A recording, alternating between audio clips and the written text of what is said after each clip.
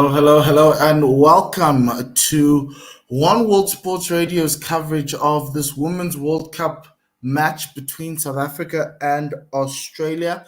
My name is Mpumklani. I'll be joined by Connor very soon. We are 3 minutes away from the start of play, so I thought I'd come in and just give you a lay of the land of what's going on in Wellington. Both teams are playing in Wellington.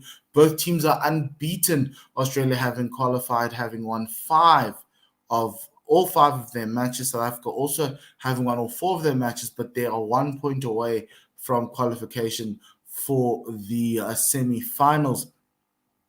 Pitch in Wellington. Weather has been a question throughout the day. It's very sunny. Everyone thought it would be quite gloomy and a little bit wet, similar to what happened yesterday in the Pakistan-West Indies game, but it's been a good one. News out in the middle is that Australia won the toss and they've chosen to field first, and they come through with only one change.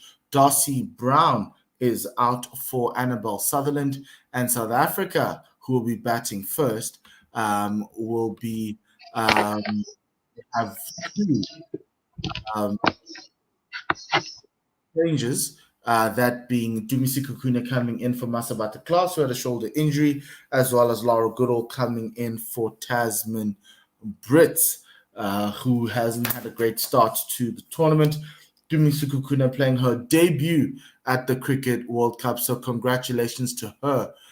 We wish her all the best in that. Remember, you can listen to us on onewsr.com, and as well as on YouTube and on Facebook, as we get ready for the start of a play. As we just get Akona back in his mic issue. Yes. Hello. Hi, Akona. I can hear you clearly. How are you doing? Hi, Paul. How are you? I'm good, and you and yourself? I'm good. Cannot complain.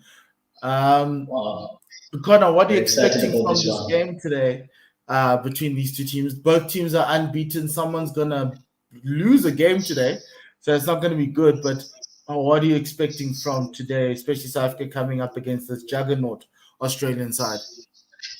It's very interesting, very good for South Africa to test the way they've playing. They've been playing brilliant cricket, and Australia have been unbeatable so far at the moment. Both unbeaten teams, but it's a good big test for South Africa to check where are they standing beside Australia in terms of when the knockout stages come through.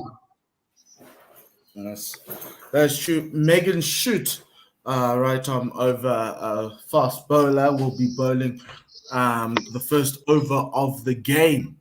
And so this is quite exciting. A massive litmus test for this Momentum Proteas team. Can they beat Australia? Last time these two teams played was in Taunton at the last ICC Women's World Cup, with Australia winning by 59 runs. The target they set there was 269. South Africa only managing to get to 210. Laura Wolfart scoring 71 in that day, and Trisha Chetty scoring 37. With Sine taking 5 for 67 and Marizab 2 for 26. So South Africa will be wanting to go one better today as we get ready for the first ball. Wideish slip for Megan Schutt. She's going to bowl to Lizelle Lee, who faces in the first over. This one swinging into her, into Lizelle Lee. And it goes, she just can't get it up down to the leg side. It's a dot ball as it hits a pad outside the line of the stump for no run. South Africa will be looking for Lizaldi to come good on this one. They've been bad starters in the previous games. Yes, we've had a lot of discussions around Lizaldi. This next one going down the leg side, lots of in-swing from Megan Schutt coming across the right-hander, and South Africa will get their first runs on the board, and that will be wide. It's hooping. Megan Schutt getting it to hooping, not something Lizaldi would be happy about, but she's going to have to try and navigate that as best she can. Next third ball of the over, another one hooping in, this one hooping into that off stump. Lizelle not being able to get that to the leg side. You know, she favors that leg side, but just getting hit on the pad. No run there. Beautiful. South Africa will be looking to put on a decent total here to test the Australians. Anything less than 250 will be easy for, I reckon, for the Australians, but we have got the backing of the good bowling. Yes, Megan Schutt into Lizaldi. This one's outside the off stump. Lizal managing to get a bat onto it down the leg side. Third time lucky for her as she manages to get a run now. She gets to the other end, and South Africa go to 2 without loss.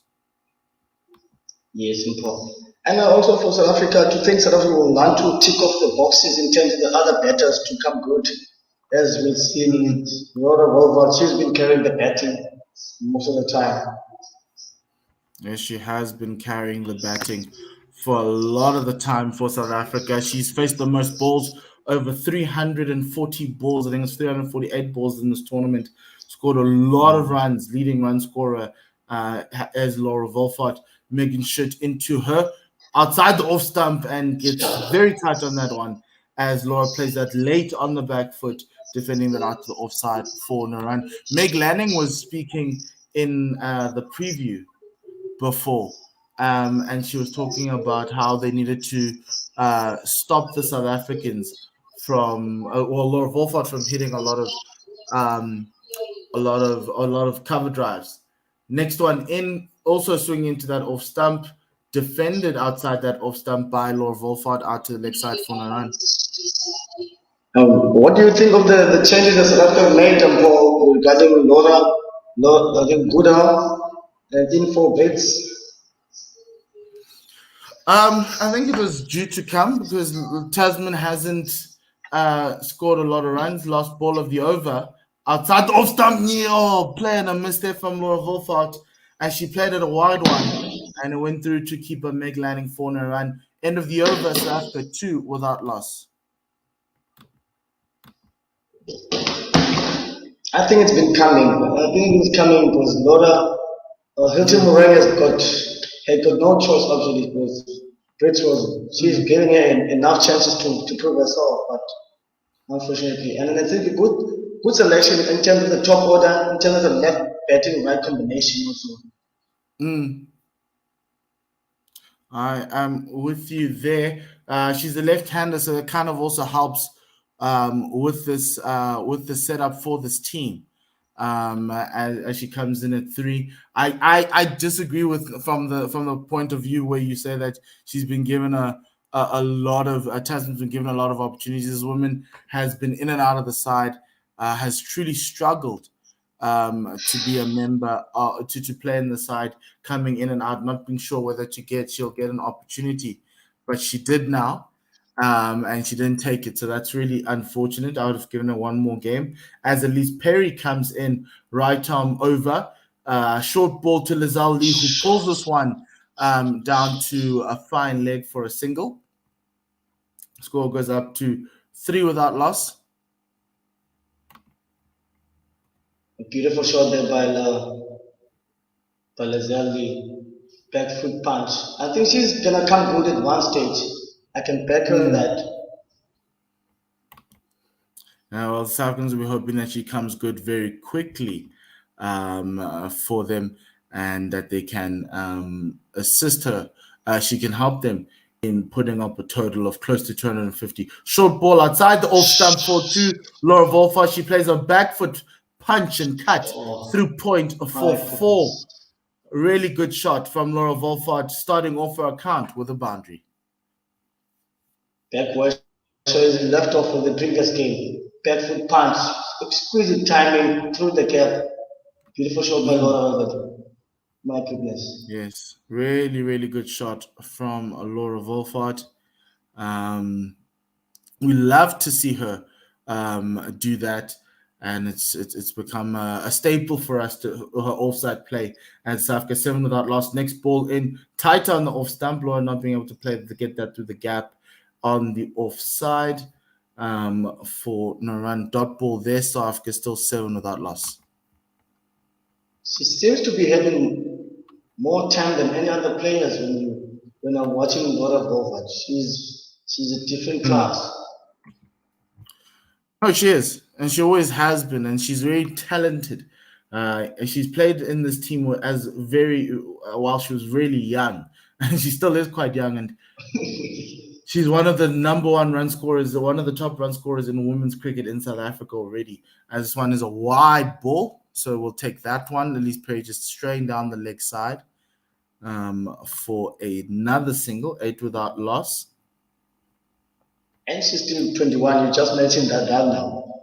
Yes, Laura Wolford is 22 years old, and she played at the last World Cup. So she played at the last World Cup as a 17-year-old. That's good to know. Perry into Laura Wolford, and she drives this ball through extra cover. It was overpitched, and if you overpitch it to Laura Wolford outside the off stump, you're going to get a textbook cover drive through cover. There's another opportunity for her to do that, and she's done really, really well. 4 runs to South Africa, 12 without loss. Really good showing from Laura so far. She's probably having the best cover drive in all cricket. I'll put it boldly in terms of men and ladies. My goodness me. Yes, lovely cover drive from Laura Wolford, starting the game really strongly for South Africa. Perry back into Laura Wolford, wide outside the off stump, getting a healthy edge, going to the wideish slip/gully. That is Beth Mooney on the bounce for no run.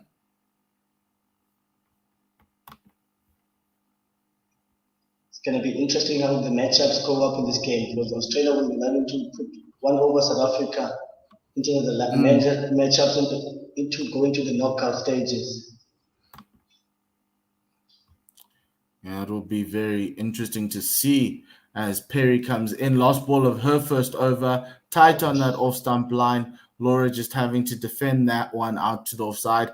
12 without loss after 2. South Africa are a really good start off the bat of Laura Wolford. Picking up where she left off, beautiful. Yes, picking up where she left off. Laura's been truly good for this team, and just batting really well. She's hit 31 fours in this tournament, just in number 3 in this tournament, behind Sophie Devine of New Zealand, as well as Rachel Haynes of Australia. She's got 39, Sophie Devine on 36, Laura on 31. As Megan Schutt resumes to Lizelle Lee, getting an in-swing outside the off-stump. Lizelle wanted to come down for a single, and she had to be sent back as King was running in from mid-on. It's a good thing she sent her back. You won't want the repeat of the last game happened, getting a run. She was looking good. Yes, Lizelle's truly struggled in this tournament, and she'll be hoping that she gets better. As the next one is all inside edge onto her toes on an in-swinging ball from Megan Schutt that was full, managing to get a single there. The Australians are thinking of going up for DRS, not sure whether it hit the toes first, but it did not. We'll just check as to whether the umpire thinks it's leg byes. No, it is a run given to Lizelle Lee. So there was some bat involved in there. Definitely, I think there's a bat there. And I think that's going just missing left arm, I think also. Yes, this one in swinging into Laura Wolford from Megan Schutt. She can't drive that, getting inside half of the bat, going out to mid-on for no run. 13 without loss. South Africa are in this game. Ravi Nair says, hi, I'll be honest, I don't think any team but India can, at its best, beat Australia, but I wish South Africa all the best. All depends on Wolford. This one's full on that off stump, driven back to the bowler, no run. India have improved over since the last time we played them in 2021. In 2021, they had just played their first series out of COVID against us, and they looked really underdone, but there have been a lot of changes to that side, and they've managed to get a lot of improvements, especially on that tour to England. As the next ball from Schutt, fifth ball of her over, is full, driven out to extra cover, no run. Hit the pad. Wasn't interesting. There was no bat in that ball. That was interesting. Now looking at the Lizelle. Lizelle Lee's previous slash LBW call, that happened early on in the over, to see whether there was bat on or pad first, and they simultaneously hit bat and pad, or ball hit the pad and the bat simultaneously. If you can listen, that we're live on 1WSR.com, so we do apologize for a little bit of a break there. We were just getting the gremlins right. Every time I try to start the broadcast on my end on 1WSR, it takes about 10 minutes to be done. As this next ball, last ball of Megan Schutt's over. She's bowled really well, getting the ball to swing into the right-handers. Gets a single played out to the offside off the bat of Laura Wolfart. 9. She's now on 9. Lizali's on 3. The South African scores on 14 without loss. 2 extras, that being the 2 wides down the leg side. If you look at the last time both teams played, I mentioned some of the star performers. Elise Perry scored a 58 or 55 or 58 balls, and she took 2 for 47 in that World Cup match. Australia was supposed to play South Africa in March 2020. However, we all know what happened in March 2020. Unfortunately, the world went into lockdown, and the Australian women's team never came to South Africa to play in an ODI and T20 series, as the first ball of Elise Perry's over is short, wide outside the off stump, and Laura just guiding that on the bounce to the fielder at fly gully, essentially. So you've got 2 fielders behind square outside the ring, because you were still in the power play. That's fine leg and third man. You've got a slip. You've got a fly gully / fourth slip. That is where Beth Mooney is, and 3 fielders on the offside in the ring. That is backup point, cover, and extra cover. As the next ball is played out to the offside, driven nicely by Laura Wolfart, no run. Ray PMB says Lizelle Lee doesn't look comfortable against in-swing. She doesn't. Even though it kind of works for her, because she likes to play down the leg side. Completing the fielding, you've got mid-on and mid-off. Elise Perry, who was a star, man of the player of the match in that game at Taunton. Beautiful ball. A little bit of an outswinger there from here, as the ball leaves the left hand, driven straight to the fielder at backup point. You can see what Australia are trying to do. They're trying to get Laura Wolfart driving squarer and on the up. So Laura in the last ball was pushing hard at that one away from the body, and the ball's squirting out on the up to backup point. So it's a tactic to watch as we go through. It was a full beamer from Elise Perry. It will be a no ball, as it was a loss of control. Laura Wolfart had to swear away. And the you get those. It just comes out wrong. My goodness. Laura Wolfart should go out guns blazing on this one. Elise Perry apologizing to Laura Wolfart. Here's the free hit and short ball, and Laura tries to pull it, but Elise Perry, with the experience that she has, bowled it short, tightened on the body. Laura didn't have any room to swing, and it was a free hit that went away for nothing. That's how you call a bumper. That's a proper bumper, that one with Elise Perry. Laura could not do anything about it. Yes, Laura could not do anything about it. Next ball from Elise Perry into Laura Wolfart. That's full wide outside the off stump. Laura driving that straight to the fielder at cover. So they've got their bases covered with Laura Wolfart. What they're saying is that we're going to keep it outside that off stump, but we're going to pack that offside field. You need to be like a surgeon to score runs off of us. The first over you were, but this time we've got our angles really covered. You can see now everyone's a lot squarer compared to what they were in the previous over. Previous over, they were conventional. Now they're slightly squarer, changing those angles, stopping Laura Volfart from getting any joy on the offside. But the next one is also full and wide, driven through extra cover. They can only get a single as it went straight to that fielder at cover point. And ends that over. It is 16 without loss after 4. South Africa, Laura Volfart on 10, Lizelle Lee on 3. And you can see the Australians have done their homework with Laura Volfart in terms of the fielding placement. They've pegged the offside field, squarish offside field between point and there. So all their shots, the cover drives go a bit squarer, but they've pegged that area of the field for her. Yeah, but it's all about the angles now. I think now they've gotten Laura. They want to get Laura driving, but they're trying to let her know that if she plays it on the up, she might find herself in a little bit of trouble. Definitely. Dan De Castro says on YouTube, can't imagine anyone matching the Aussie batting, but if anyone can slow them down, it's the Proteas. Kaka, Cup, and Co have been great. Okay, let's post a good total. Hi guys, thanks for your efforts. First ball from Megan Schitt, still getting that turn, that swing in to the right-handed Laura Volfart, who plays it off the back foot, back to the bowler, no run. We're in the final throws of fixtures here at the Women's World Cup. Megan Schitt coming in. Meg Lanning is now up on the stumps, getting that in-swing into Laura Volfart. Getting that inside edge onto the pad this time.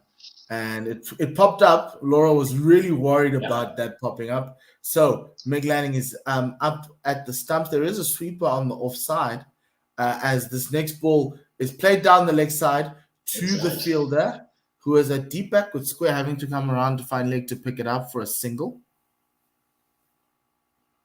So I have to move on to 17 without loss. The Australians are finding their length, good length at the moment. They've been hitting good length, and the shoots. He's trying to strangle lot of ball into those trying to those bowling going in. Shoot into Lizelle Lee, gets a wide one, short and wide. Well, not too short, full and wide actually. And Lizelle just can only punch that out to the offside for no run. Yes, the commentators are comparing the trigger movements of both Lizelle Lee and Laura Volfart. Lizelle wanting to come down the leg side, where Laura's happy to go down the offside as the next ball is pulled down the leg side. It was slightly shorter than the previous one, and it helped Lizelle help it down the leg side. They'll run 2 off of that. Good stop from Elise Perry on the boundary, as you say, Akona. South Africa go up to 19. Lizelle gets more runs under her belt. It's good.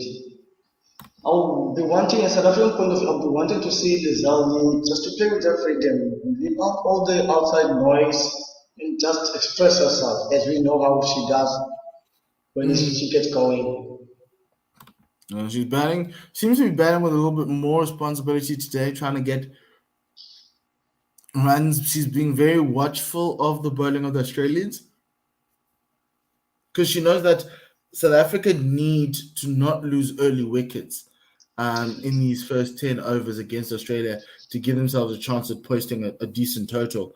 Next one, well defended on that off stump, back to the fielder at mid-on. End of that Megan Schitt over. She's taken 3 runs off of that over. It's 19 without loss. South Africa having been put into bat by Australia in match 21 here at Wellington in the ICC Women's Cricket World Cup. Laura Volfart's on 11 of 22. Lizelle Lee 5 off 9. 2 changes if you're just joining us. Dumi Sikukune, my beloved Dumi, is now making her debut at the World Cup.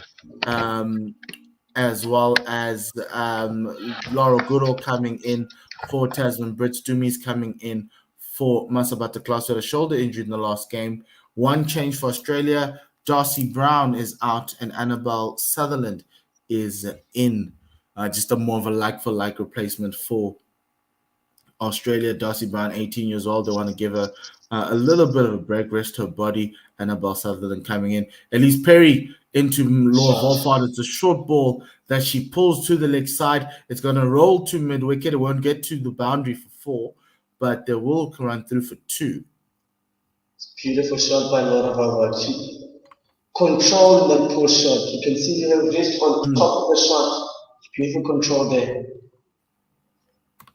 Yeah, she rode the bounce there, well controlled. One slip, galley, backward point, conventional point, cover, as well as wide-ish mid-off on the offside to Laura Volfart, who plays this one on the back foot. She punches it in between the fielders at cover and extra cover. Outfield's very slow.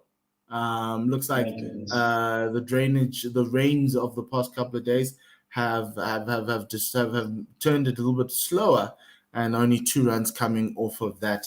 2 runs coming off of that shot. So the score goes up to 20. Scores up to 23 for South Africa. It's just being finding a gap there. That's when you know you're in good form. You always find the gaps. That's Laura Volfart for you. Next one, very wide outside the off stump, and the umpire will oblige in giving the extra to South Africa. That's a wide ball. Yes, and it's so important for these two to start off well, and I'm glad that they have 24-run partnership between these two.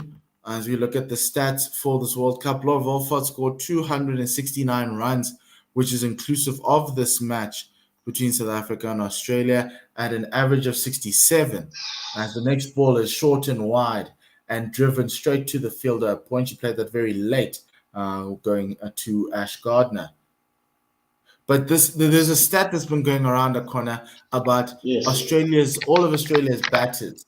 Australia have used 14 batters, and each batter averages 53 essentially in each wicket that has happened in this tournament. Everyone else, South Africa averages 24, India averages 26, and they are the next best. Just shows you the golfing class. As that next ball is short and wide, Laura playing that with the horizontal bat, reaching for that one. She missed it, went to make landing for no run. My goodness, some pretty amazing stat there. You just told us about them, Paul. That's pretty outstanding numbers for Australia. So South Africa mustn't play into their own mind. South Africa must just there and go enjoy themselves. Australia has all the pressure in the world. Perry into Volfart. This one's a lot straighter on that off stump, driven and stopped well by the fielder at cover. Lizelle Lee took an age to get to the other side, and she dove in for no run. South Africa have never beaten Australia in ODI cricket. They've only tied once, and they've lost 13 matches. We've done an incredible job so far breaking records at this World Cup. We're going to try to do so today. Andy Mike says, love you, brother. How are you both? Akona, how are you doing this morning? Hope you well, brother. Hope you well. Hope you enjoy our feed there. Elise Perry into Lizelle Lee. Oh, the beautiful ball that seems away from the bat of Lizelle Lee. She presented the full face. Didn't get an edge on it, but Elise Perry coming out with a little bit of the rub of the green there. This pitch here, Connor, at the end of that over, 25 without loss. This pitch, for everybody, if you would like to know, it has a tinge of green. It's a new track that they're using, so it's got a little bit more pace and a little bit more bounce as well. And then you can see it's giving them a little bit of seam movement off the deck. That's something to talk about. Red PMB says Annabelle Sutherland opens for the Melbourne Stars, and she's positioned at 9. Alana King is also a good batter at 10 as well. I'm a fan of Alana King. I am such a fan of hers. This one from Megan Schutt is a full on that off stump, swinging into Laura Volfart for no run. Megan Schutt is bowling very full, trying to get the ball to swing as much as possible, and she's getting that in swing to come in. Laura Volfard in this tournament, 41 against Bangladesh, 75 against Pakistan, 77 against England, 67 against New Zealand, and 16 so far against New Zealand. We are waiting for that century as this next one is driven out to that sweeper on the offside for one. I think Australia want to see a little bit more of Lizelle lead with Megan Schutt bowling. That's why they were giving Laura Volfart that single. There were no other fielders in the ring on the offside, just that sweeper. So that's also going to be, that was also something that to note on that last ball. Another in-swinger to Lizelle Lee. This one, she comes forward to that with a forward press, gets the inside edge out to the leg side. She runs to the non-strikers and for no run. For a single, I beg your pardon. This is the ICC Women's Player of the Year last year, Lizelle Lee. She really dominated wherever South Africa played at the top, really giving South Africa that start that they needed. The question is, can she do that today? Next ball in from Megan Schutt. Easy paddle down the leg side off her hips of Laura Volfart. 2 runs coming off of that, 29 without loss, with 2 balls remaining. Andy says, if SA restrict Australian openers in the batting, no one knows. I'll answer that. I'll reply that later. Full ball, very full ball to Laura Volfart, and driven out to the fielder at mid-off. No run. If SA restrict Australian opener in the batting, no one knows will be the median victory for us versus Australia. And he says, Sports News says SA has a good batting attack, needs to calm down and rotate the strike, singles and doubles. Yeah, I think that's how they'll get to a decent total through singles and doubles. Next one, just dotted down, quick single taken. Lizelle Lee looks like she's in trouble, and the throw came in from the fielder at cover point. Luckily, she made it in, but she looks like she ran with the handbrake up. 30 without loss at the end of that over. She really struggled in that run, head down, trying to get in.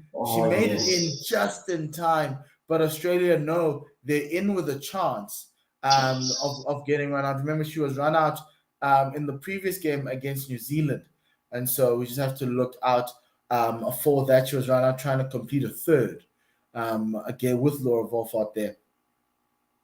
My goodness. Is she backing up?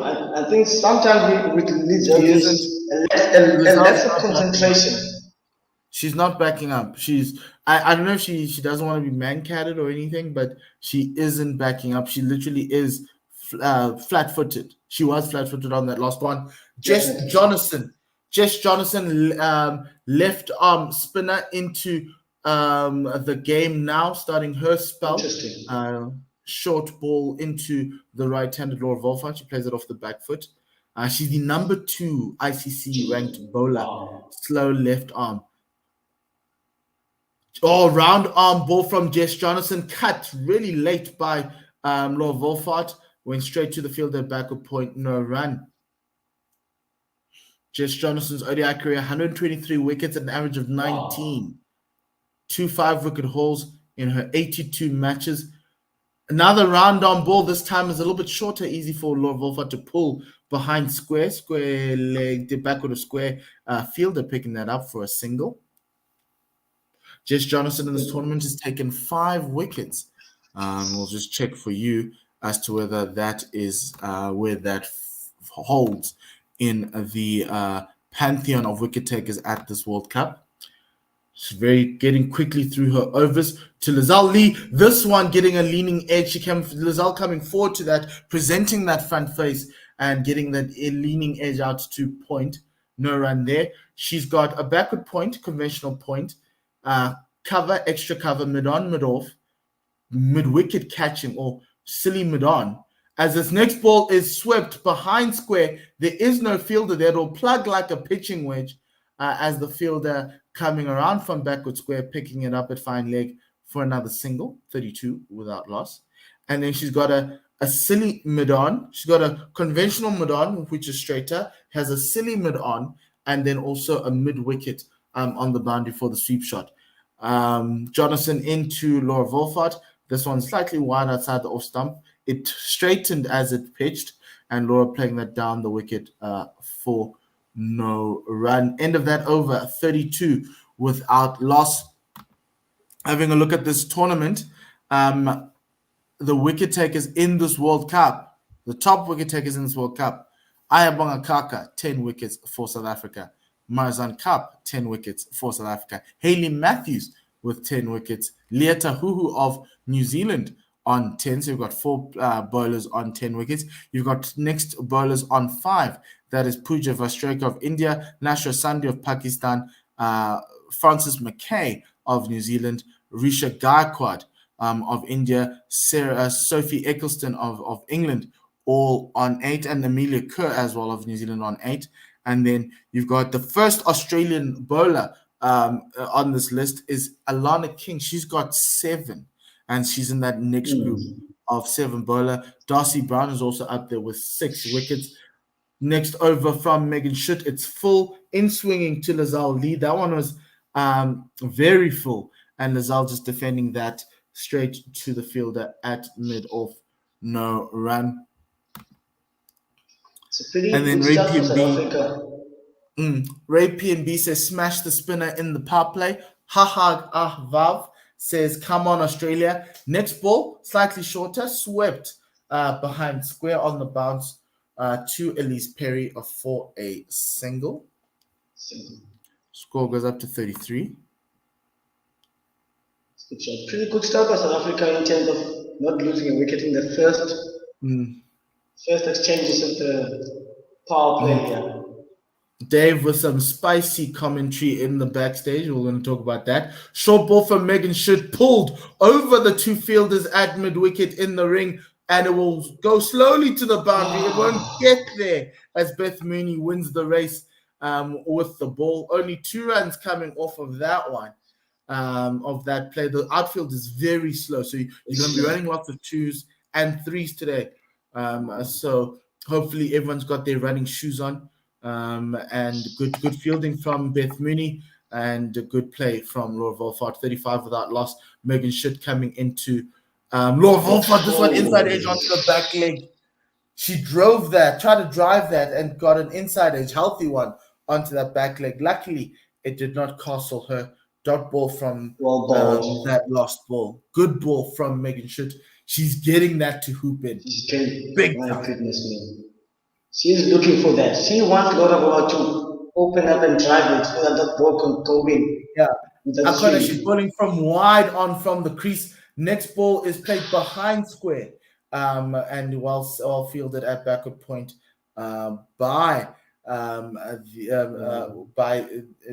the fielder, 35 without loss. Dave says he's wondering if Laura is trying to highlight the fact that Lazelle is slow between the stumps by taking a risky single. Another ball in that was slightly shorter. This one easily cut to the sweeper on the point boundary for 1. 36 without loss at the end of that over. It's 9 overs gone in the power play. And Laura Wolfart on 24. Lazelle Lee's on 8. That's good. It's good going for South Africa. The first points of reference for South Africa, we're looking not to lose the wicket in the first power play.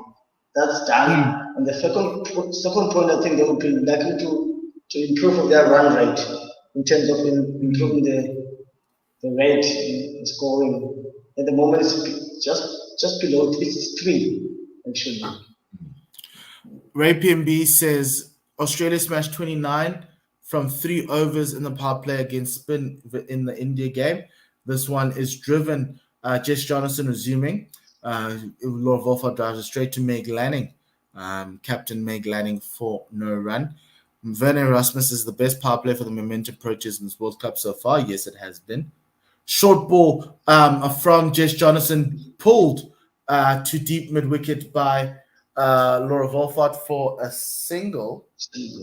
Ash Gardner, the fielder, in the boundary. Score goes up to 37 without loss. Got 4 more balls left in our stint. And then Dave and I think Anis will be taking over from us. This one's too full, just swept behind square by Lizelle Lee for a single. She Good shot has for one.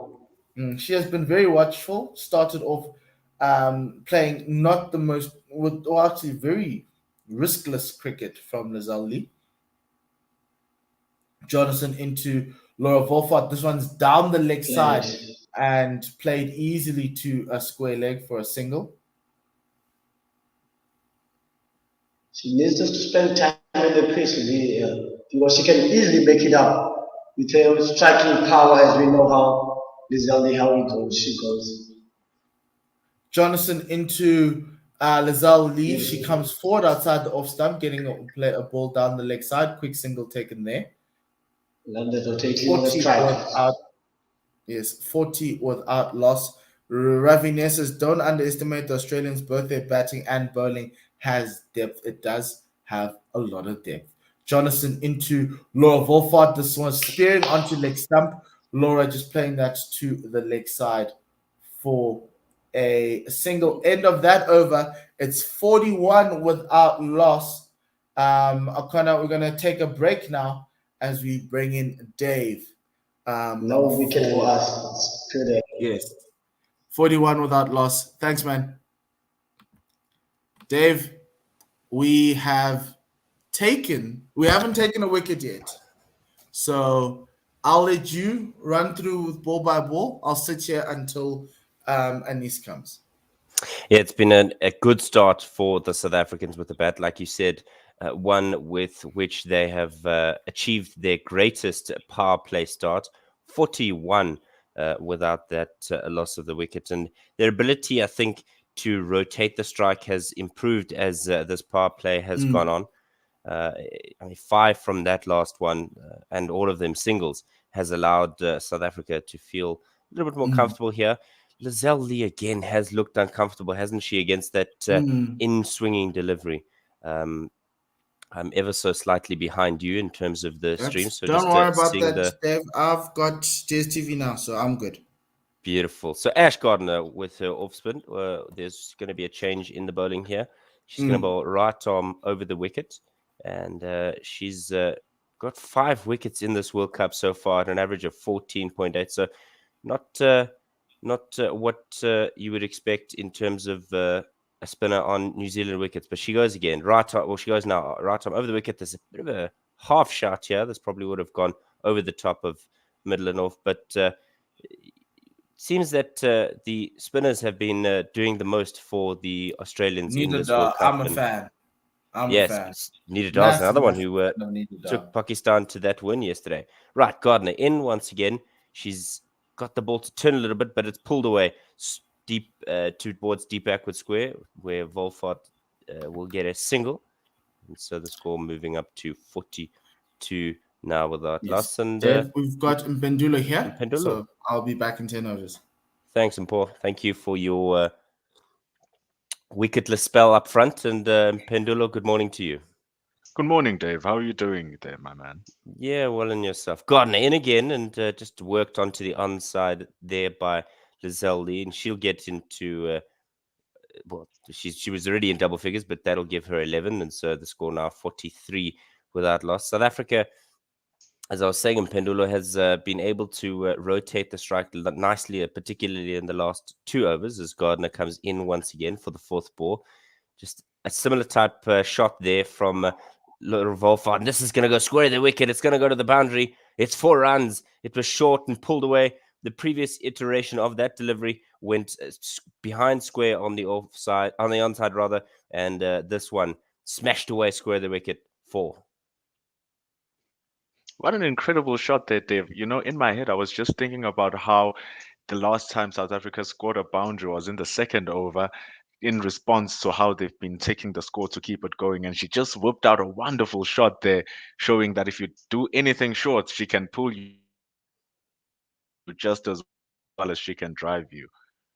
Yeah, it's one of those difficult instances where you struggle to find the boundary. And so what you have to do is you have to be able to continue to rotate the strike. In again is Gardner, and this is just defended onto the onside, no run. So Wolfart now on 32 with Lee on 11. And I think, with South Africa's best score up front in that first power play, as Gardner comes in once again to conclude the over. A little bit wider this time, and Wolfart's happy to just check drive that out into the offside. She'll retain the strike for the next one. 11 gone, 48 without loss. And in Pendula, South Africa showing that they don't actually have to smash boundaries to be able to get things off to a good start. 100%. This is exactly what an opening partnership is about. It's about understanding the game situation, what you need to do in order to build that platform for your team. Not getting frazzled out by the fact that you're not getting boundaries, but rather making sure that those ones and those twos come and make sure that you don't get those runouts. So South Africa still having not lost a wicket, being close to that 48. It shows confidence in the batters as well, able to just negate whatever the openers are doing. So, as a South African fan, you should be happy if you're in the green and gold.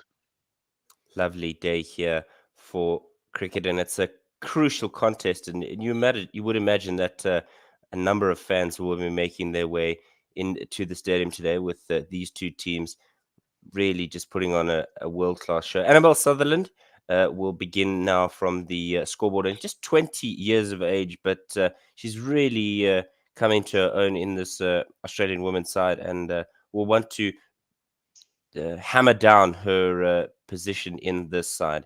She'll be bowling right arm over to Laura Wolfart. So Australia rotating their bowlers nice. She goes now to Wolfart, and beaten on that outside edge is Wolfart through to the keeper, no run.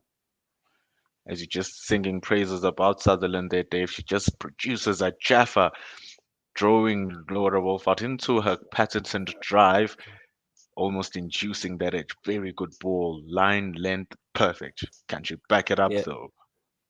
That's going to be on show here. This is driven out hard. Wow, goodness me, did Wolfart really throw her hands at that one. It was a straight delivery. It didn't really dictate to be hit square of the wicket in terms of the line of the delivery, but cut off there in the field.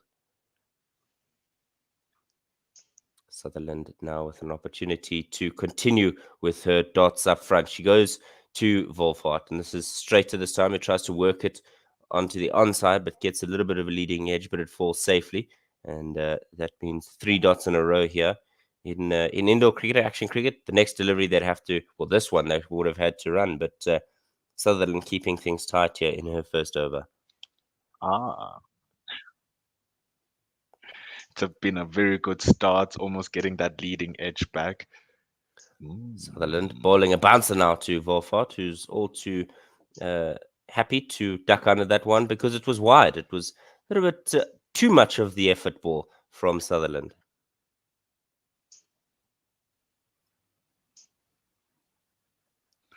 Well over the head there of Wolfart. She's only too happy to just bend the knee slightly. She goes now, does Sutherland, to Wolfart, who just punches this up the wicket, and they'll canter through for, well, 2 initially, but that one just racing to the boundary. It just beating the fielders there.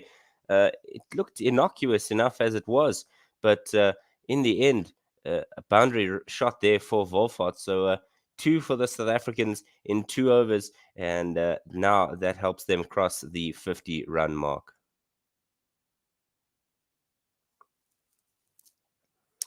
Right. 2 balls remaining in the 12th. Sutherland now straying onto the legs of Wolfart, who just knocks this onto the onside, where Perry does the fielding, and they aren't able to squeeze away for a single. Sutherland now 5 from the over with 2 to come. It was an extra delivery that she had to bowl, did Annabelle Sutherland, with this partnership now with 53 from 76 deliveries. 11 from Lee, and Wolfart really taking the lion's share of it with her 37 from 54. Last ball of the 12th, and Annabelle Sutherland gets this one driven to mid off by Wolfart. So it's 12 gone, 53 without loss, and just 5 from that first Sutherland over. You can say that after a great start there, Dave, from Sutherland, nailing her lines, nailing her lengths, Laura Wolfart finally got a hold of her. That wide, costing an extra delivery, and that extra delivery being a four. So it's Laura Wolfart. She has been in fantastic form throughout the whole course of this tournament with her 350s. So she's well on her way to getting her fourth. And South Africa will be hoping that she can convert it into that big one that's just been eluding her throughout this tournament so far. As South Africa need to post a serious score against the Australians, because those guys have a knack of scoring big. Yeah, absolutely. And Gardner, once again, to Lee this time, who just defends on the front foot, no run. Werner Rasmus is saying Laura Wolfart's faced 3 times the amount of deliveries as Lee so far, with her 55 as opposed to Lee's 19. So really just eating the strike is young Wolfart. This one is just pushed out square on the offside, but still no run there. And Lizelle Lee's had a really torrid time at this World Cup. Surprising for somebody who's the Women's One-Day Player of the Year. Again, an opportunity here for Lee to get some runs. She tries to just hoik this one across the line. It was well outside that off stump and didn't really require a sweep shot there. Ooh, definitely, definitely. She's just hitting the ball under it, extra bounce, extra pace as well, even giving Healy a challenge at the stumps.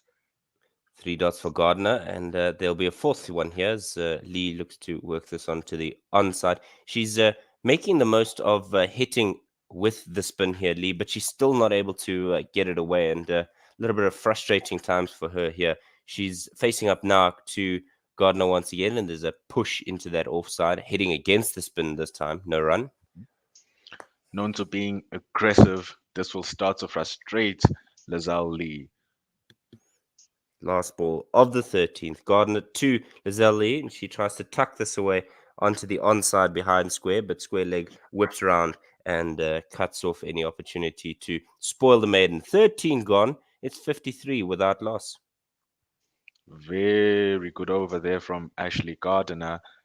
She knew exactly what she was doing, restricting Lizelle Lee, who's also trying to work her way back into really good runs of cricket.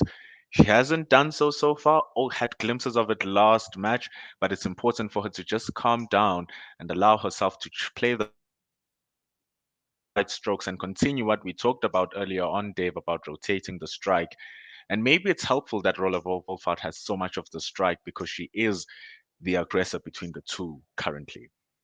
Annabelle Sutherland will begin her second now, just a slight change in the field, or maybe an adjustment to where a fielder was. This one is onto the pads of Wolfart, who's able just to work this down to fine leg, and they'll meander through for a single. Do you think? I mean, I asked the question before I came on here about whether or not somebody like Lizelle Lee is frustrating her partner at the other end. In terms of her inability to take quick singles and really put Australia under early pressure here. I mean, Laura Wolfart is a talented cricketer. This one is onto the hips of Lee, who's able to tuck this onto the onside and really is going to be able to release that frustration with just a single, though. Do you think Lizelle Lee's becoming a thorn in the side of Laura Wolfart? She can't... Yeah, do you think it's something? At this current, no, sorry, Sutherland into Wolfart. It's a leg stump half volley. It's whipped away behind square. There's a lot of work here to cut this off.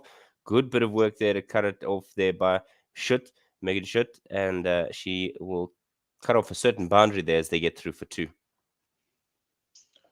that was a good shot, but it's also about the dynamics of this opening pair. Lizelle Lee is known to be the aggressor. Job is to smash that ball. That's her game, power game. Sometimes it doesn't click. Sutherland in once again, and it's a bouncer, and Wolfart just tucks herself underneath that one. No run. Sometimes it clicks. And when it does, it's wonderful to watch. All the balls that have been taken to get your eye in become worth it because she can cover her ball ratio in a blink of an eye, Lizelle Lee. So right now, not too much of a problem because the match is still very much in its infancy.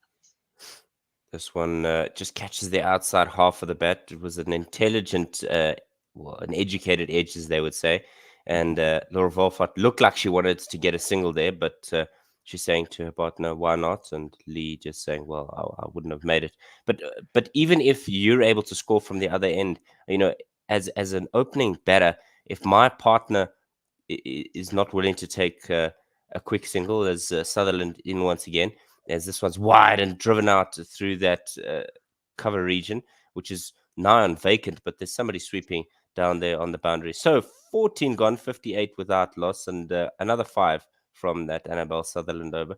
I mean, even if my partner at the other end is scoring, I mean, it's got to be frustrating when you want to be able to take a single here or a quick run there, and your partner at the other end is just not willing to move along quickly with you. It's almost like you're having to do it yourself. No, I totally hear you. I laugh because back in my days of playing, I was much more chubbier than what I am right now, and I had to have and I used to have a big problem running across the pitch. So I can only speak from the side of the person who who doesn't make it to the other side. But Right. surely New it must be a sense of frustration. Yeah, new over here. A little bit wider from Gardner to start. And so Volfart's able just to drive this out to that cover sweeper for just the one there, Shoot doing the fielding. And 59 now without loss. This will be the time where it tells. Did Lizelle Lee learn something from the previous over? This one a little bit tighter on the line there as Lizelle Lee just squeezes this out to a short third man there, and they'll get 1 for it. Teresa Roberts saying, "Give Lee a break. She will come good." I truly hope so. I think she is beyond just you know due. I think South Africa's opener, women's one-day player of the year. We would have wanted a better performance from her. This one is around the wicket from Gardner, who just gets Volfart to just tuck it onto the onside. I think Mpendula, we wanted somebody like Lee to be scoring the way Laura Volfart has, and can you imagine if they had both been scoring 50s effortlessly in this tournament? This one forces Volfart to just come a little bit further across the stumps as Gardner continues around the wicket to try and whip it onto that onside, but no space for a single there. So 2 dots in a row here. A little bit of pressure within the context of the over. Right, 2 to come. 9 from Gardner's first 2. And hit against the spin this time. Hit with the spin rather, but against the angle as this one's just driven out to long on, and they'll get 1 for it, 1 remaining in the 15th. Right, Lee facing up. Round the wicket comes Gardner, and she tries a sweep shot. There's a loud shout here. They're thinking there's a little bit more on it in terms of the pad rather than the bat, as this one has to be expertly cut off. My goodness me, she really did a lot of hard work there, did King. She ambled her way down there, probably from about square leg region, to try and cut that off at a very fine leg region, and just throwing it behind her back as she dove there. They're just going to check whether or not it was a boundary. So South Africa could have a boundary to wrap things up, but great bit of fielding here. She almost dove into the boundary. Very good awareness for her to understand that she must release that ball. Almost making a hash of it there, King. Yeah, when she dove, she thought she might throw it initially, but because her immediate reaction probably was to say, well, there's a boundary here, and if I throw it into my legs, there's no room for error whatsoever. So, like you said, a sharp bit of awareness from her. It was 3 to conclude that over. So at the end of the 15th, it's 64 without loss. Beginning of a new over, and this was hammered up the wicket there. It was a tennis shot, a forehand shot there from Lizelle Lee, and Volfart having to scramble to get home there in the end. Lizelle Lee She just finished running 3 over the previous over. Hopefully, that will be a start of her to start loosening the screws and causing hurts to Australia. Next one is chipped up and over mid-off. It's going to race away to the boundary. This is the Lizelle lead that we've been looking for. It's 4 runs to her. She moves to 20, and it was a slightly over-pitched delivery there from Sutherland. She didn't miss out, did she? Making sure that she takes use of the space above the midfield, even lifting her back leg just to show some finesse and flair. Wonderful shot that she played there, Lizelle Lee. We just say those 3 runs starting to light the fire for Lizelle. Can she carry on though? This one is a pull shot, fine of the wicket. There's a bit of work here for Fine Leg to come and cut that off, who's very square on that onside. But in the end, just a single for South Africa. That moves the score now to 69 without loss. And I agree with you. This could be a good opportunity now for Lizelle Lee to feel confident enough to be able to, like you said, stretch her legs and really get moving here with the scoring. This one is a length delivery and has Wolfhard just defending on the back foot over the top of Wolf's stump. And by all means, Dave, going back to your point, the pressure will be a little bit relieved now from Laura Wolfhard. She'll feel the need to take less risks because she can see that her partner is actually starting to get going, starting to be a touch more aggressive, having scored 7 of the last 8. Sutherland now to Wolfhard. It's wide, it's cut away. There's a lot of work for the third fielder to make her way square the wicket as it beat backward point, but they'll only get 1 for it. And 1 ball remaining in the third Sutherland over, 6 from it, and they'll be far happier with the post power play foray. Will the South Africans in terms of a boundary count, 3 of them in the first 5.5. She goes now, does Sutherland to Lizelle Lee. It's short and pulled away, and a lovely shot out to deep square as it deserved perhaps a little bit more, but 1 from it to conclude the 16th at 71 without loss. And South Africa now really making sure that they're not losing any momentum after this good start that they've had. 30 runs from the first, 30 runs since the power play ended, well, the 10th over, 6 overs, 30 runs. They've been playing well. Lizelle really finding her stride. Even with that last ball, the ball was basically on 5th to 6th stump, and she had the confidence enough to just try and smash that over to the leg side, and she actually middled it. So very good signs for the South African openers. Them having a partnership of 71, which is nearing that century mark, touch wood. They'll be hoping that they continue playing like this, get on top of the Australians, and set a mammoth score and make sure that they get this victory cleanly, unlike what they've been doing in their past 4 matches, as Australia with McGrath now coming for her first over. Right, McGrath into Lee. It's wide of the wicket, and she just drives that out into the offside for not 1 single run. Talia McGrath, right arm, medium fast. She's ranked 48 in the world from the RA Vance stand end. 3 wickets so far in this World Cup and a best of 2 for 51 in this outing in New Zealand. This is vintage Lizelle Lee. It's a long hop delivery. She just gets on 1 knee and bashes this out to that deep backward square region. Lovely shot there from her. And Teresa is getting her wishes here as Lizelle's looking like she's starting to come right. Ooh, smashing that in front of her pads behind square. Shot of complete confidence by Lizelle Lee. She might as well have been on her back knee when she was smashing that. Talia McGraw had no chance. She couldn't even pick what was coming for that.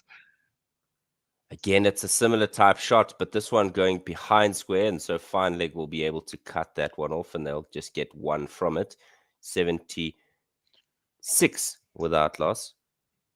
5 from the over so far. She needs to shape up on that line because both these batters are imperious in front of the pad with any ball coming straight. McGrath in again. This is a little bit of width, and that so nearly could have been a wide. signal of 2 to come in this over. Good gracious, that was a delivery that really tested the umpires, the umpire's patience, perhaps, and no wide in the end there. That was exaggerated by the away movement that Talia McGrath is getting as well. Similar type delivery again from Talia McGrath. Again, Volfart looking at the umpire and saying, "Come on, give it a wide." This is very No, go good for it. bowling actually from Talia McGrath. She's making the most of the pitch as she possibly could, and Laura Wolfart not making the most of those full wide deliveries for those drives. She smashes so well. Yeah, one wonders as McGrath comes in again and straighter this time, and Volfart tries to squeeze that behind point. She's not going to get anything from it. And after 17, it's time for a drink. 76 without loss. Do you think, with that last over, Pendulo, that Laura Volfart could have perhaps moved across her stumps further? But I suppose the risk comes with that in-swinging delivery and the leg before playing in the back of her mind. 100%, 100%. And even in the power play, she was guilty of trying to go for that drive and inside edging it back onto her pads. So it's going to look really ugly if she shuffles across and then she goes for those drives and she connects with an inside edge into her stump. So something like that. So at this point of the match, which is just 17 overs in, you can compensate Talia McGrath and tell her that no, you have bowled well, you've hit the right length given the line that she was bowling. So I think Laura Wolfart just showing a little bit of patience, a little bit of calm, and understanding that the balls near her will come eventually, because I believe that the Australians will look for a wicket as well. So you want to be more attacking in your lines and your lengths. She will get a chance to score. So suss out the opponent as Talia McGrath just completed her first one. Let's see how she will play the second one after she understands the lines that Talia McGrath is trying to bowl, which is basically the seventh stump to just curb the run scoring. Yeah, What do you think? you spoke about that away movement, and that'll create doubt in the mind of Volfart around that cover drive that is so lenient on in terms of her ability to score runs, and that Hmm. slight doubt will make her think twice about whether or not she is wanting to bring out that shot. What that means is that Talia McGrath then has all the aces in her pocket, because it's all on Volfart to try and see how she can score in other ways. Utilize other shots, because Mm, if she thinks Volfart that if, a delivery that swings away out of the hand will then push me to say, okay, if she bowls a fourth, fifth stump line and the ball swings as much as that, there's a risk there for me to be able to find mm, some runs there. And so maybe Volfart will have to look at how she can find another avenue to to score score run. runs there. But then you look at the thing that takes wickets, and those are attacking fields.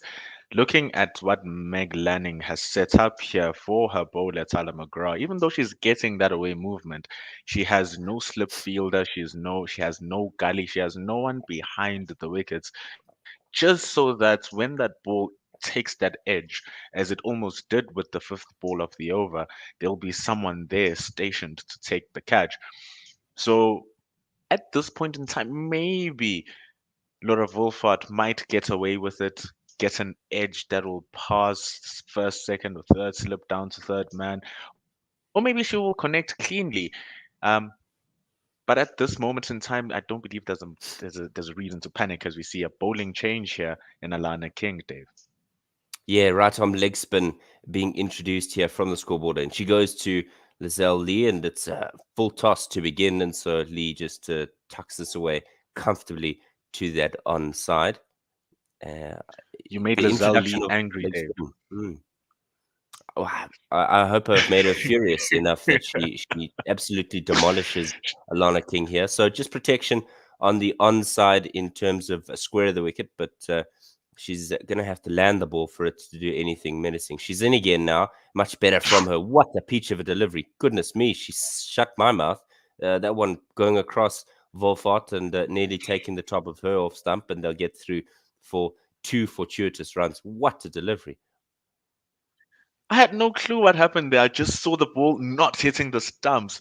Fantastic bowling from King, getting that drift in, then spinning it a mile. Did that get an outside edge, Dave? Yeah, I think it's just taking the outside edge of Wolfart's bat. This time, Wolfart is on top of the flight of the delivery, just pushing that to a close infielder on the onside.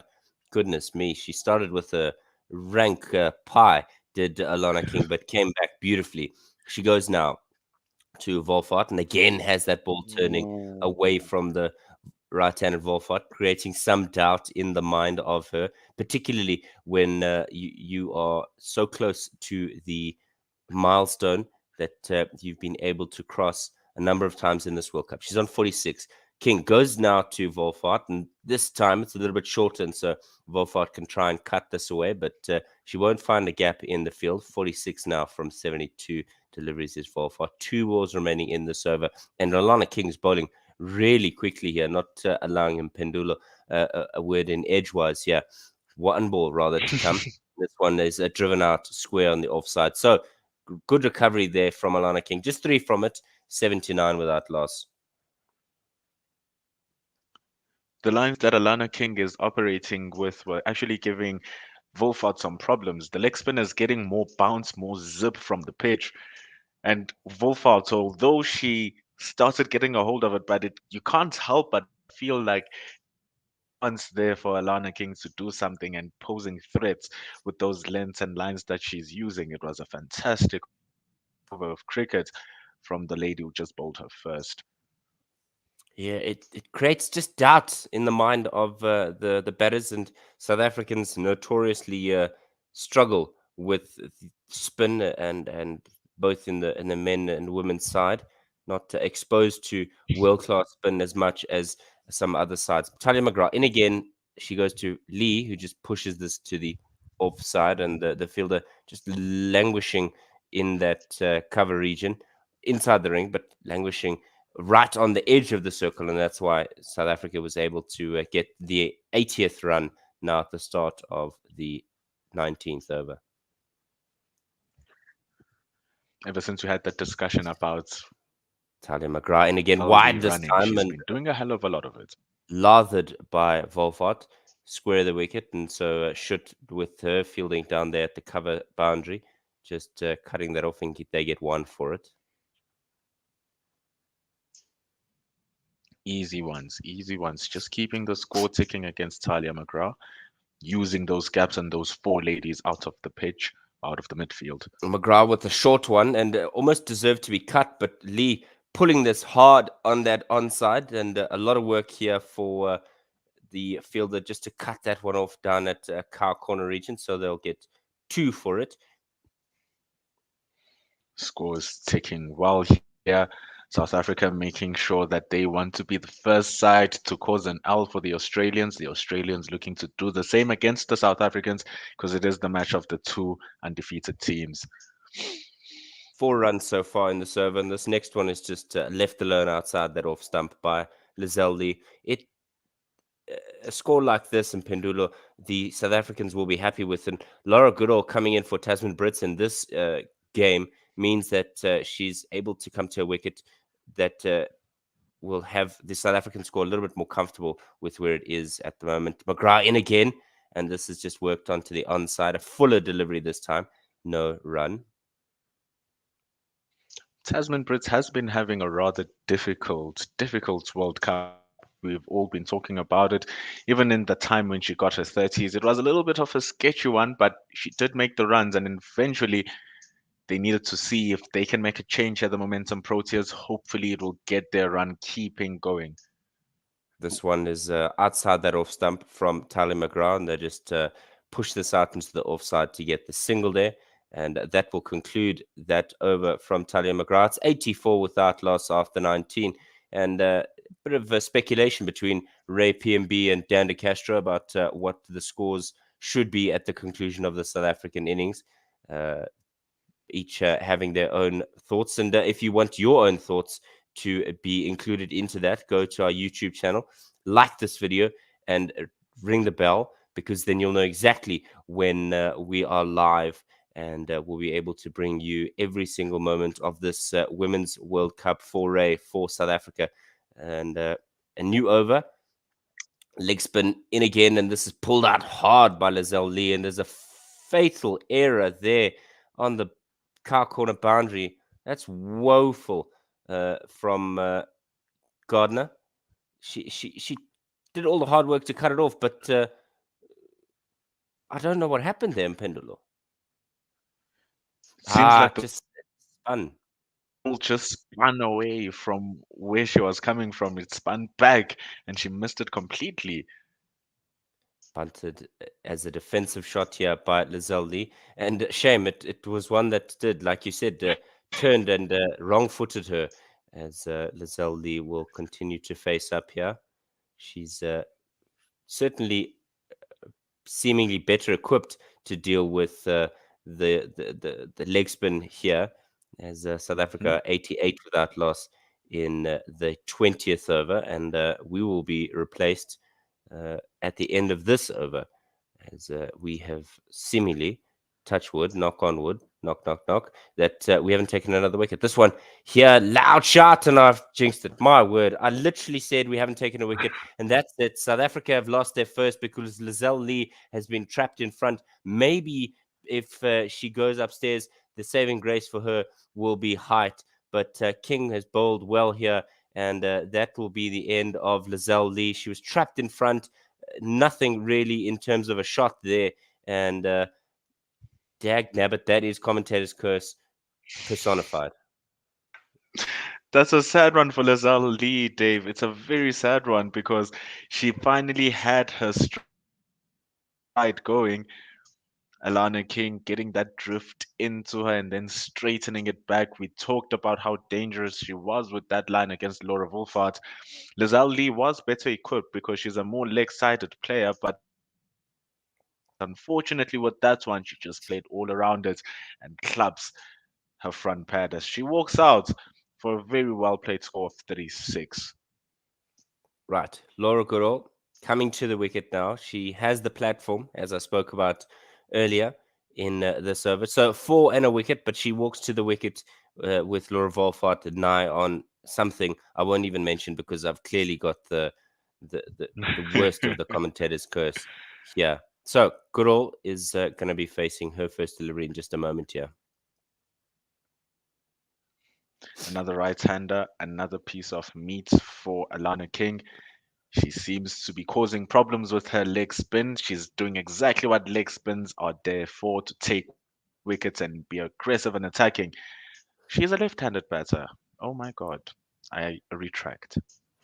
Yeah, Laura Goodall offering that left-right combination for South Africa. She's only scored 12 in her 2 innings so far at this World Cup, so she'll want to really improve that. King to Goodall across the left hand and into the pads of Goodall, who just pushes this to the onside, no run.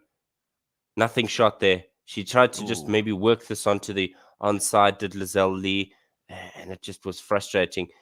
And in the end, if she had reviewed, she would have been given out by the third umpire. A little bit of width this time offered to Goodall, but because she's so fresh in her innings, she's not able to put that away. So wicket and 4, 7 from her first 2, and at the end of 20, it's 88 for the 1 wicket.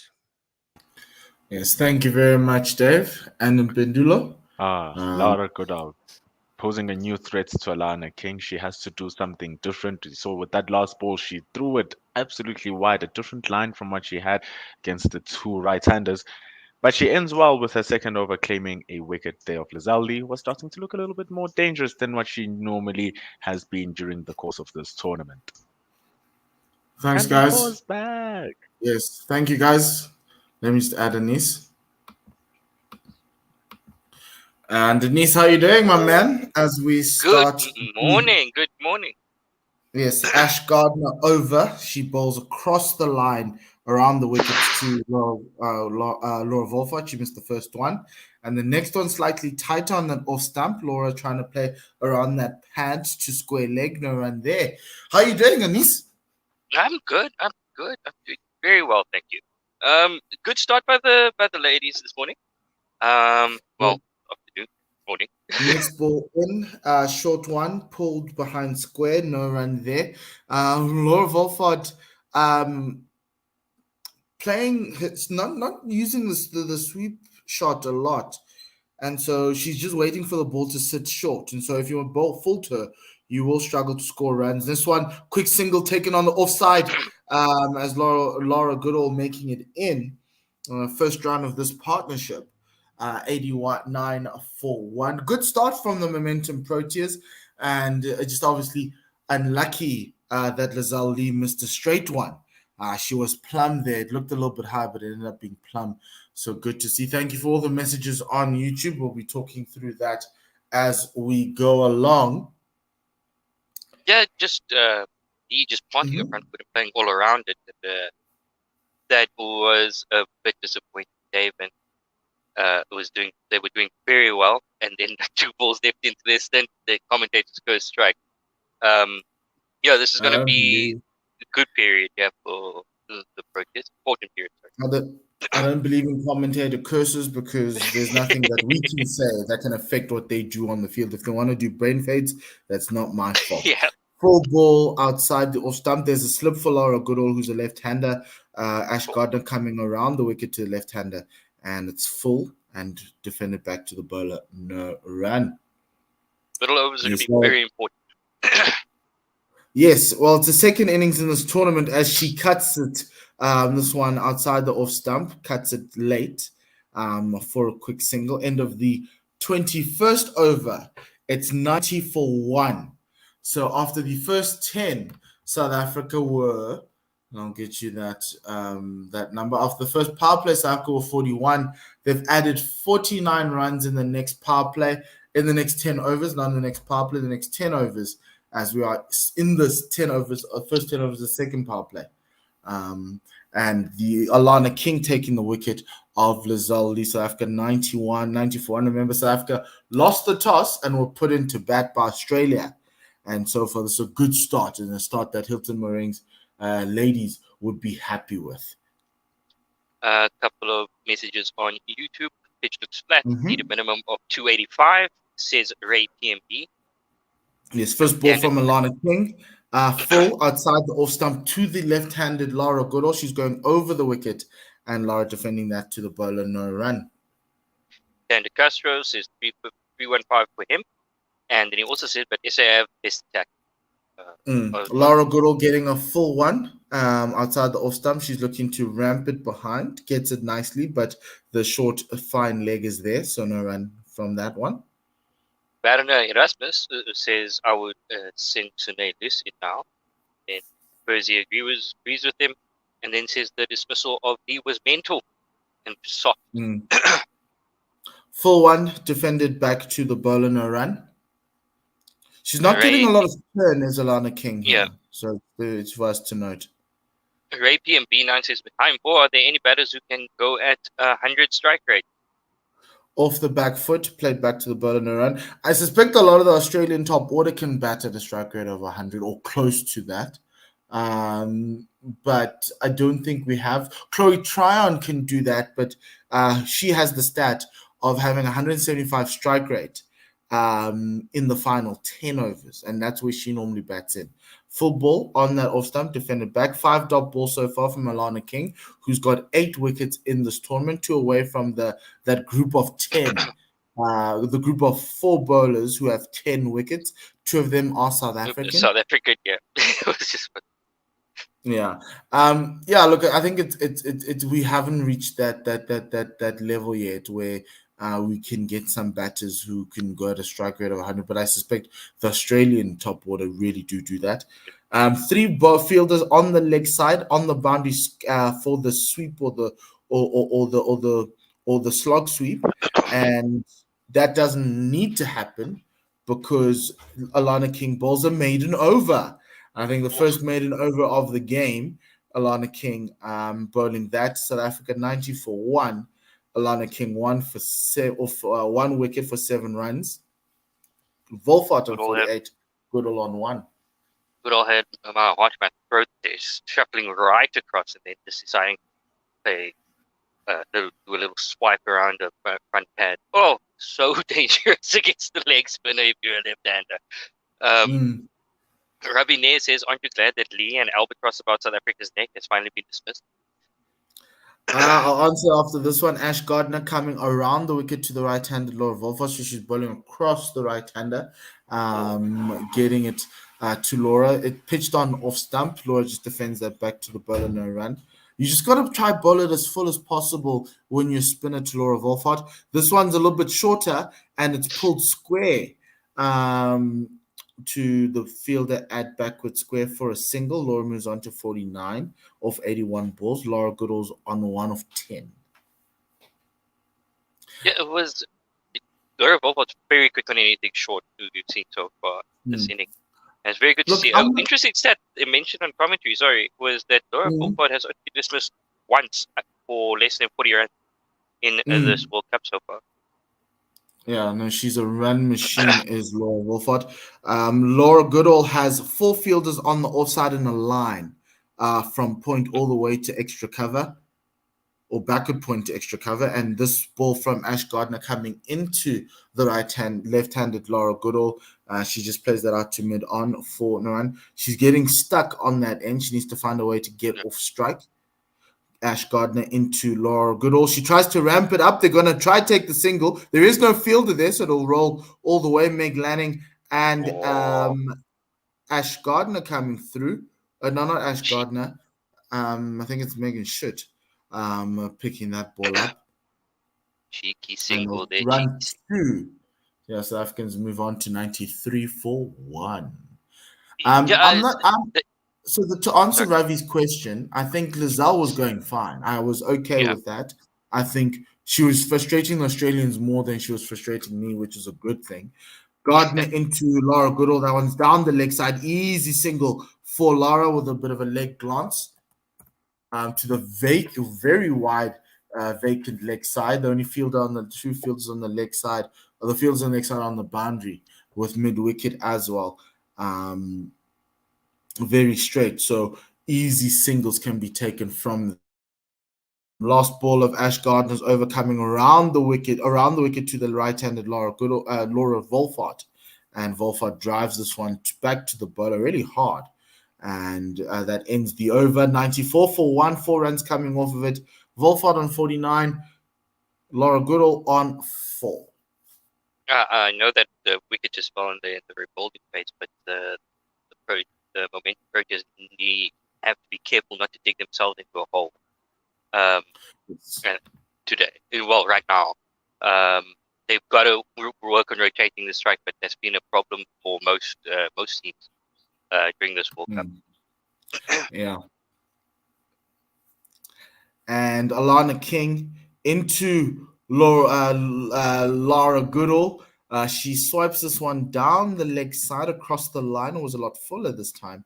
He's a single taken off of that. Alana King thought she was in the business because she's got a silly mid-on to the left-hander, and the ball just squirted just past that fielder for a single. 95 for 1. Ray PMB says Chloe Tran played 11 innings for Hobart, scored 164 at a 107 strike rate, but an average of 16.4.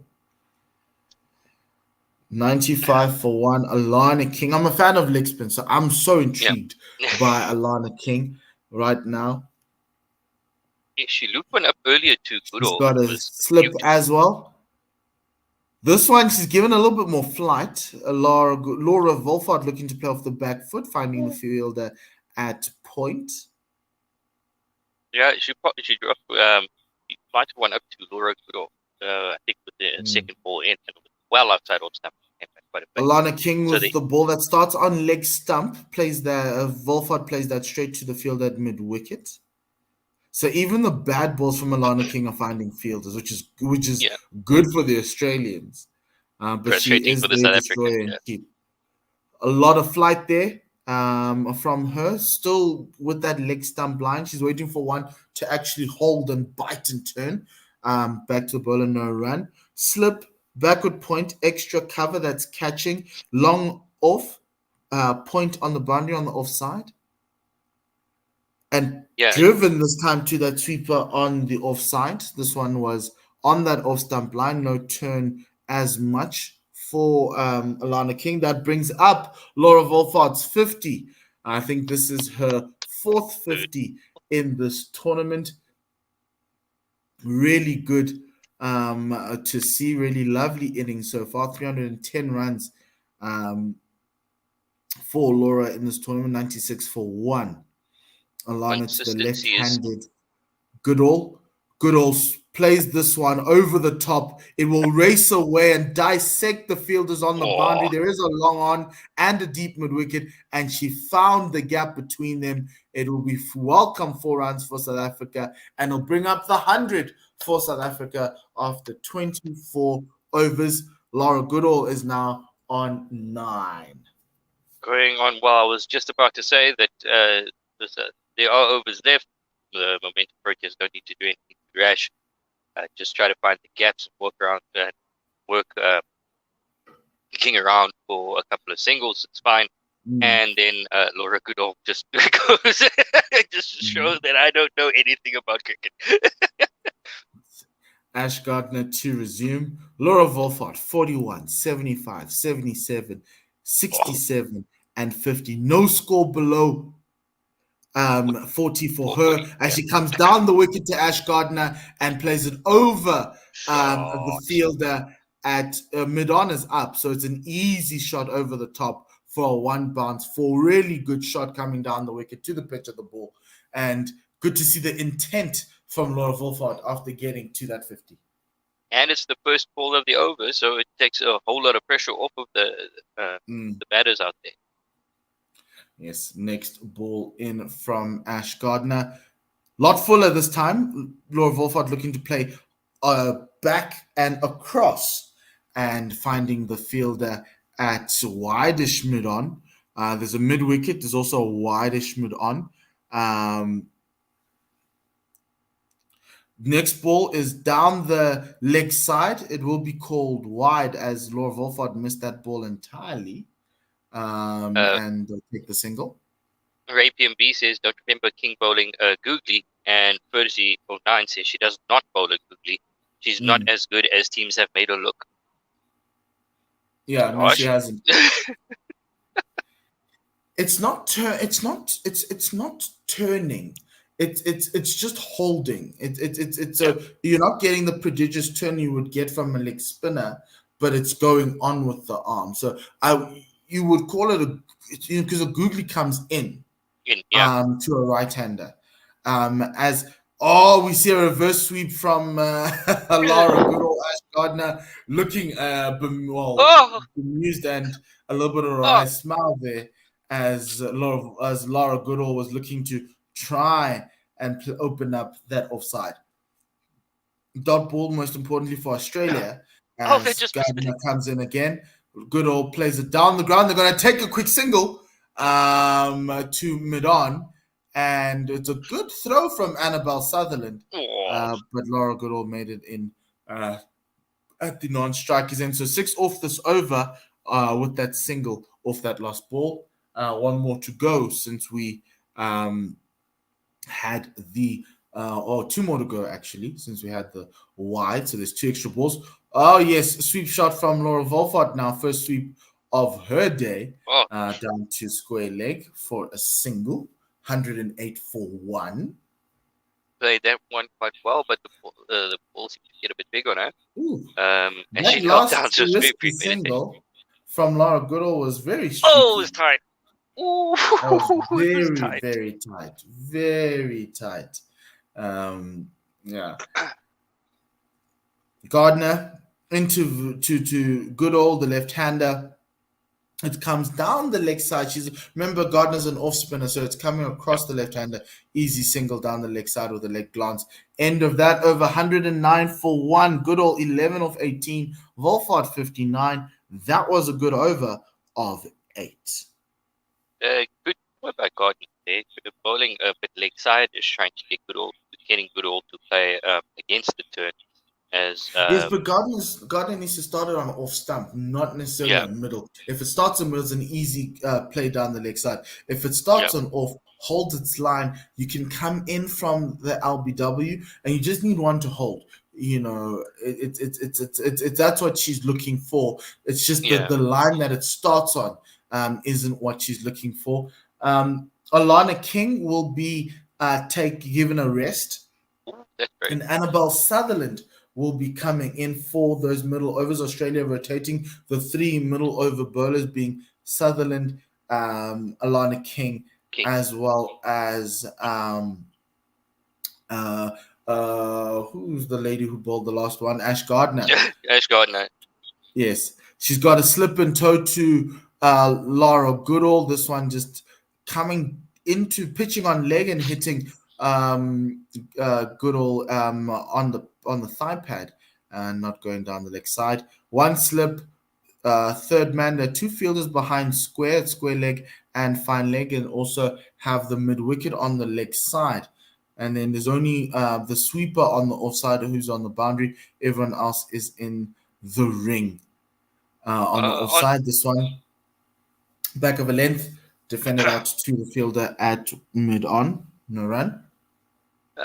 I know we said before this tournament that 250 for most teams is safe. Against this Australian team, I don't think 250 might not be enough. Well, India put down 270 and they won. Next ball is well hit through mid wicket, was over pitched down the leg side. Great fielding on the boundary by Talia McGrath to prevent 2 runs. 111 for 1. 111 for 1. Oh, that's a lot of ones. It is a lot of ones. My foot's up. You might not be superstitious, but I'm very superstitious. I know. The next ball's a short ball that stay on Nelson is short-lived as Laura Goodall pulls one to square leg. Talia McGrath, the fielder there for no run. Actually, Chris, we did a stat yesterday, not on air, but off air at the Pink Day. And we asked Chris, what number does South Africa get out the most on? Yeah. And his answer was he was going to get it to us. We think it was 0. I think it's 27 times a wicket has fallen on 0 for the South men's team, as one's played down to the leg side, mid on, picking it up, no run. And then he said between 110, 111, and 112, there's an equal distribution of wickets. I think it's 13, 10, and 13, 12, and 11 between 110, 111, and 112. So Nelson's just Nelson. It doesn't mean anything in terms of statistical significance, as this next one has statistical significance as a shot that's pulled over the top of the wicketkeeper down to that long stop boundary for 4 to end the 26th over. It's 116 for 1. South Africa don't have to worry about Nelson. We've got to worry about 0. It seems. But big top edge there by Laura. When we start an innings, we all need to put our feet up if we want to be superstitious. Yeah. I will be doing that that looked like it came off her helmet. Oh, she's good. She's good. Ooh. Yeah, pinged her. Yes, I think with so it's 4 leg buys actually off of that. So Laura Wolfhard doesn't get the 4 runs, but because of the protocols, the physio is out to check the helmet. She might get a new one, which I'm always a fan of new things. New is always better. Most runs in ODIs in 2022. Amelia Kerr 530, Laura Wolfhard 486. That list includes Sophie Divine on 409, DeAndre Dotson on 400, Rachel Haynes on 365. Do you see yesterday, Anis, Pakistan did a Pakistan. They won a game. It had to happen eventually, and they've done everyone a favor. Well, they've done England a huge favor. Yes, they did. They did. But when I saw it was 20 overs, I realized that Pakistan were in the game. They're a really good side in terms of strangling teams. Really sad that we couldn't see them play in Zimbabwe because that would have been awesome. Jess Jonathan resuming to Laura Wolfart, starting the 27th over, left arm over to the left-handed batter. This one's a little bit full. Defender back to the bowler, no run. There's no fielders on the boundary on the offside. You've got backward point, extra cover catching, and mid-on. All in line as the next ball pitches on the middle and gets a leaning edge of Laura Wolfart's bat, of Laura Goodall's bat. It's Laura Goodall and Laura Wolfart. Got that thick outside edge, went back to the bowler, no run there, just bounced in front of her. Jonathan in, she's coming, bowling very quickly as Laura tries to clear the inner ring, drives it down on the up, bounces just in front of the fielder at mid-off. She's got three fielders on the leg side on the boundary. So what Australia are trying to do is bowl on the offside, and a beautiful, beautiful ball from Jonathan, turning away from Laura Goodall's actually, held its line. On ball there. Really nicely there. And Laura couldn't play that. She was looking to play it inside with the turn, but it held its line. Nice random action from Jess Jonathan. This next ball is down the leg side, very full. Laura looking to ramp it, but she could not. But no run ensuing there. Just got the toe of the bat. Hit the toe of the bat. Last ball of Jonathan's over. And it will be no maiden because Laura's found a way to drive this on down to long on for a single. 117 for 1. That last shot was perfect. Risk-free cricket. It's trying to paddle and all that. It's that huge gap there. Just Alana King, Ray PMB saying, Alana King has bowled the fastest among the leg spinners in the World Cup, averaging 75 kilometers per hour. She's the most accurate in terms of bowling wicket to wicket. 38% of her deliveries would have hit the stump. That's amazing. That is truly amazing. I actually wanted to drop her pace a little bit more. Really nice for her because I think she might get a lot more joy just pulling it back. Laura Wolfart now is on 315 runs. She is 5 behind Rachel Haynes, who's been playing in this game, for the leading runs scorer. So Laura Wolfart will be looking to get over that mark and then looking to her bowlers to get Rachel Haynes out cheaply in this game. Sutherland to resume with a wide ball, very wide down the leg side. More runs for South Africa. Fuzzy 09 just says that top 2 run scorers are young, 21 and 22. But I do think that we need to keep in mind that the ladies do start playing a lot earlier than the men do. 21, 22 is about the time that the male team get their debut. Driven down the ground, a full bumper, and it's hit straight into the hands of Alana King at mid-on. Laura Goodall is out for 15 or for 29 balls, caught at mid-off. Yeah, it looked like it was good. It was an innings that had some flashes, some nice flashes, but it wasn't enough for the team. That brings in South Africa's most productive partnership. That is the one of Sunil Lees as well as Laura Wolfart. These two have carried this team for many overs in this tournament. Top 2 players in balls faced for South Africa in this tournament. I just think that that wicket was on the cards for a while. She started looking like she was getting frustrated. She was trying to bring out especially a with the pace. Yeah, especially against pace, and I think that's why Australia changed the tactic. I think with the spinner, she found it easier to score, but with the pace, not so much. 26-year-old captain of South Africa comes in, ICC batting ranking of 30. She's got 174 runs in this tournament at an average of 43, 250s with a high score of 62. Yeah, the Captain Courageous coming off of a 50 in the previous game. Captain Courageous, Captain Charisma, Captain Courage, Captain Caring. This is a Sunay Lise. I love her to bits. I think she's really good. She's done really well captaining this side over the past couple of years in the absence of Danae Fanikak. Yep. Sutherland, first ball to Sunay Lise. She's got a slip and toe. Swansone cuts behind square for a single. Gets to the other end off the mark, 1 of 1. Immediately getting off the park with the single, and I think that we No, but might these- see. I think that we might see the singles coming out a bit more, just to bring It's some important fluidity for- to the Yes. inning. It's important for South Africa to try and not lose a wicket here, as the next ball, tied on off stump, back of a length. Volfard plays it square to point for no run. Nice punch off the back foot. But Laura Volfard Mm. just at the crease looks just so composed. It looks so great. Important period for South Africa in this game, slightly under pressure.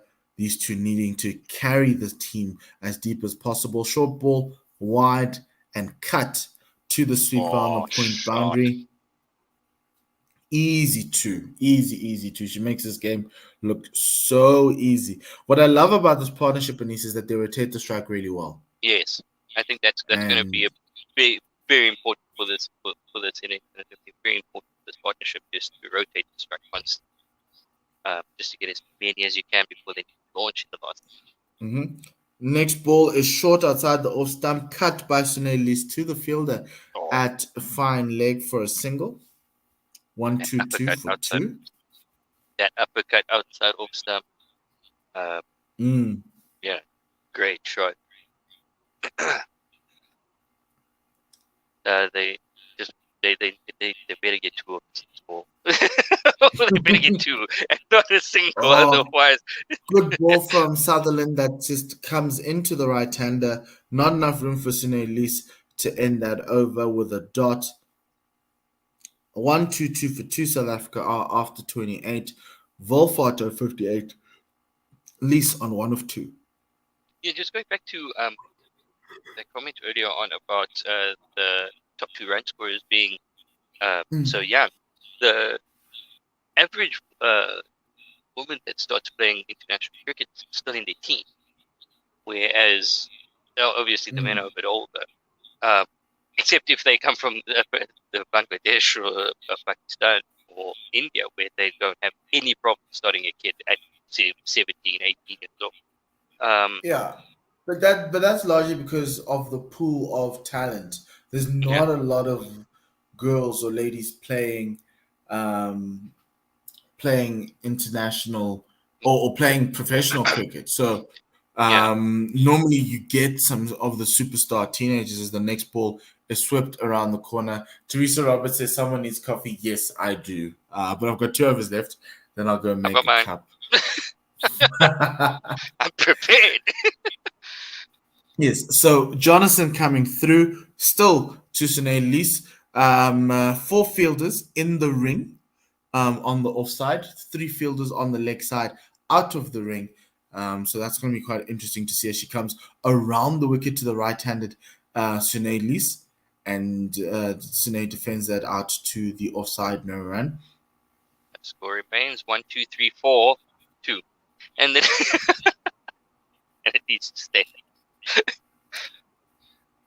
Round arm action from Jonathan with the ball just coming in with that drift into the right hander. Really lovely to see.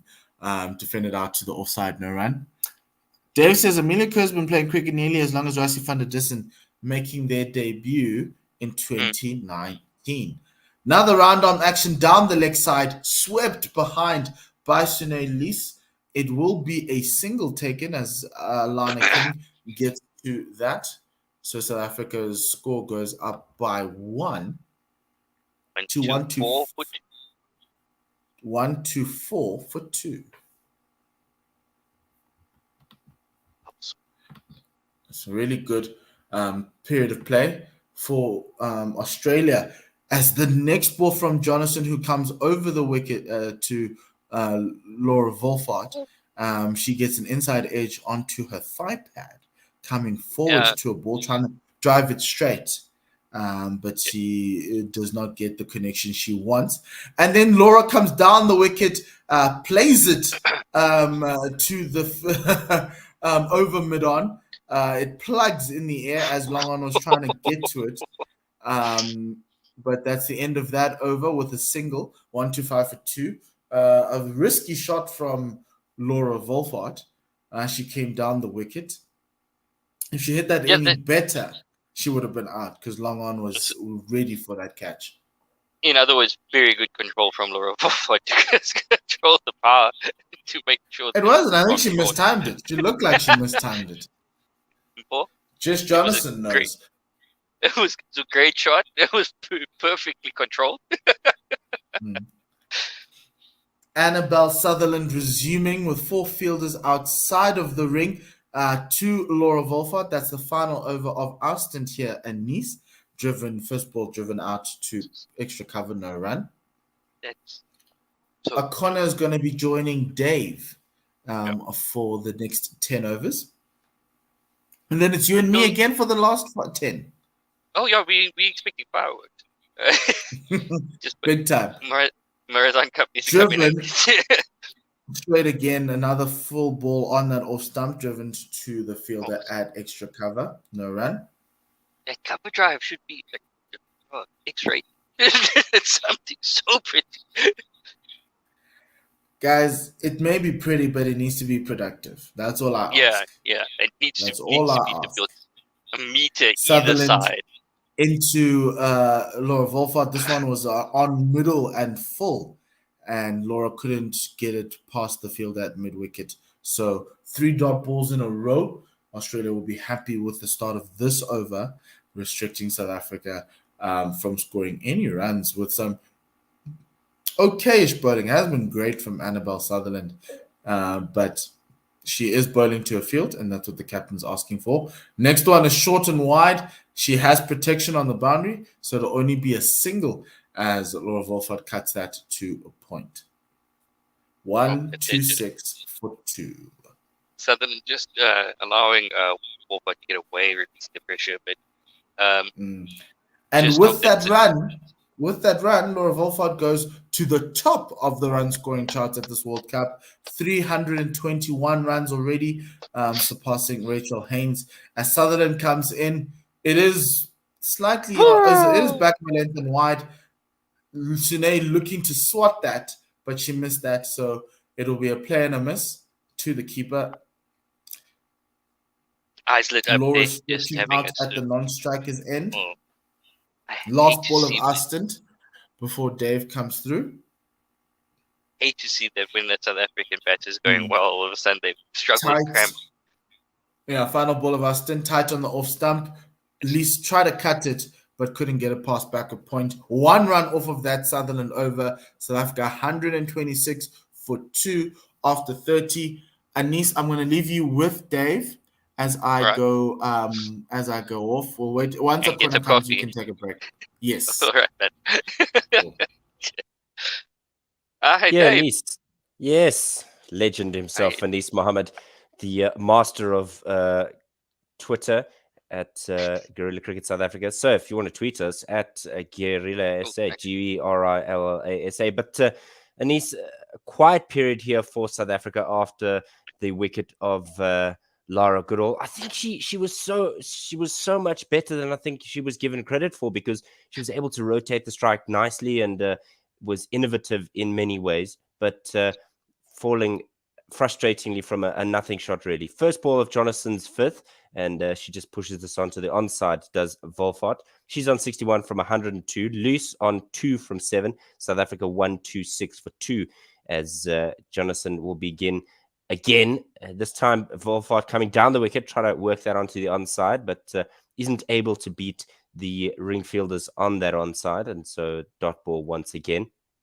Just Jonathan. a bit of Goodall just getting frustrated there and trying to release the pressure, and unfortunately falling to that. Jonathan, a little bit of width this time, and that allows Wolfart to just bunt this up the wicket, and she'll get 1 as that one goes down to long off.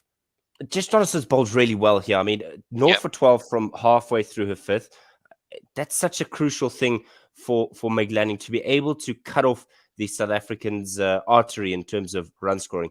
Comes left arm around the wicket this time. Hard sweep there from Sine Loose, but aerial ever so slightly for a short period of time, and that meant they were able to get one from it. Score predictor saying 236, and there was a discussion earlier around, when South Africa scores 250 plus, they don't lose.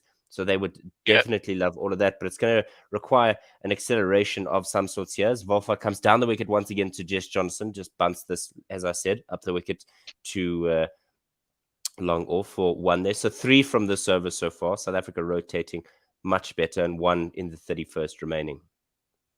Look, if they go wide over from here, Jonathan to Lees, who sweeps hard at that one. Again, aerial for a brief period, but in the end collected down at the deep mid-wicket boundary for just a 1. So 4 from it, 31 gone, 130 for 2. You were telling us about their scoring rate. Yeah, if they go for 1 over from here, they're going to be at the 40th over. They're going to only be at 160. I'm doing mathematics. 4 times 9 is 36. So yeah, they're going to be at 166. So they're going to have to accelerate somehow. They can't put too much in the final 10, as we know. New Zealand were going at 196 with 42 going, but bowled up for 230. So going 10 and over is going to be really, really, really tough. And I just hope that the Momentum Proteas can put enough on the board and not give us enough for their bowlers to bowl at this very good Australian batting line. King to continue to Loose, who just drives this out to that sweeper on the offside, where they'll get 1. So Alana King. She's been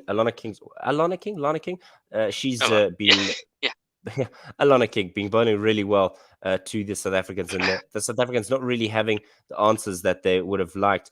This time, full toss down the wicket comes Wolfhard, and that's the answer. 42 deliveries since the last boundary, and Wolfhard putting King under a little bit of pressure here because she's missed out on her length. She came down the wicket, did Wolfhard to try and upset King's length, and maybe hanging on to that one little a shorter amount of time than she would have wanted.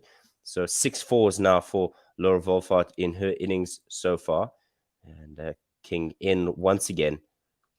Better length, but the line is poor, and so it catches the edge and goes down to that third region where they'll get 1 for the throw in the end. Oh, they think about a third, but not to be the case. So 7 from this over, and we spoke about the acceleration, and they're getting it here. Yeah, just shows getting a boundary early on in the over just put all the pressure on the bowling team, and that's what happened. Yeah, just it's happened more consistently for the Momentum. 4 fielders out the ring. Lana King to Wolfhard, who bunts this up the wicket and isn't able to push it away with as much power as she would have liked. So no run there. First dot ball of the over with 2 to come. It's still a good over for the Momentum Proteas. 7 off it already. So no right, King in again. A little bit of a straighter one that time, looking like it came out of the front of the hand, and it was a dot once again. So 1 ball remaining in the 5th King over. 7 off it already. No need to do anything silly. Just play out the ball if need be. But put it away if it's bad. Yeah, I think Wolfhard would have liked to be able to retain the strike. She does in this instance here. As she cuts this out to the deep point region. So she'll get 1, retain the strike. She moves on to 70. South Africa after 32, 138 for 2. It's been far better in terms of batting from the South Africans, but it has to be a really good performance here from the South Africans with the bat, because this Australian side might just be too much for them with the bat. Yeah, they're going to have to accelerate and put something competitive on. But what is competitive? We're saying India put on 270 and Australia chased it down. But what would be competitive? 300. I don't think 300's on the cards. So 250 plus, I think, is best case scenario. Jonathan, a little bit wayward with her line there, but the length was good enough to allow Volfart to sweep this down to that fine leg region. So she'll get one from it. And I think it's such an important thing you've pointed out there, Nice, with this side, and they were just showing some of the stats around the top 5 for Australia as Jonathan comes around the wicket to Luce, who gives herself a bit of room to drive that out to the offside, hitting with the spin. But I mean, leading run scorers and leading averages, and Elise Perry averaging 50 in cricket. She's off the park at the moment because of a back spasm, or rather a back niggle is what the description was. And this one, again, a similar type delivery. Jonathan driven out into that cover field inside the ring, but no run for Luce. Jonathan once again in left arm over around the wicket rather. This is a release shot here for Sine Luce. She just chips that over the mid-on fielder's head there, as Gardner can only go do a bit of retrieval work there. That's good. Starting the second half of the over well. It's a very good midway through and over to get the boundary as well. But so 5 off of it so far. Jonathan better with her length this time, almost a Yorker, and a good bit of work there from Captain Courageous to just push that out onto the offside, inside out a shot there. 1 ball remaining in Jonathan's 6th, and the game is moving along so much quicker with both spinners operating. Jonathan sweeps, gets Luce to sweep here, but didn't quite get it on the bounce as she would have liked, maybe a little bit late on that one, and so it just bounces harmlessly to the fielder at a mid-wicket region. So 5 from it, and South Africa after 33, 1 for 3 for 2. Paul on Twitter, good going by the Momentum Proteas in this game so far. Both got beautiful form with wickets in hand, should provide Australia with a good chase. So very, very much. 143 for 2.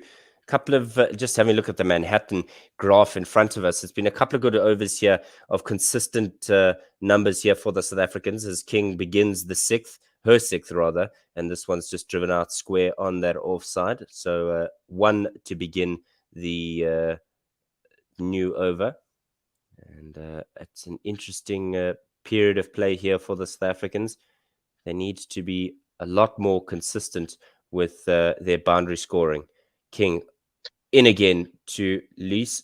Line is poor from her, and so Luce can just bop this on his head, and it's a lot of work to try and cut that off at the boundary. And in the end, Shoot is able to shoot. I don't want to get cancelled, please. Is able to cut it off, but it was a fine sweep there from Sine Luce, both in direction and quality. But Shoot in the end. Maybe has she got this cut off? She seems to be happy with it, but does it count if your hair touches the ball when you touch the boundary? I don't think so. Hair's part of your body. Hair's part of your. It's gonna be tough. Oh, hair is part of your body. I must say. She just tucks this under her left armpit and gets her hand out the way. Wonderful bit of work from her, but her there was a hair touching. It crushed it. picking at straws. As Spursy09 says, they need to have 190 after 40. They need to make 270 on this pitch. Absolutely. As a corner joins us once again. This is overpitched from King, and this will be pushed out square the wicket on the onside, and so that'll take Luce to 12, and Volfart now will have 3 balls to play against King. And welcome, we'll see you a little bit later. Sure. See you guys. Thank you. Hey guys, King in once again, and overpitched and hammered out into that offside, but cut off by the skipper for Australia, Meg Lanning. 4 from the over, and 2 balls remaining from it. King 1 for 25 from her 5.4. She goes again to Volfart, who just stands up and bunts this down the wicket off the back foot. Good shot from her. And she go to 73, 148 for 2. 1 ball remaining in the 34th. At the end of the over, I'd love to maybe just get your views here on how the South Africans are batting. They're going at 4-5 to the over each over here. Is it comfortable enough, or is it just a matter of setting up the platform? This is short and wide and cut away to the fielder on the offside, and so no opportunity for Lees to get away, as looking like Mooney maybe has done the fielding there, but nevertheless, 5 from that over, and South Africa 148 for 2 after 34. Are they scoring comfortably enough? Or should they maybe look to accelerate a little bit more? If you were captain Sine Loose, what would your assessment be of where South Africa are at the moment? I'll probably try and accelerate more, knowing that Australia has a powerful batting lineup. So South Africa surely would need 250 plus here in this wicket. It's a good wicket, and all this powerful bowling lineup, batting lineup. I think South Africa, as much as they know have the good bowling lineup, but they need the runs on the board. 250 plus for me, South Africa will take it.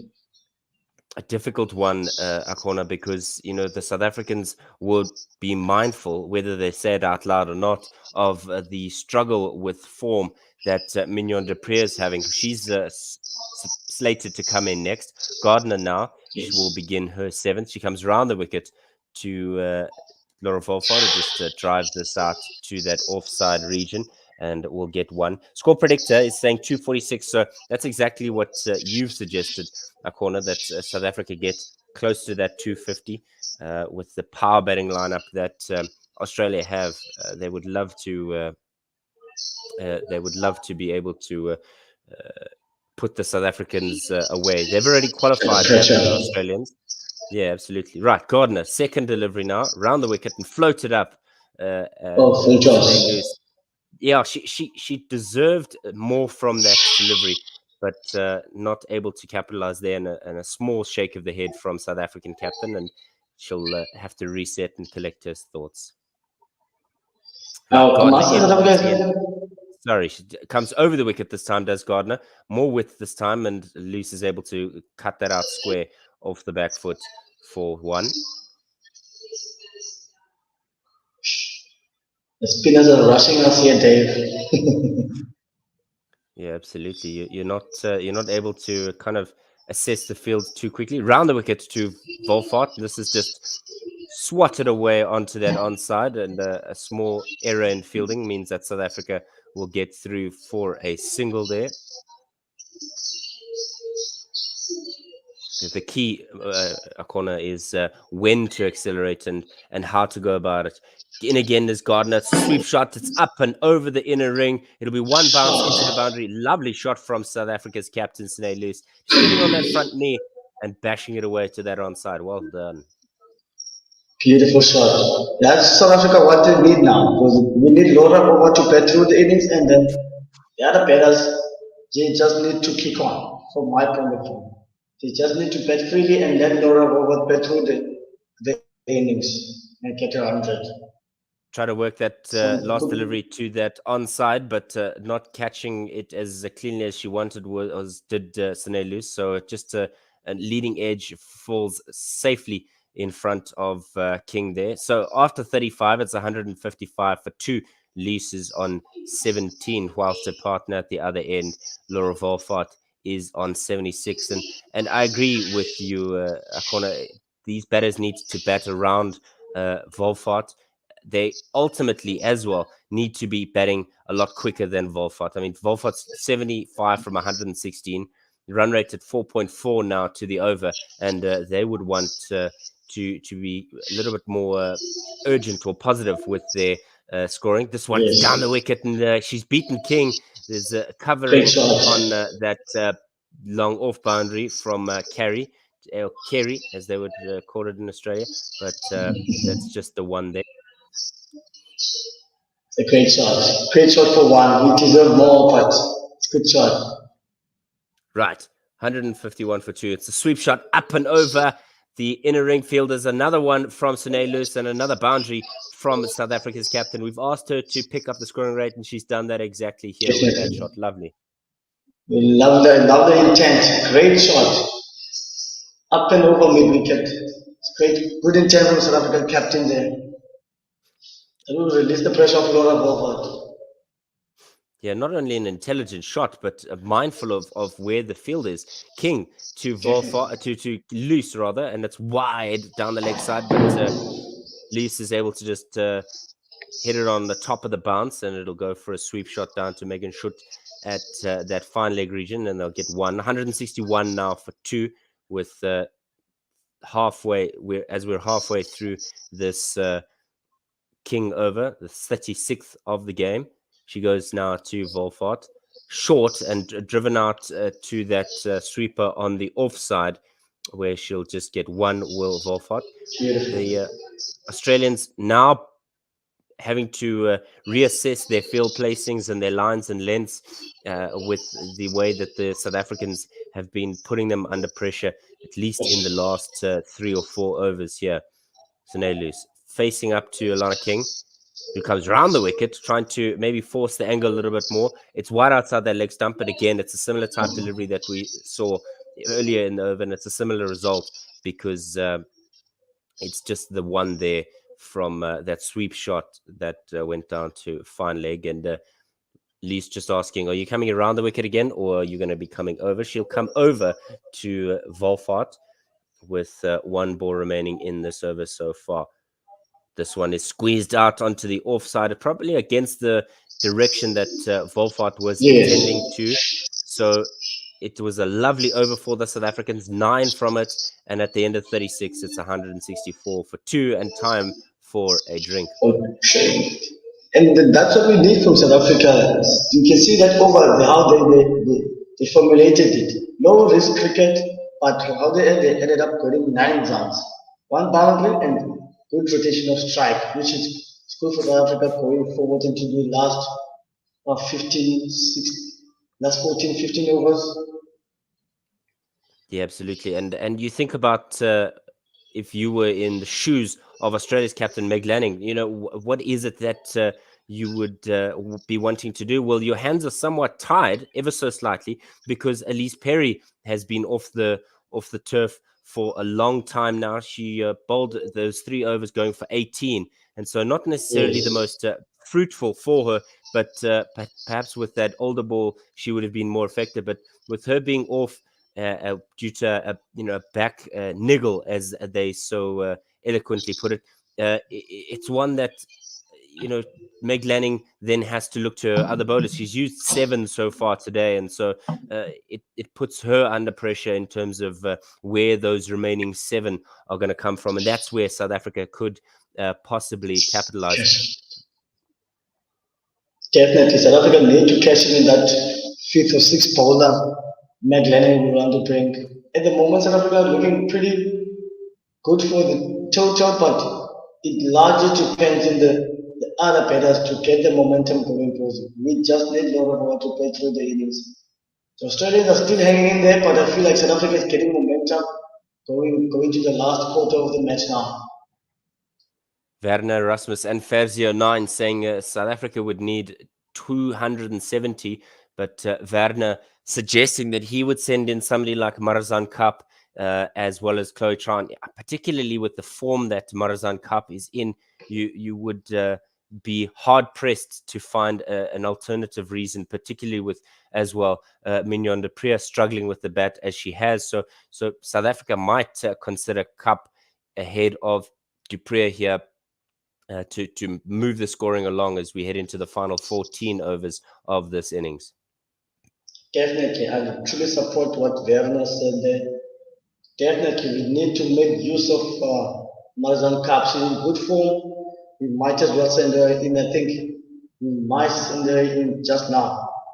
In the next wicket falls, we must send her in. I think so. Hopefully not at all. But Australia's bowling today has been in parts good, but at times very poor from the Australian bowlers. But I suppose when you're trying to find those extra 7, you're always going to find a challenge for yourself as bowlers to get the right result. But I mean, we looked at South Africa's challenges in the Pink One Day International on Sunday, in which they had Themba Bavuma and Rassie van der Dussen having to bowl because Wayne Parnell pulled up with a hamstring injury, and Rassie van der Dussen in the end getting a wicket. And so sometimes your spare bowler can be the one that buys your wicket, and in the case of Timba Bavuma, keeps things very quiet. Gardner to begin the first over after the drinks break, and drinks doesn't strike immediately this time, as Wolfhard is able to pull that onto the onside, and the ring fielders converge as they'll collect that one. So 1 run to start the 8th Gardner over, the 37th for South Africa, as they're on 165 for 2, 4.5 to the over so far, and they'll want to keep up that momentum. But not only that, but accelerate on it. Gardner to Lees, who just works this away. Good bit of bottom hand wristy movement there, as she gets a single as well. So 1 each to start this over.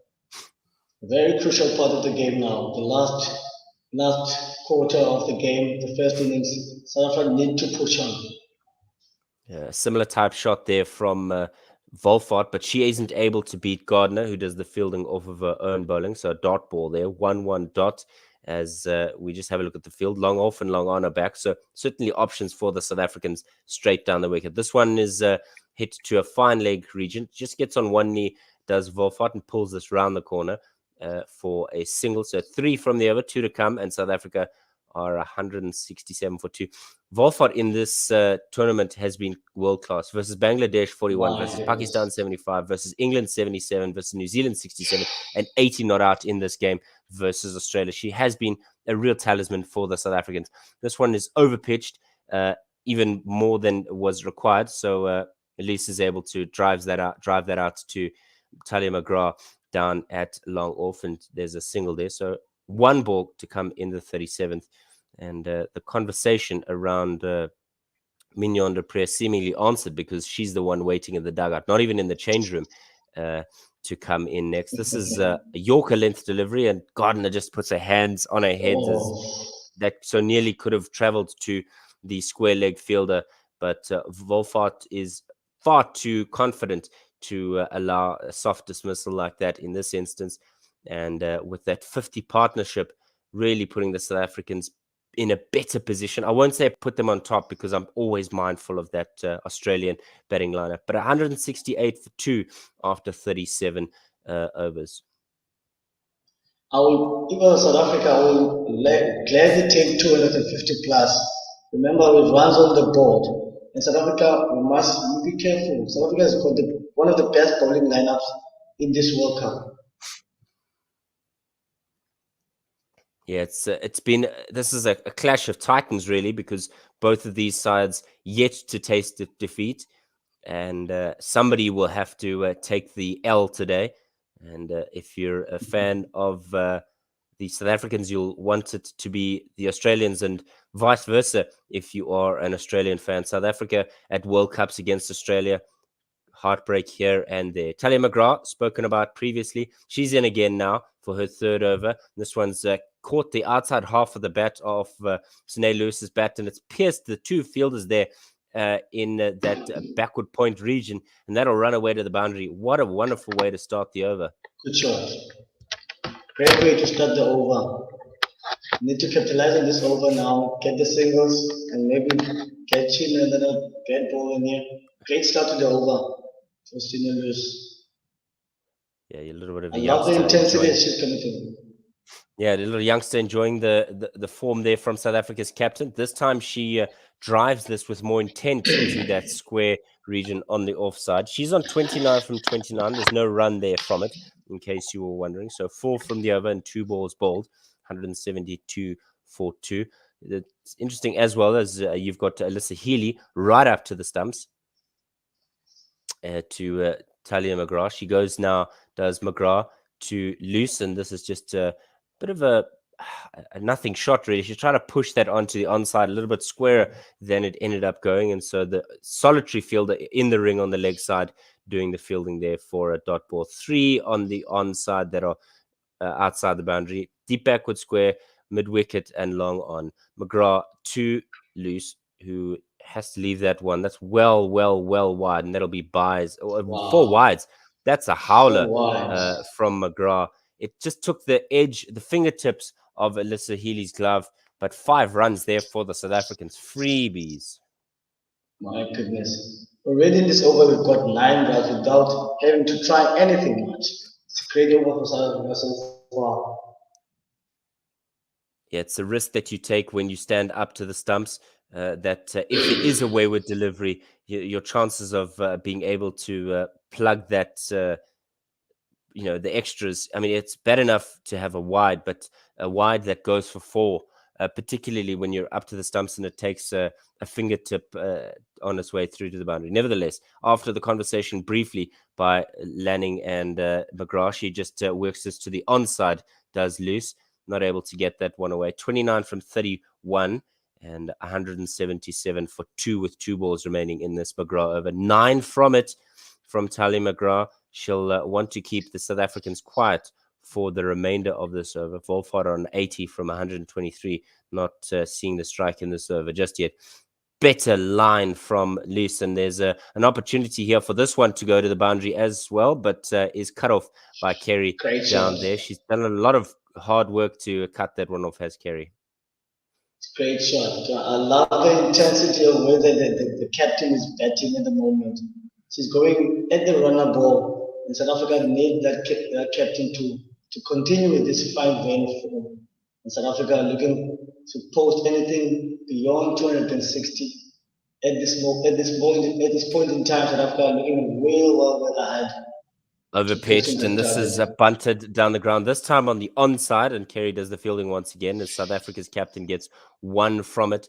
There was 12 in that over, and so after 38, South Africa are 180 for 2. A couple of comments here on YouTube. If you want to get involved in the conversation, go to YouTube, go to 1WSR, look for One World Sports Radio on YouTube, and you will find us there. Go ring the bell so that you know exactly when we go live for every single South African women's game at this World Cup in New Zealand. And Akbar Khan says, hi, good morning. Well, hi, good morning to you, sir. And Ray PMB saying, fantastic from Sune, going at a strike rate of 90, over 90, and keeping the momentum. Well, they are the momentum Proteas, Ray. Definitely. South Africa at the moment looking very good at the moment. I'll probably back South Africa to score 260 plus here, guys. And with that bowling lineup we have 2 top wicket takers in their lineup today. Marizan Cup and Nkaka. Yeah, absolutely. And Shibnam Ismail is no fool with the ball either. Should to begin a new over, and it looks like a bit of a back of the hand delivery, almost a leg spinning delivery there to begin. And Luce is able to just work that onto the onside, where a vacant field means that she's able to get 1 from it. Just having a look at that one. It was just a rolling of the fingers. It was just a cutter from Schutt to begin her over. There's 3 on that onside on the boundary, square leg, car corner, and long on, and there's only 1 behind square inside the ring. She goes now to Wolfhard once again, and it's an easy opportunity for a single for the South Africans. They think about a second, but quick work there means that King is able to prevent any thoughts of a second. I think South Africa need to be intelligent about how they go about the next 3 or 4 overs in putting pressure on the Australians. Hit it softly and run quickly to put pressure on the Australians by turning 1s into 2s and 2s possibly into 3s. Should bowled that so quickly, nobody even saw it, and she has already got the ball in her hand. No, it was a dead ball as she hung on to that one, maybe having a word with Laura Wolfhard to say, don't you dare try and jump the gun by backing up too soon. Okay. I would love to see Laura Wolfhard getting that 100. Another cutter, this time to Luce, who's only too comfortable in pulling that short one behind square, and so she'll get 1 from it. King does the fielding, 183 for 2, halfway through the 39th. And I agree. Laura Wolfhard has done well today and deserves a milestone. Right, should in again another cutter, and it means that Wolfhard is only able to hit it out into that sweeper on the offside, and another single there. So 4 in a row here for the South Africans, and Schutt's got to find an answer to plug up this South African free scoring momentum here at the moment. So 2 balls remaining in the 39. Schutt to the right-handed South African captain Senelus, who just drives that out and collected just outside the ring, which means that they get another single here. Good bit of work from the South Africans. 6 from the over wouldn't be the worst result in the end here from this Schutt over. Not bowling poorly is Megan Schutt, but she's certainly been put under a little bit of pressure here with the free nature with which the South Africans are scoring. This one is an in-swinging delivery to Laura Wolfart, who just knocks this onto the onside from outside off stump. 6 from the over. There's 6 singles there. 186 for 2, and that's our last stint for this innings, as we will be replaced at the end of this one by Mpho Mutlane and Anis Mohammed. But you were talking about Akona, the South African prowess with the ball, Kaka and Cup having 10 each. Oh, he's just dropped off there for but a moment, and we'll bring him back as soon as he's available. Schutt 6 from that last over in her 6th, 22 without a wicket yet so far. To begin a new over, Talia McGrath goes to Wolfart, who just drives that up the wicket for just a single. And a good way to start the over, just picking up where they left off in the previous one. 187 for 2.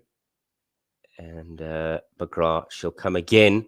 Right arm over the wicket. Up to the stumps is Healy. Shorter this time, and just worked off that front pad by Loose down to that fine leg region, where Megan Schutt will do the fielding.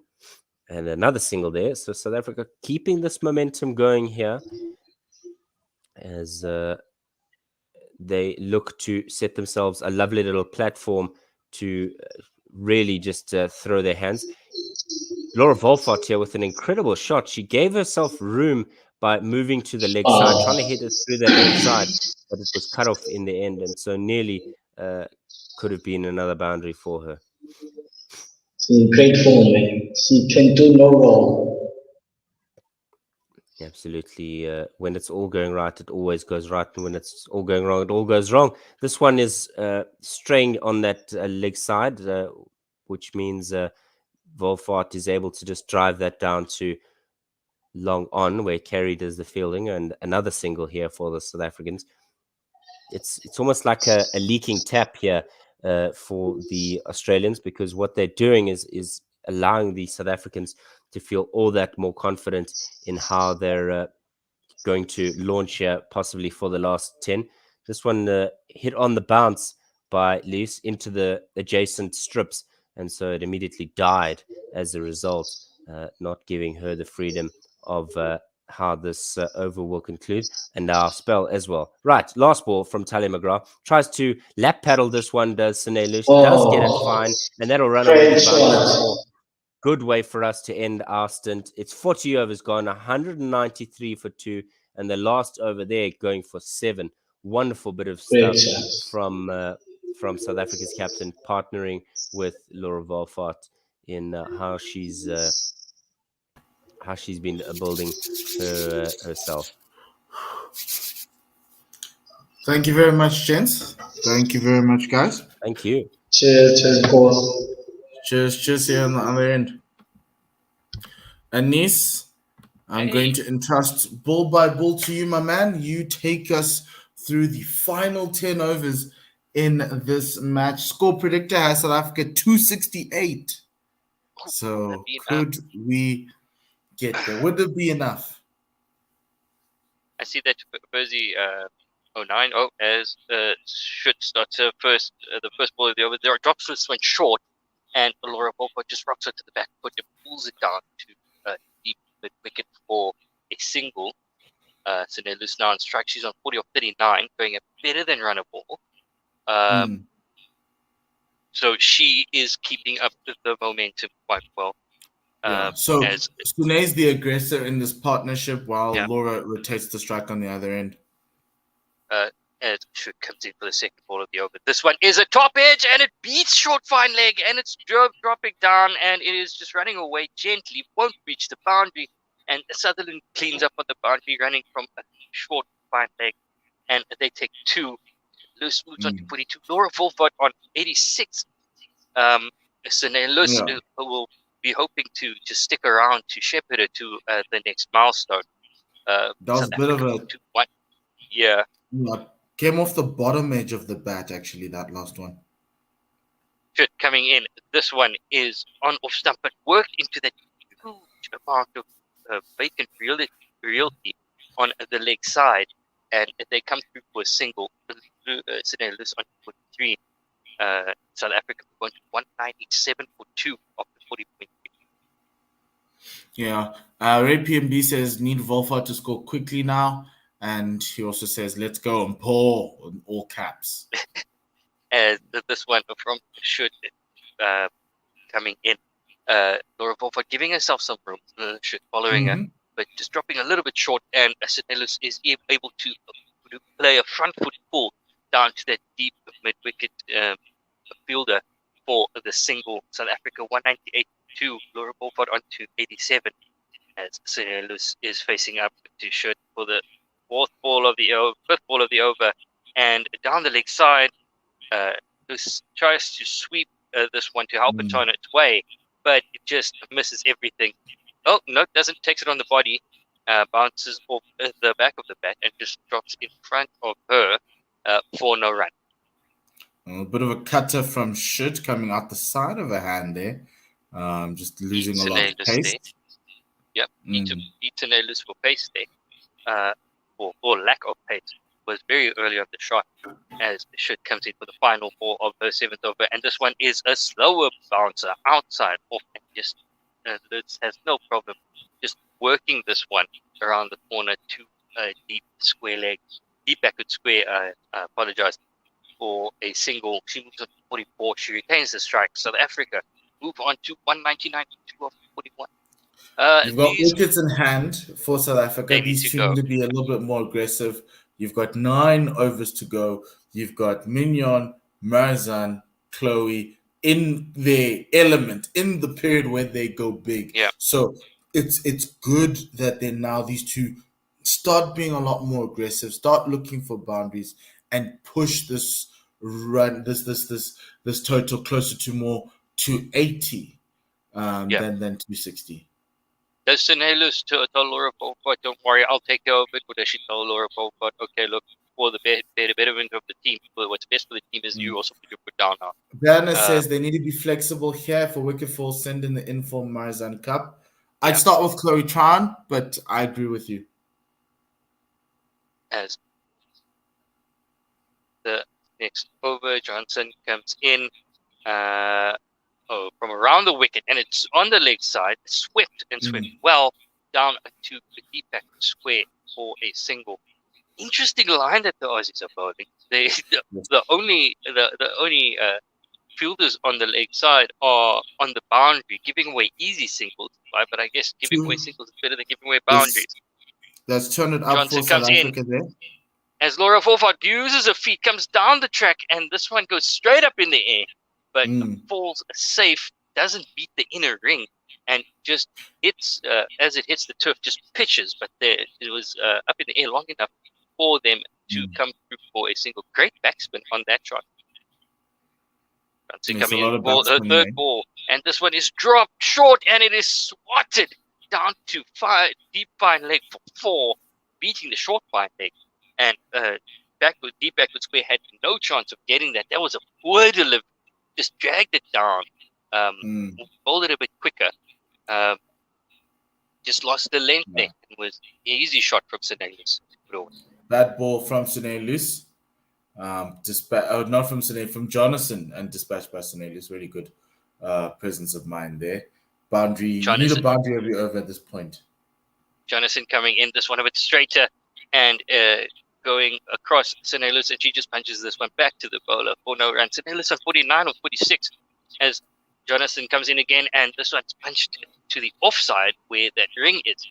And there is no run. They've got a gully cover and a short, straight-ish, a wide-ish, mid off as Jonathan comes in again. And she loops this one on the leg side and is just worked down to deep back square for a single. That's Senelis's 50 or 48 balls. Well played. And South Africa move on to 206 for 2 at a run rate of 4.9. They're going to have to up the ante now. Yes, I 50 think or 48 balls. Sunay Lewis, what an innings from her. She needed to accelerate the run rate when she came in. Those last 10 overs, the ones that Dave in a corner took, South Africa started at 130. They added 60 odd runs in that period. You want that type of progression. Now South Africa need to add on 100 in these last 10 overs, and having Sunay Lewis be that aggressor has really helped ease the pressure off Laura Wolfert, who's on 88. I think, Senelis going very well. We'll ask the question, are there any batters that can go better than 100? And Senelis, Captain Courageous, came out just to answer that question for us. A fantastic knock so far. Just nuggeting down, taking the pressure off of Laura Wolfert, who is on 88, 12 away from a milestone as Gardner starts over. This one dropped short and it is swatted. Well pulled to deep backward square. And there is a bit of a relay throw as deep backward square comes around and the fine leg comes around. And it's a relay throw where the deep backward square just lobbed it to the fine leg fielder. And they come back for 207 for 2 is the score. No, it was only a single, apologize. As Laura Wolfert comes down the wicket, works it to the vacant leg side, and now they come back for 2. And this one was to a deep mid wicket, and they chance the arm, get to Laura Wolfert on to 90 of 133, while South Africa are on 209 for 2. As Gardner comes in, and this one is swatted straight down the ground by Laura Wolfert, and she's caught on the boundary at a long off, and Laura Wolfert out for 90. South Africa 209 for 3, trying to accelerate, doing, I guess, what is best for the team, knowing that they need to get move on with it. Goes for a 90. She's going to be very disappointed. Only 10 runs away from that 100, and just unable to get there, stumbling on at the last possible second. She knew she needed to be aggressive for the team. It was in that period where they needed to keep pushing up. It's really disappointing that she's out for 90, but a really great knock for Laura Wolfert. She's been the anchor of this innings, really been anchoring this innings throughout this team throughout the tournament, scoring lots of runs. Good to see another beautiful knock from Laura Wolfert. That brings in Mignon du Preez, 19th ranked batter in the world.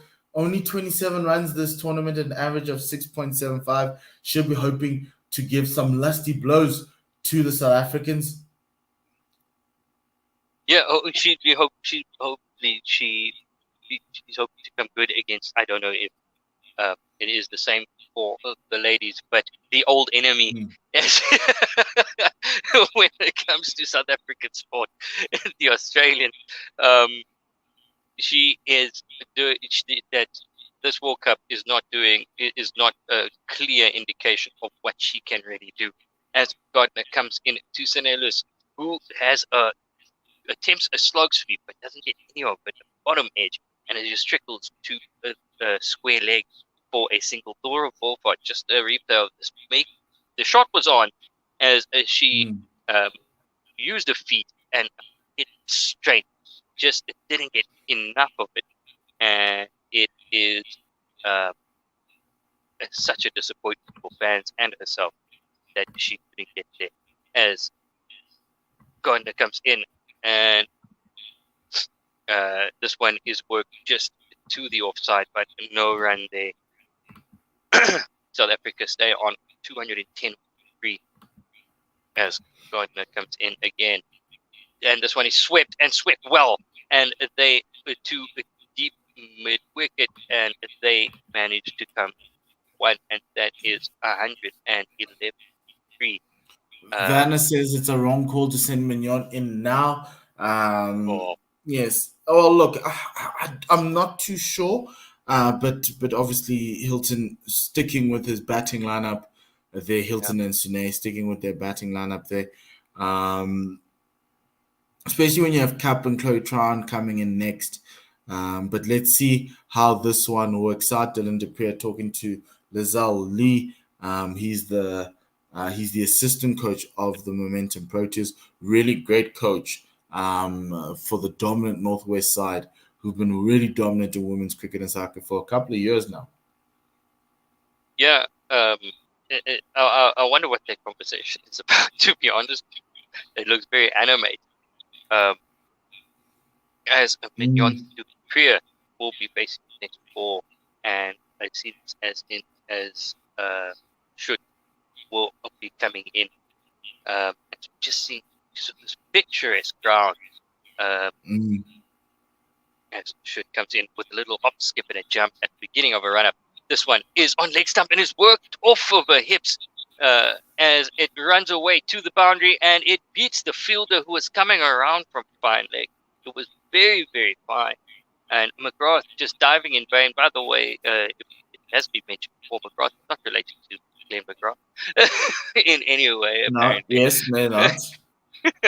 And yes, but that's a bad ball from Schutt. Down the leg side, short, easy pull from Mignon Dupré. Very fine as well.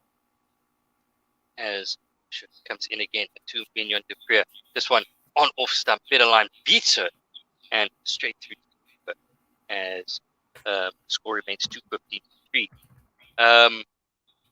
Yes, interesting with this field city, bowling on the leg side is just relieving any sort of pressure that could be pulled because it's an easy run. But it's a natural shape that Megan Schutt gets. She gets the ball to swing into the right hander, and she's bowling from right of the crease. So it's just not working. It's the length actually. It's actually not the line. The length makes it easy for you to hit down the leg side. This one is short of length outside off. Mignon Dupré makes a huge move to the offside so that she can work it into the leg side, and it bobbles to square leg for a single 2-1-6-3. Sinelus on strike now to Schutt. This one is on leg stump, and it's Hoik to the leg side, high in the air, and it is taken on the boundary by McGrath. And that is the end of Sinelus. 2 quick wickets, bang, bang. And South Africa on 2-1-6-4, finding themselves in a very similar position to what New Zealand found themselves in against South Africa a couple of days ago, where there were 190 plus after 40 overs, and just wickets just stifled the run rate. But Sinelus trying to push things on and gets a short one. The shot was on, just couldn't put it away, and she pulled 52 or 51, sorry. Caught McGrath ball Schutt after hitting 4 balls. Well played by her captain's knock. Look, I think Sinelli's just dying at the altar of trying to push everything forward for this team. South Africa now lost 2 wickets in the space of 10 balls. So now they just need to, I wouldn't say consolidate, but you don't want to lose a lot more wickets and not even get to 250. 250 needs to be the minimum you need to get to. Yeah, Marizan Cup, who is in at 6, knows everything about pressure. As we say, walks through fire, smells like brimstone, but she's still there, unscathed. So now is another time for her to take South Africa deep into the trenches. And there's no one better to have there right now in this World Cup than Marizan Cup. BMT for miles this lady has, as Dupré is facing. Taking an off-stump guard, Schutt bowls this one just outside off, but with Dupre's guard, she can just swivel across and work it to the leg side for a single. And that is South Africa 1-1-6-4. Yes, so 7 runs coming off that over with the wicket. South Africa would need to push on to try and get this thing at least above 250 to give them a chance in this game against the world number 1 team. Coming in to Marizan Cup, who just drives this one straight down the ground, playing in the B, down not too long on for a single off the mark straight away, 2184 after 44 overs. She retains the strike for the next over, and South Africa, if they want to get to 50, need another 32 runs, and it's actually not 250. It should be 260. They should be able to add another 40 runs in the next 6 overs. That's 40 runs and 36 balls. That's doable. 40 runs, 36 balls. Yeah, it's about 5 and over. Is doable.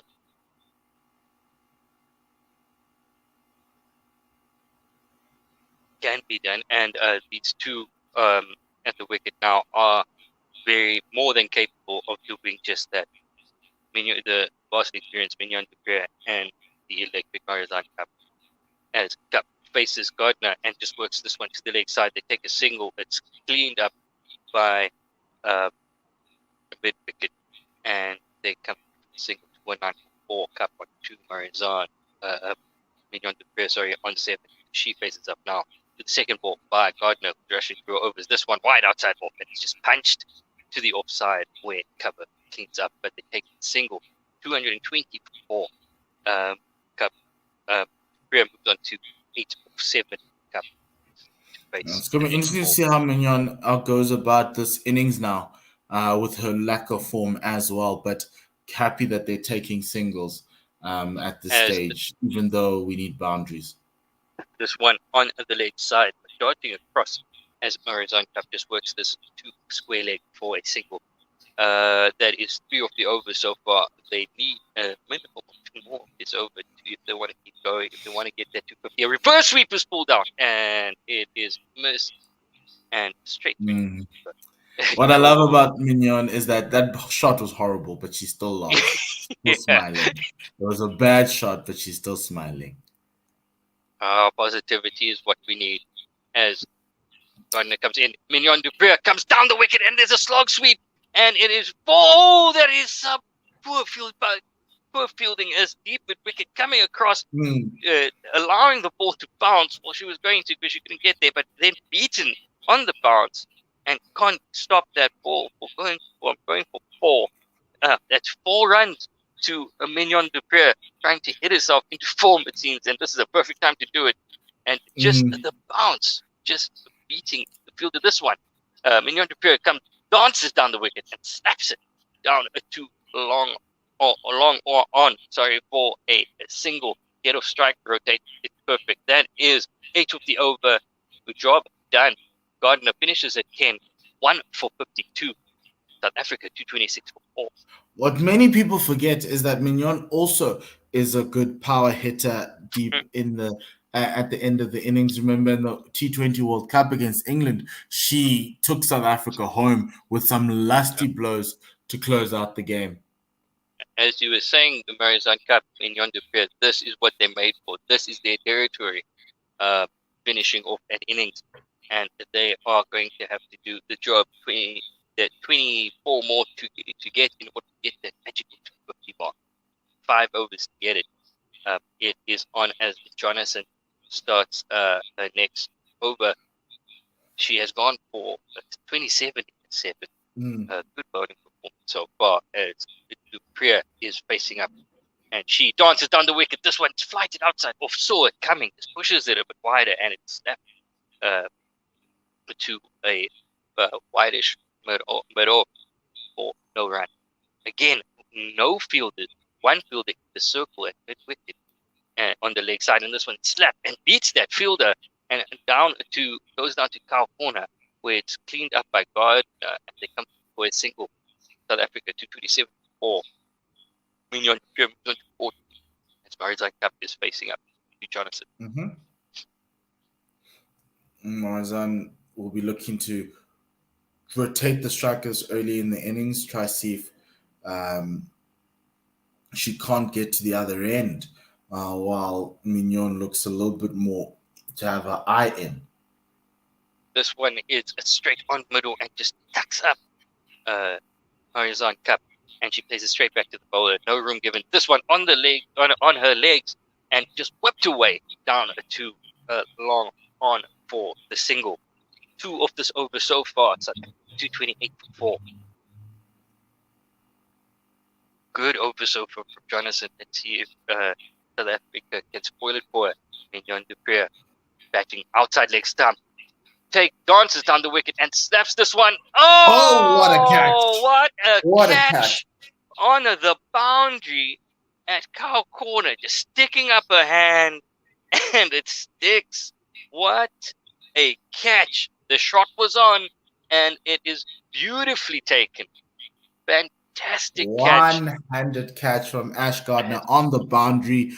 It was her. It was literally the ball was standing between. Oh, She was standing fingertips. between the ball and it being clearing the boundary, and she caught that, sticking her paw up in the air on her way up.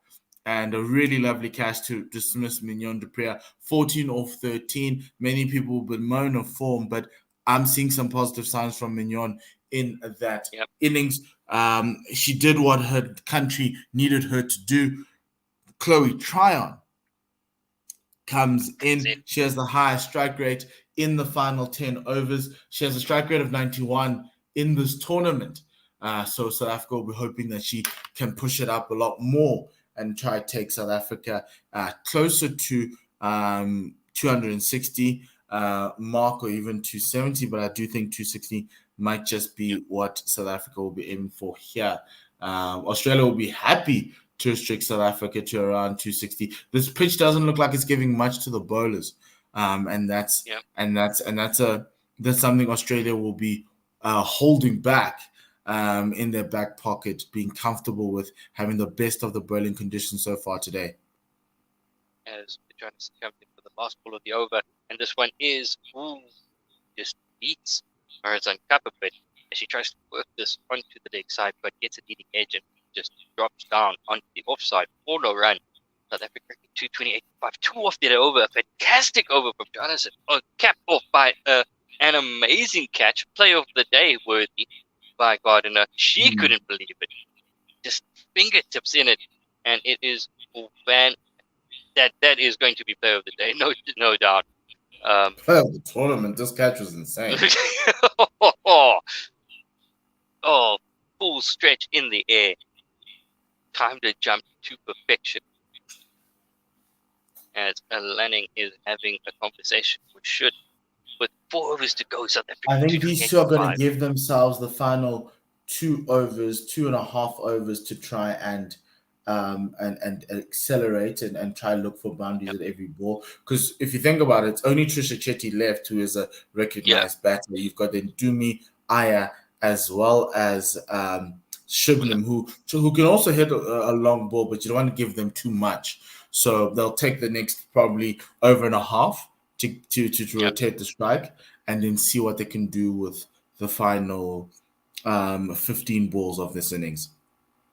Coming in, this one a good length, outside off, and just push down to a long off or a single by Chloe Tryon as Horizon Cup faces up. South Africa 29.5 as she bowls short of a length on middle and off as Cup just swats this one down to long off for a single. That's 2 off to the first 2 balls, 230 for 5.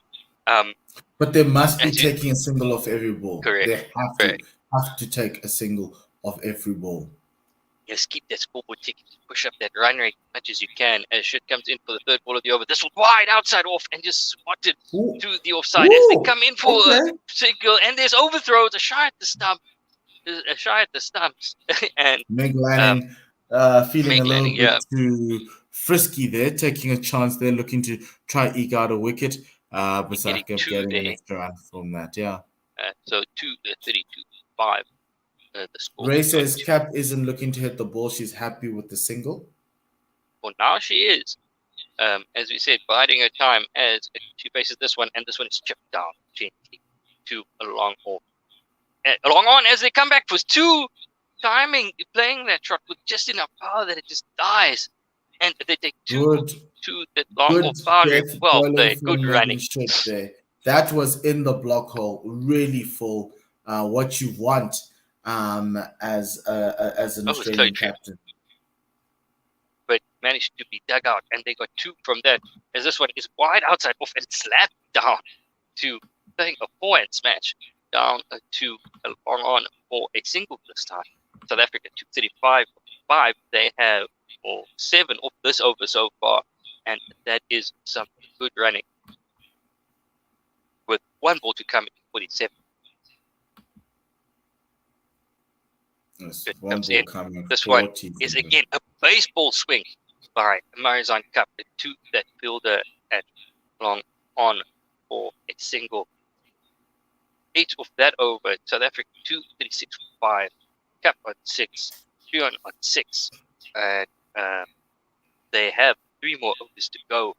And They got 8 from that over, which is good. Yeah. Yes, they now need to try and get 10 and over from here on end. as we look at the strike rates of overs 41 to 50, as Trion is second, 154.9 strike rate overs 41 to 50 since the World Cup. As Jonathan is to continue, and this one is looped up. Oh, nearly played straight down back to the bowler, down the throat as Cup rocks onto the back foot and tries to push this one down the ground. Only manages She's to play not it giving straight Marzan to any Jonathan. room. That Not is giving her any room to play. fantastic lines to it as the Marizan Cup this time dances down the wicket, gives herself some room, and hits it straight to extra cover for a no run. Tying them down, Marizan Cup is now, batters must not get frustrated and just keep their heads as Jonathan comes in. And this one is looped up and it's log swept away and it beats everyone and it goes for 4. Just what they needed. The boundary and over. South Africa move on to 239 for 5. Marizan Cup plays this one 2 cow corner. Oik, as we would say. Just well over their fielder at mid wicket for 4. Slightly full there from Jonathan. Easy for Cup to slog sweep that one. Just able to get underneath that. Just moves on to 240 for 5 as the net ball comes in. And this one is played inside out over mid on. And they're going to come back for 2-3 as this one is cleaned up on the boundary. They come back to 242 for 5. 2 balls left in this over. 6 runs off of it so far. Cup moved on to 12. Trion is on 6 as Trisha Chetty is on the boundary waiting for her time to come in. Hopefully she doesn't have to, and these 2 can take the South Africans home. As we look at the field, all the fielders on the boundary are on the leg side. There's 4 of them. It's a long hook as this one is played to the leg side, and it is going to be not called a wide. Yeah, it could possibly have been an edge. It could have been an edge. That is interesting.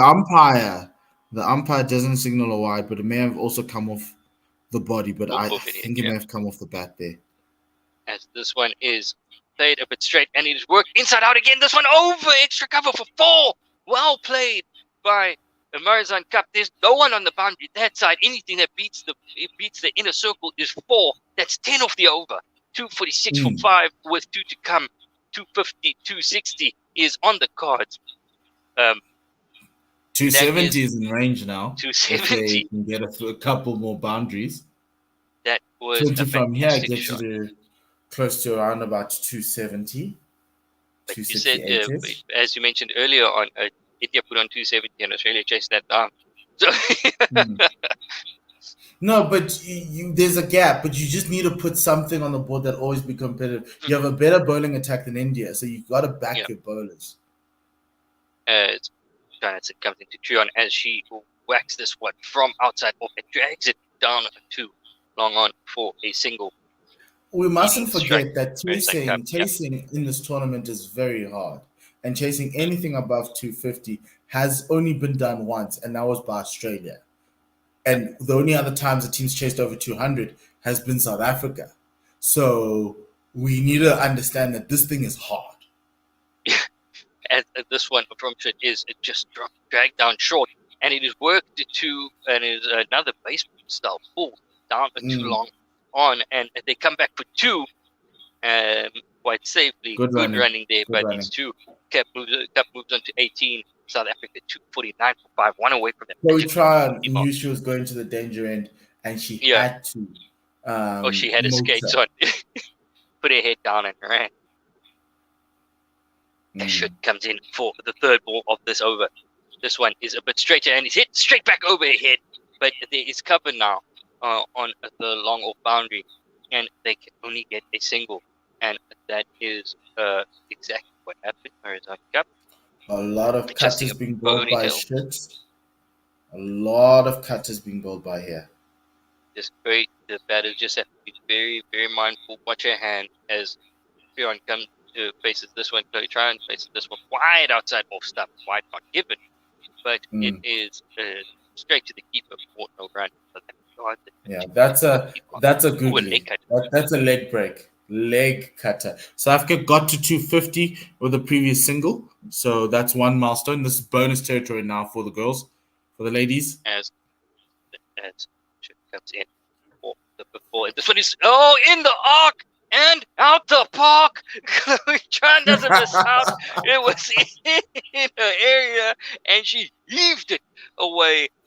That was a fantastic shot, pulling it from outside off and just muscles it away to that deep mid-wicket boundary for 678 meters. That was a shot and a half. She picked up the length very early there and knew what she needed to do. And again, really good from Chloe, just giving South Africa everything they need. This pairing in the final 10 overs is so dangerous. I've just been left with a few overs less than we would have liked. I would have loved to see them for a couple more overs, but they did need to consolidate a certain level to try to give themselves enough in the back end, and they've done so far. 258 for 5. That last ball, should just tossed it up outside off the stump as Fionn just danced on the wicket and slapped it down to deep mid wicket and they come back 2, so that moves on to 258 5. Turn on 15 and Marizan Cup on 90. Both at better than run a ball. There are a couple of South African batters who can bat better than a run a ball. It is game on. The last over. Now there was 12 of that one, and this one is down the leg side and helped on its way over short, over the short fine leg, and it was a horrible ball from Jonathan, and it just cashes in and just slaps it over the head of the short fine leg, and this one was 4. That was not the line to be bowling. She kept it so tight during her previous overs, not giving it any room. But Marizan Cup this time just shuffles across the wicket. This one is a bit straighter, and it is played straight back to Johnson. This one on middle and off, good length, a bit flatter, a bit quicker, and don't do much about that besides get it straight back as well. No run, 262.5. As this one is floated up a bit more, and it is slog swept down to deep mid wicket, and they take 2. There is a chance of an overthrow. No, there is not, as there is some good backing up by the Australian ladies. This one, the score moves on to 264 for 5, 6 away from the 270 mark for 3 balls to come. It is game on. Yes. The pressure now on the Australian bowlers as Jonathan pulls up and play some mind game. While she pulls up, yes. Vanna says, Tryon looking very fit here. She's done well to share with the 2s here. All South Africa need to do is to get Alyssa Healy out early and ask Elise Perry to anchor the innings. That's from Ray PMB. Furzy09 says, mainly Haynes, Mooney, Lanning are the ones to get. As this one is straighter, but Marizan Cup plays a little lap shot over the keeper's head and is very fine, beats short fine leg and runs down to the boundary for 4. And South Africa moved to 269 for 5. 268 for 5. Doesn't matter how it comes. It still is a really good shot from Marizan. And there are 2 balls left in this inning. A fantastic batting display by the South Africans so far. The Australian just straying in these past couple of overs, but the South Africans having enough innovation to find the boundary when it needs these 2 going at a fantastic rate now. As there are 2 balls left, as Johnson comes in, this time moving over the wicket, and she is tapped into the leg side, and they will not come back. And the score was 269 for 5 with 1 ball to come. So Australia will have to chase a minimum of 270. South Africa has matched Australia's first inning score in that World Cup game in 2017 in Taunton. Australia scoring 269 in that game. So this one by Jonathan comes in. It's again in the arc, but this time just cannot find the boundary. The South Africans come back for 2, and Australia will have to chase 271. Marizan Cup ends on 30, and John ends on 17. Marizan Cup just putting in the dive there to get the 2, and he's getting a kid off immediately right in the middle of the ground. Yeah. So that's the end of the South African innings. Now that is that is an amazing performance from the Momentum Proteins. An excellent batting performance. 272 is a lot more than I think many would have expected.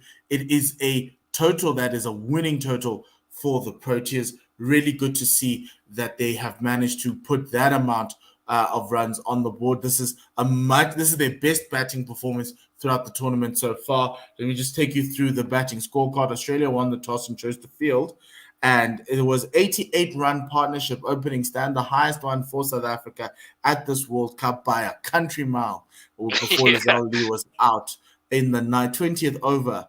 LBW to Alana King. She missed a straight one. She was out for 36 of 44, 3 fours in her innings. The next wicket to fall was 30 runs later with Lara Goodall, who was in for Tasman Brits, out for 15 of 29. She was caught. Alana King bowled Sutherland.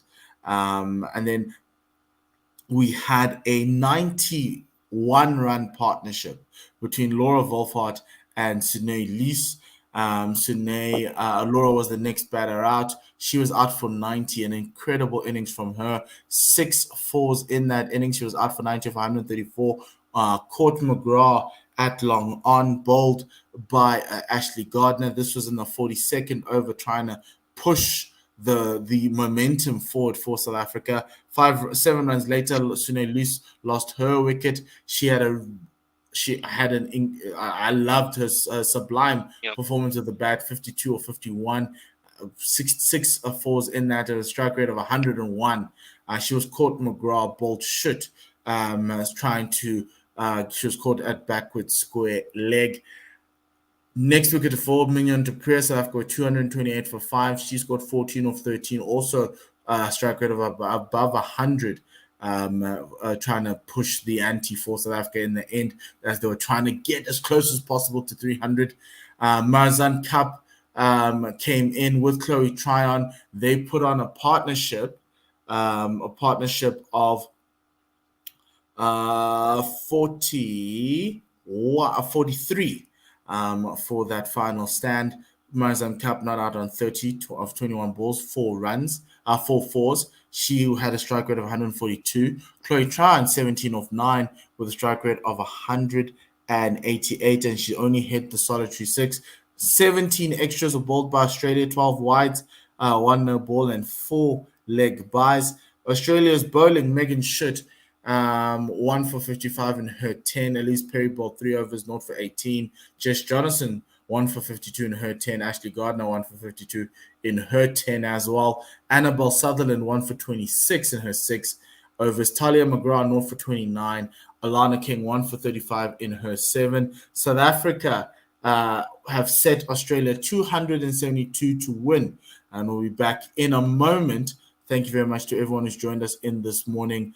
And we'll be back in about 35 minutes as Australia try and pull another score of over 270, chase down another score of 270. So it'll be intriguing to see. Please do join us for that.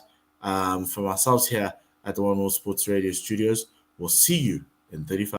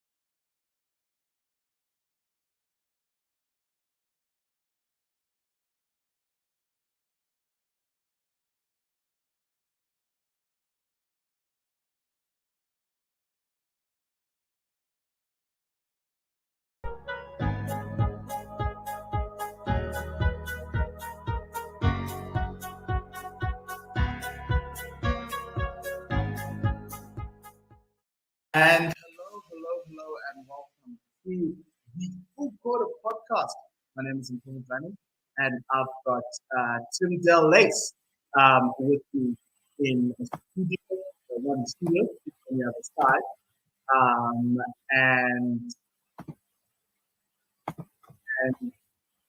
We are doing a preview of the World Cup tournament, the Women's World Cup tournament, which starts today. Not today. It already started the time we're hearing this show. Tim, who do we have today to discuss the preview of the Women's World Cup from a South African? Also, Paul, this should be a good chat. We have a current player rather from Zimbabwe who's going to join us and discuss about the Proteas side and also the opponents that they'll be facing in their first game. Remember, thank you very much, Tim. Remember, you can subscribe to our channel, One World Sports Radio on YouTube. You can also support us on Patreon. We've got a Patreon account, so your support is really appreciated as we go and try get into stadiums, make cricket more accessible to everybody around the world. And most importantly, women's cricket will be live for all the South Africa games. So we'll put up the games as they as we discuss with Sean as we go through. So let's introduce Sean Mez. Let's bring her in. Hi, Sean. How are you doing? Current Zimbabwe International, Master Blaster of all. How are you doing? Hi, I'm Paul. Hi, Tim. I am fantastic and so excited for the World Cup. Excited to live it, breathe it, eat it, and definitely not be sleeping throughout it. Yes, yes, and obviously New Zealand and West Indies. Start by the time you guys watch this, the result would have happened. I'm going for West Indies. I hope so, but I know New Zealand scored 325 in a warm up against Australia, which is a bit of a worry and a bit of a scare there, Sean. Well, in all fairness, it is a warm-up game, but New Zealand, nobody put them up there as one of the favorites. But before the current form Sophie Devine is in, they are going to be a force to be reckoned with. You never know what you'll meet on the day. Okay, so let's start. We're talking all things momentum Proteas. First question from me to you is, what's your expectation level with this side? What do you want at the end of this month from the side? Honestly, I want them to be in the final. That is my expectation. They've made so many semi-finals at so many World Cups that the players that are there know what it feels like. They know how to play in big matches. They have the experience of playing all over the world and playing for many, many years. So this is their time. They have a great mix of young players as well as some experienced players. So, and good signs. The warm-up matches, yes, the results didn't go their way, but if anything, as we've seen with South Africa in both the men and the women, is so you don't win the first match, but resilience. They are resilient and they will come back and show you that the homework is done. So if anything, at minimum, it's a semi-final spot for me with the momentum Proteas. Okay, semi-final spot. I want them to win the entire thing, so that's what I'm at. I'll take a final. But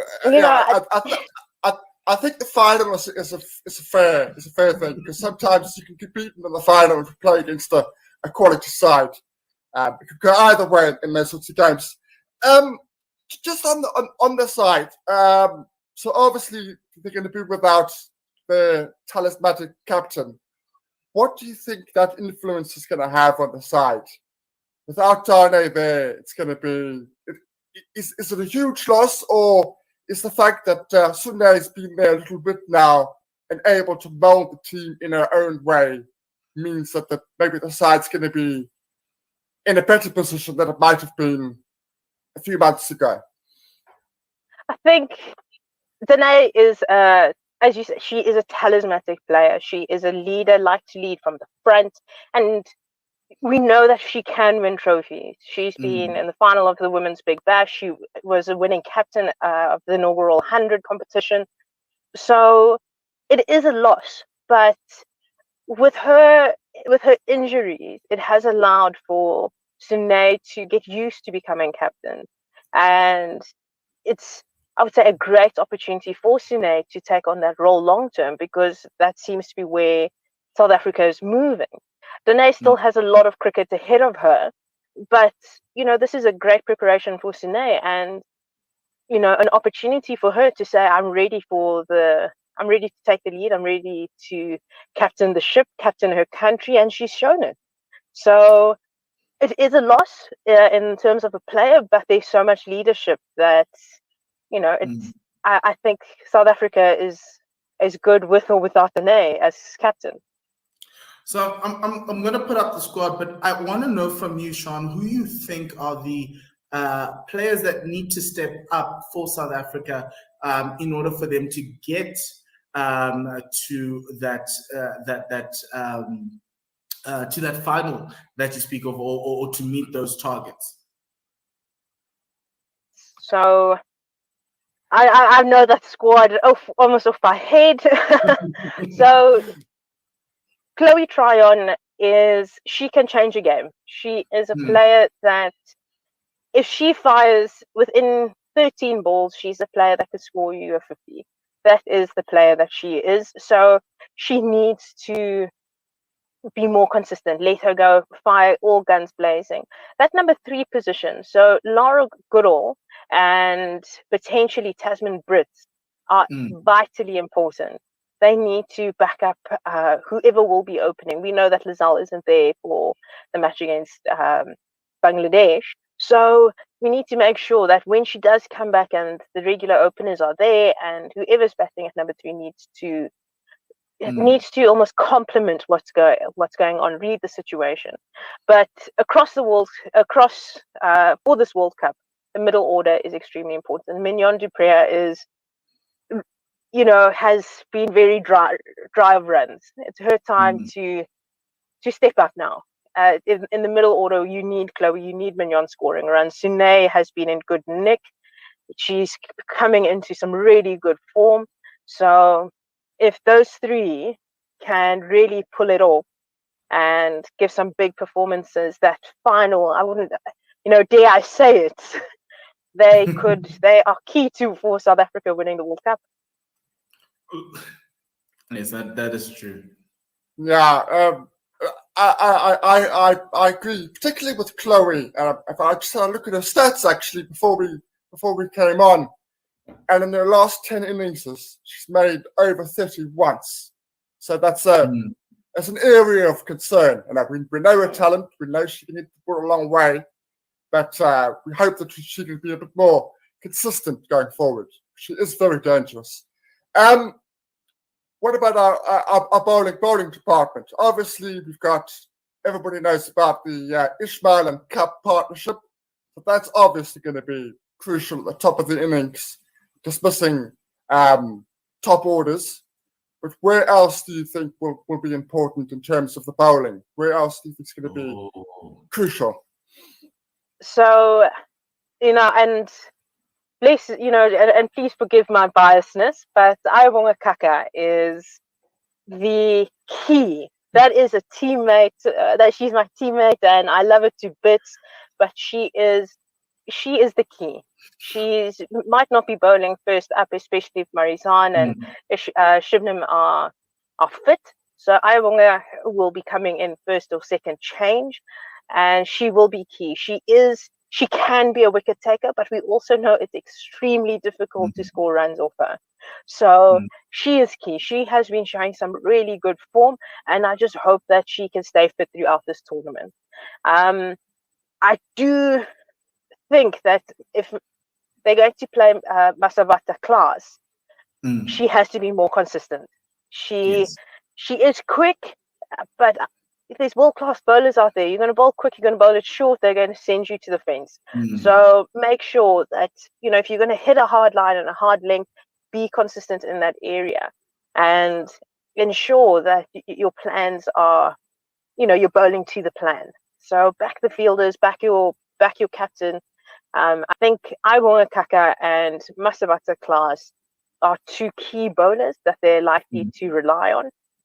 And I do hope that the spin department is where we might be lacking. The momentum approaches could be lacking a little bit, but there is some experience there, and what a better opportunity. We've been seeing some high scoring games in the warm up matches, but it might not matter. It could be a batter's competition. I hate to say it. Speaking about that, fan of Aya, love Aya. I think she's crucial to get in the momentum approaches into those semi-finals. But if I look at the balance of the side, obviously we didn't have Marizan Cup in the West Indies series. We also didn't have Lizelle Lee, and we know Lizelle's not going to be available in the first game. So effectively, that top 6 kind of writes itself with Tasman and Laura Goodall probably at 2 and 3. But the thing for me is where the balance from a bowling perspective. You mentioned 4 quicks. We spoke about 4 quicks right now, but is there a space for Nonkululeko Mlaba as the frontline spinner, or are we going to go with Sune and Chloe to balance out and give you some of those 10 overs in that? I personally don't think Chloe's bold enough. She hasn't bowled enough to warrant being a frontline spinner. Part-time spinner, I agree. A finisher as a batter, I agree, but not. I wouldn't say she's ready to come in as the frontline spinner. Mlaba has shown that she can do the job, but maybe a little bit of inexperience playing on the big stage could get to her, especially playing at the World Cup as the favorite. I do hope that she. Oh, I've seen her play. I've seen her play. I've played against her on many occasions. I know firsthand that she has the skill. She can do it. So I do hope, and I do know that she will back it up. There will be something there, and will be complemented by Sune. Sune, from what we can see, isn't going to burn herself as the frontline spinner, and especially as captain, you want to make sure that her workload isn't too high. So, let Sune back, let her captain, let her bowl 2 or 3 overs where she needs to, but let everybody play their role. Everybody has a role. Let's not shy away from the job. So lefty starts for you. For me, lefty starts especially against Bangladesh. She will start. Okay. If we go back just slightly, just to the last series we played against the West Indies, were there any areas of concern from you from that series that you thought we need to sharpen up on that if we want to make it to the final, for example? So I would say Deandra Dotton did her homework on Shubnam Ismail. You could almost say that matchup was planned. That matchup was planned. The West Indians did their homework, and they said, if we want to score big, Deandra Dotton must target Shubnam Ismail. And that's what happened. In the first ODI, it was unfortunately, ended as no result due to the weather. But Shubnam Ismail was torn to pieces by Deandra Dotton. And we also saw it in the Super Over, where, they should have bowled higher. Yeah. It's fine. We're okay with that. Yeah. So, in my opinion, it would be, I do understand Shubnam is coming back from injury, but, let's do our homework. Let's adjust accordingly. And there's enough experience and some level heads to have these honest, frank conversations. Let's get our matchups right. So that's what I would say. Get the matchups right. Know who you're bowling to. There's enough game footage around now with all the players that this World Cup, there's almost no excuse now. Look, and I agree with you. It is no excuse, and I do feel there were moments where, like Shubnam did in that first game, she looked all at sea, but she improved as she went along in that series. From a fixture perspective, right, and let's go down that route. Looking at the route that the momentum purchase are going to be going down, and I'm putting up the fixtures out there. Start with Bangladesh, they go to Pakistan, they play England, New Zealand, Australia, and a clump, which is going to be pretty tough. Then they close out with West Indies and India. What are the winnable games here for you, Sean? And what are also the games that you think South Africa could try and sneak and they're not favorites here? Because remember, we're talking about a number 2 side in ODIs in the world, or it was a number 1. And so where's the level of expectation in terms of navigating this tournament? I think almost, I'm going to say it as it is. Every game South Africa could win. The most competitive games that I feel won't necessarily be too one-sided is only New Zealand and South Africa, but that's only because of what the current form New Zealand are in and their players. There's always at least 1 or 2 players bringing out a big score, doing something special with the ball. Australia, they are the world number 1s for a reason. They have the biggest player base. They've got the most depth. So for me, those are could be 2 very competitive games. Another competitive game will be the South Africa versus England game. We saw in this last warm-up that England, it was, they said about that, the better. Yeah. So for me, those would be the 3 most competitive games. I hate to say it, I'm not the most convinced about India right now, but they seem to be finding some form. So, for me, those are the only, I would say, the closest games that you will get. I just do hope that if they're going to be close, they're going to be very close. I don't think it's going to, or the South Africans will let it slide. I don't think either team will let it slide. They will want to finish in the top 4 and get to those semi-finals. And I'd say those are the 4 favorites. Okay. Yeah. Just to talk about the first opponent, and I think we want to move there, Bangladesh. I don't know if you've seen them. I know Zim did play them. He didn't play that series in Bulawayo. But from what I saw from the Bangladesh side in Zim, what I saw was a team that is going to effectively test you on spin. So we trial by spin. We've only got one pacer who is the leader. That's Jahanara Alam, who's really good. But then it's Rumana Ahmed, it's Samina Akhtar, who are just spin bowlers, and they will just give you spinners out of everywhere. Do you think South Africa's ready for that trial? Do you think, because remember there was one India series, I think before COVID, where they looked all at sea in terms of playing spin. Have they improved? Is this a possible banana skin for this team? So I did play. I played the last 2 ODIs against Bangladesh, and I hit 45 overs of spin essentially that were provided to us. So even if you are there as a batter, you know they can spin the ball. You know that their arm will turn over and they will bowl spin. Well, most of them. Janara Alam is an experienced campaigner. She, in my opinion, will probably open the bowling with. I doubt maybe given the New Zealand conditions, they might select an all-rounder, a medium pace all-rounder, but then the rest of the bowling attack will be spinners. And I think the top order, I think Laura Fulfart, Sunelis, and Mignon, they play spin very well. So they would be key wickets for the Bangladesh bowlers. If you can get them out, I think that the rest of the batting lineup will struggle a little bit against spinners. But I've seen Chloe, her recent form, she's looking fitter, she's looking strong. You know, she's throwing herself around. She's going to not let them settle. She's not a batter that is there who's going to waste time. And with her current form, I foresee a score and a big score coming from her, and it'll be done quickly. So I believe South Africa have the skill to navigate all that spin coming from Bangladesh. And I don't think the Bangladesh bowlers, I would say mentally, they are on the back foot, and experience-wise, they're on the back foot. This is their first World Cup. So I see South Africa taking it.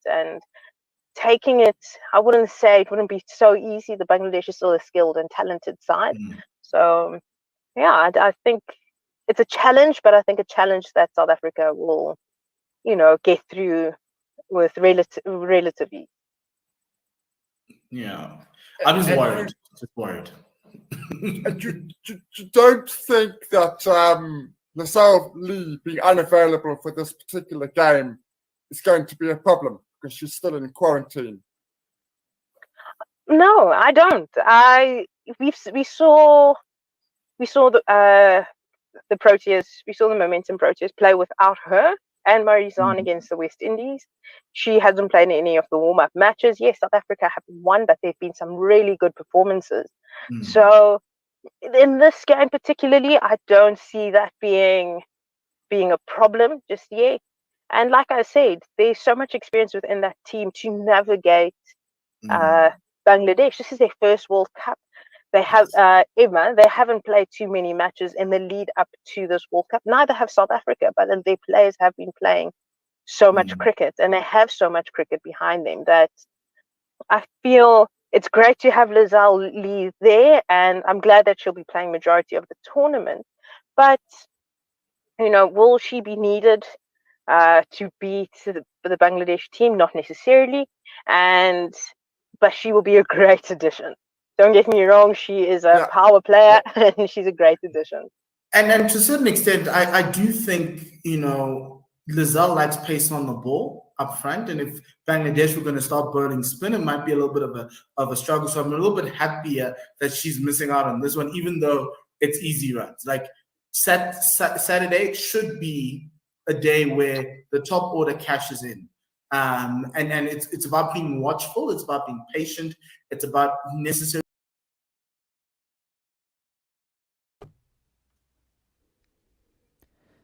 Hello, hello. Are you with me, Mpundulo? Mr. Werner, how are you doing, my brother? I'm well, and you?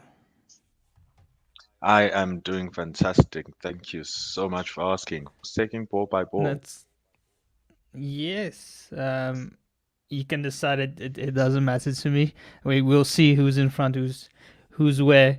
But if you've just tuned in, you've just missed a fantastic innings by the Protea woman who made 271 for 5. Laura Wolfhard again top scoring with 90. Sunay Loose, a real captain's innings, coming in around a ball 50. She made 52. And then well finished there between Marizon Kapu made 30 of 21 deliveries and Chloe Tryon 17 of 9.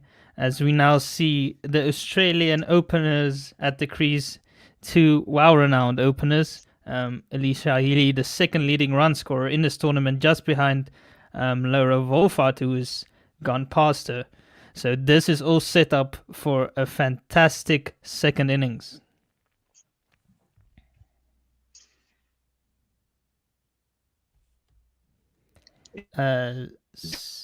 Ismail will be Ismail will be lining up here to Haynes. He runs in over the wicket. This one is full just outside of some, driven through extra cover. It's racing towards the boundary, running after it here, and it is just hauled in before the boundary. They come back for 2 runs off the first ball. Nice positive start there by Haynes. Not wasting time there, Haynes, understanding that the score that they need to chase down is quite a big one, but also Ismail just slightly over pitching. There's a small margin of error that you're facing against the world's best players, and Australia certainly have a bunch of those. This one is back of the length on middle. This one takes it's a top off of the bat, but just loops out towards point, short of point, for no run. A nice bounce there by Ismail. She comes back ferociously, pulling back that length, Ismail. That is the one that she's looking for, using the pace of the pitch, catching the top edge of the bat. So close, but so far, dot ball nonetheless. Ismail, and again, this one is a full toss outside the off stump. This one is squirted away between point and cover to the boundary for 4. Australia off the mark very quickly here. Haynes is up to 6 of 3 deliveries. Ismail not yet hitting her straps here. One good delivery in between 2 poor deliveries. Just searching a little bit there, Ismail. This time, a little gift that and she made sure that she Ismail smashed that up. away for. She's lining up again here over the wicket to Rachel Haynes.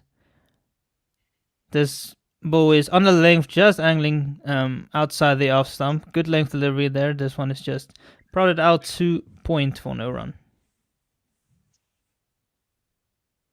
Good recovery, good recovery. Another key thing is that the ball is still very new, and Ismail is amongst the fastest bowlers, if not the fastest bowler in the world in the women's game.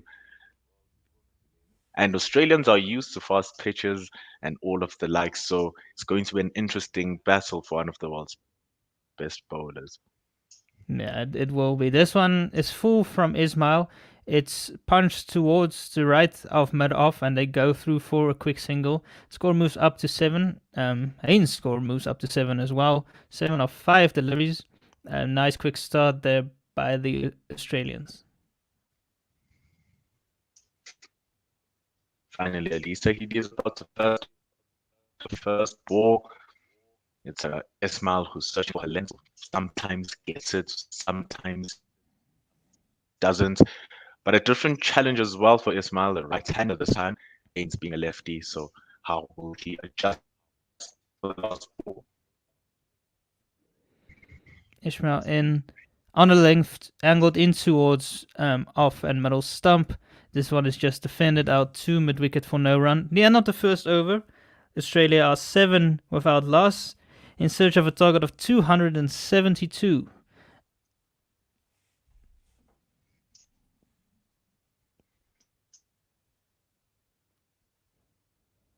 So you see the Australia's lineup here. It's Haynes, Healy, Lanning, Berry, Mooney, McGrath, Gardner. That is a destructive lineup by the Australian team. It's really going to take hard work and disciplined bowling from the Proteas to keep them down, keep the Australians from chasing this target down, as we did see them chasing successfully against India in the last match. 100%, 100%.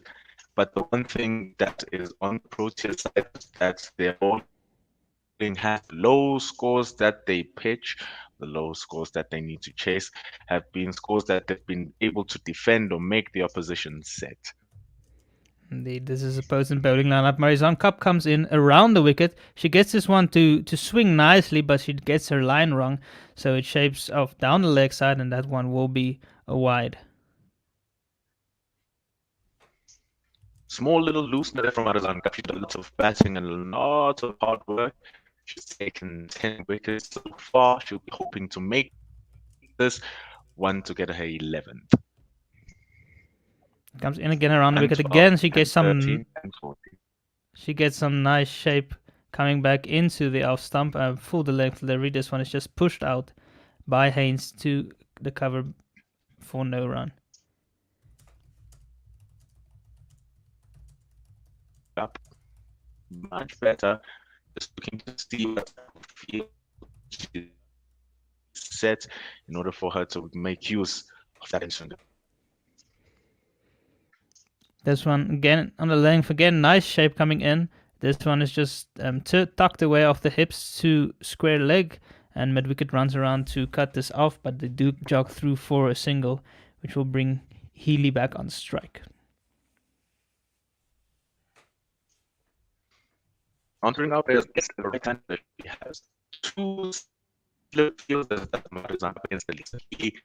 She also has just your normal conventional offside fielders to defend that cover any shots through the offside. As Marizanne Kapp runs in for her 3rd ball. This one nice is and easy push there. Yeah. For no run. And that's a better area there from Marizanne Kapp. Now back over to the right-hander. So more what she would be used to. Not a lot of right-handers in the not a lot of left-handers, I should say, in the Protea lineup. Only really Lara Goodall and Ishmael. So I don't know how much she does practice against left-handers in general, apart from other tournaments and other sides. It's a tricky one, but an expert bowler will need to shape up. She just slightly drifts down the leg side there, Marizanne Kapp, and the ball is easily away from Melissa Healy. It's an easy 4-ball running, very fine. And Australia now get the score ticking. That's for no loss. Yeah, not a good start here by the Proteas with the ball. They've been a bit all over the place. They've given some easy boundaries away. Not the sort of stars they would have wanted after setting a good total. Yeah.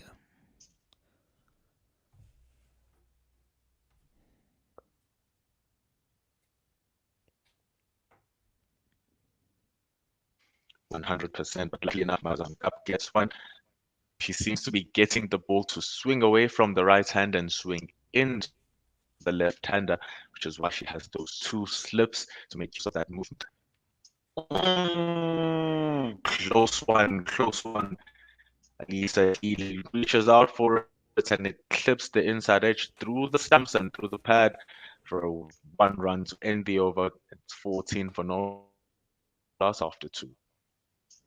Now, a lot better areas there by Marizanne Kapp. That's maybe where she wants to keep targeting from here on out. 14 without loss of 2 is a quick start by Australia without having to do anything rash. They've been given the opportunities to score those runs, so the ladies need to tighten things up here. Definitely. 13 runs or 14 runs in the first 2 overs. Maybe we did say it's just looseners for the two ladies. Zangap did do a lot of work with her batting. Ismail, quick and sharp, coming.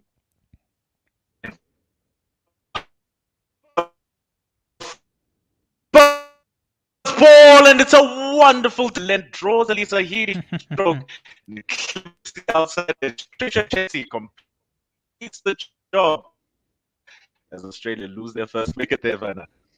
Yeah, no, beautiful bowling by Ismail. Just what I would have wanted. An early wicket, and especially the huge wicket of Healy, who has been running rampant in this tournament. So wonderful bowling by Ismail, inducing the edge. Perfect length delivery and a very good catch by Chetty, diving away to her right-hand side, making sure that they take that chance early on, trying to put Australia back on the back foot, I should say.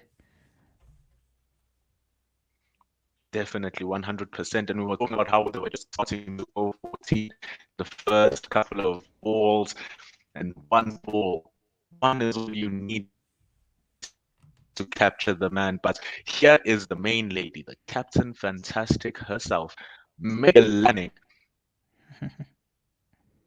The scalp you will want to get as she walks out here, Werner. Yeah, it's one after the other in the Australian lineup. You think you've got one, and then the next best batter steps in, and they really have a strong batting lineup. But you do want to get the captain early to send a message that you are in control here. 100%. She's averaging just 44 in this World Cup, but her career average is 52. So just below standards here is Meg Lanning as she faces her first ball. Ooh, Ismail looks to have found.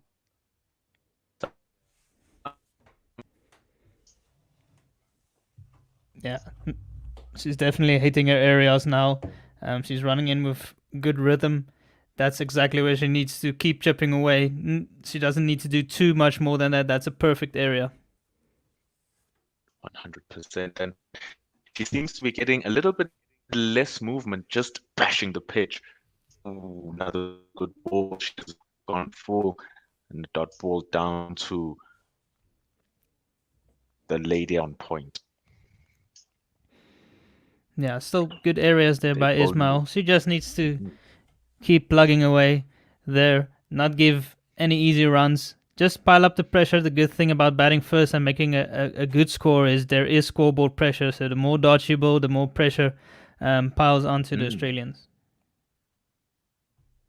100%. And Ismail making Meg Lanning a little bit tentative. Runs in for her fourth.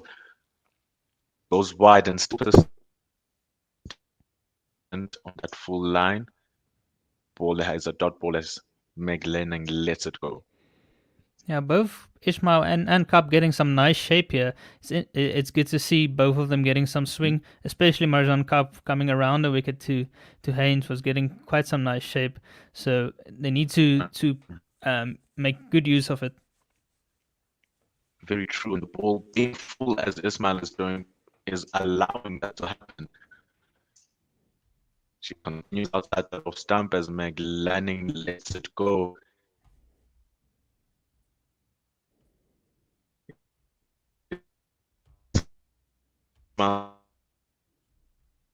It's a bit shaky. Problems for the Australians.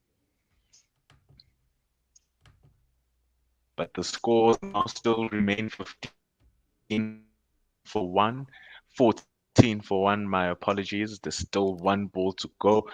As Ismail runs in against Lanning a lot. Ooh!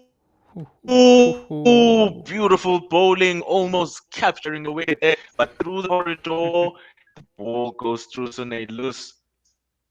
It's just one run. End the third over. Australia 15 for 1 with a brilliant over from Sabnim Ismail. Yeah, fantastic over there. Just the comeback the Proteas needed after those first two went for 14. Wicket and only the one run. That last one just landing in front of Sunay Lees.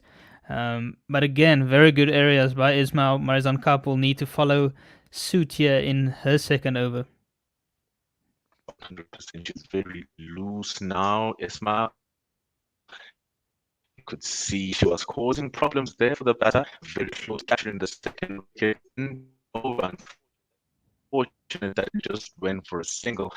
But Meg Lanning now has to music of Marizan Kapp, needs to get her tune on cue, be able to follow the rhythm that has been set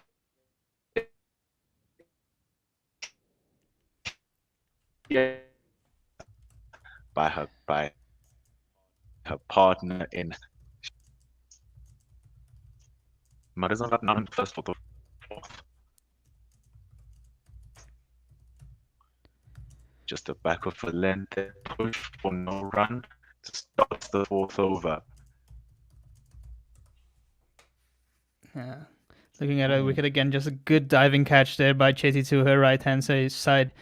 So important that they take all their chances here against a very strong Australian batting lineup.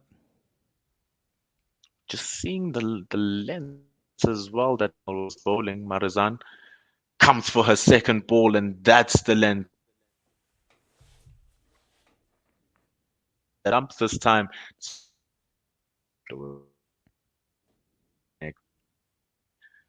That's the one, Vanna. That's the way they need to carry on, don't they? Yeah, exactly there. That's very good areas. A good follow-up over here so far from Marizan Kapp. Third ball and South Africa are now finding their tune for real. Marizan Kapp is joining the party. Ball outside off stump, just pushed to point for no run again.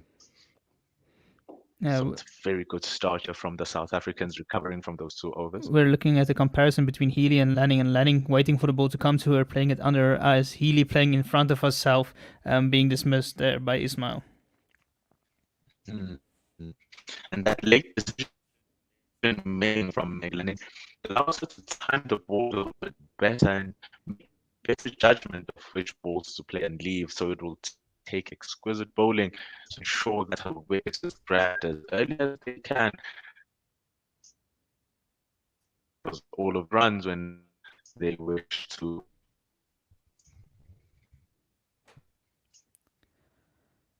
Whipped in front of the pads.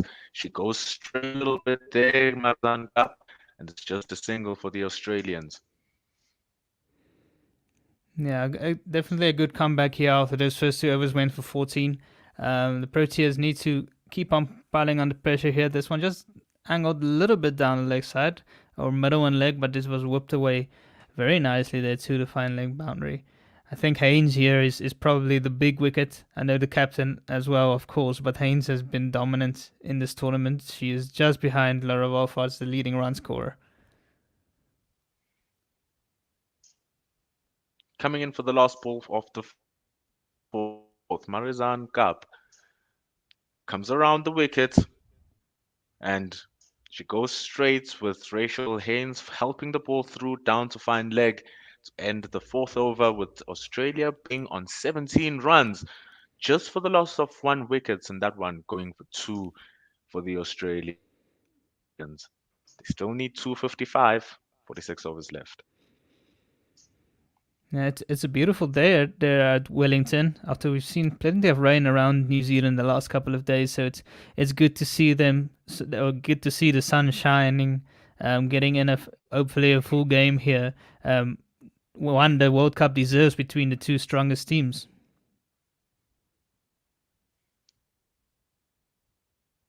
And it's far more different than the cold that I'm experiencing here right now. It is 4 a.m. First ball from Ismail goes in deep. She goes for that Yorker deep length and she's not stopping, but she is serious about making that ball move. Yeah, no, it's good. Go keep on attacking those stumps is what you should be doing. They need to preferably take 2 or 3 wickets in this power play to really put Australia under pressure. She goes short this time. Ismail Haynes ducks under it, and she's called for 1 for the over as a dot ball continues here for Ismail. Yeah, Ishmael heading up a nice head of steam here. She's really running in hard. Really a captain's dream, this opening combination. Two very experienced opening bowlers, both running in hard, both with plenty of skill. So it's definitely the combination you want as your openers. She comes for the third ball. Ismail goes full, and it's a loud appeal there. Ismail and of the players at the back, but seems like there was some sorts of bat as the umpire doesn't do anything. She seems disinterested in a DRS review as well, Ismail. Yeah, on first view, it looked like it might have pitched outside leg.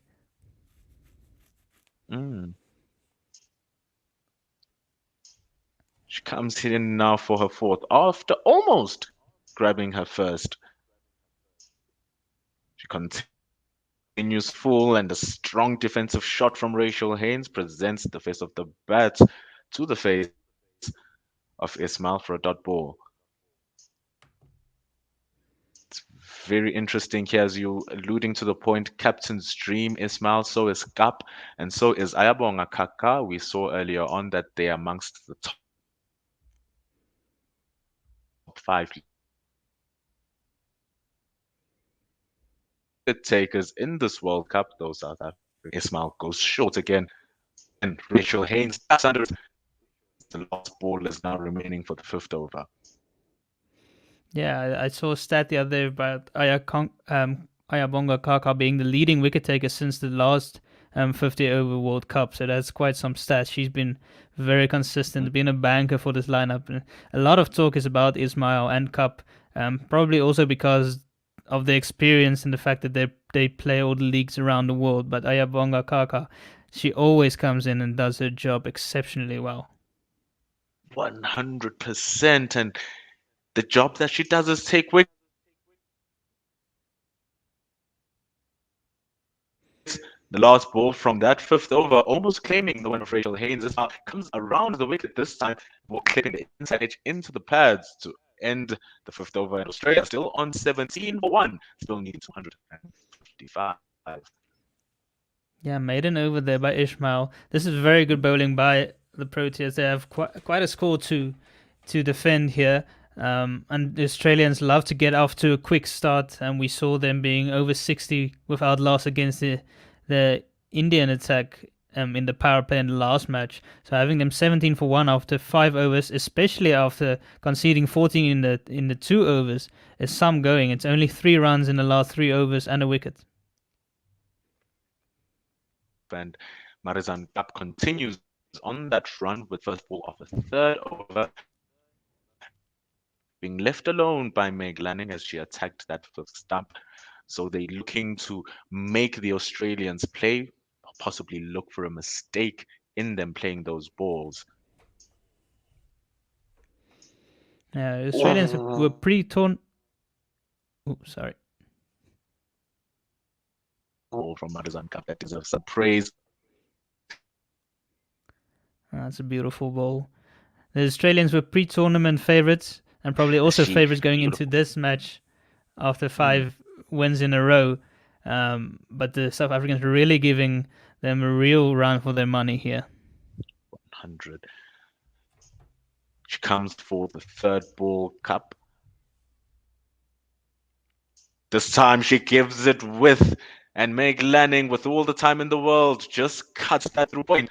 And finally, and third man has no chance to stop that. It runs all the way to the boundary. 21 for 1 in the first of the inning.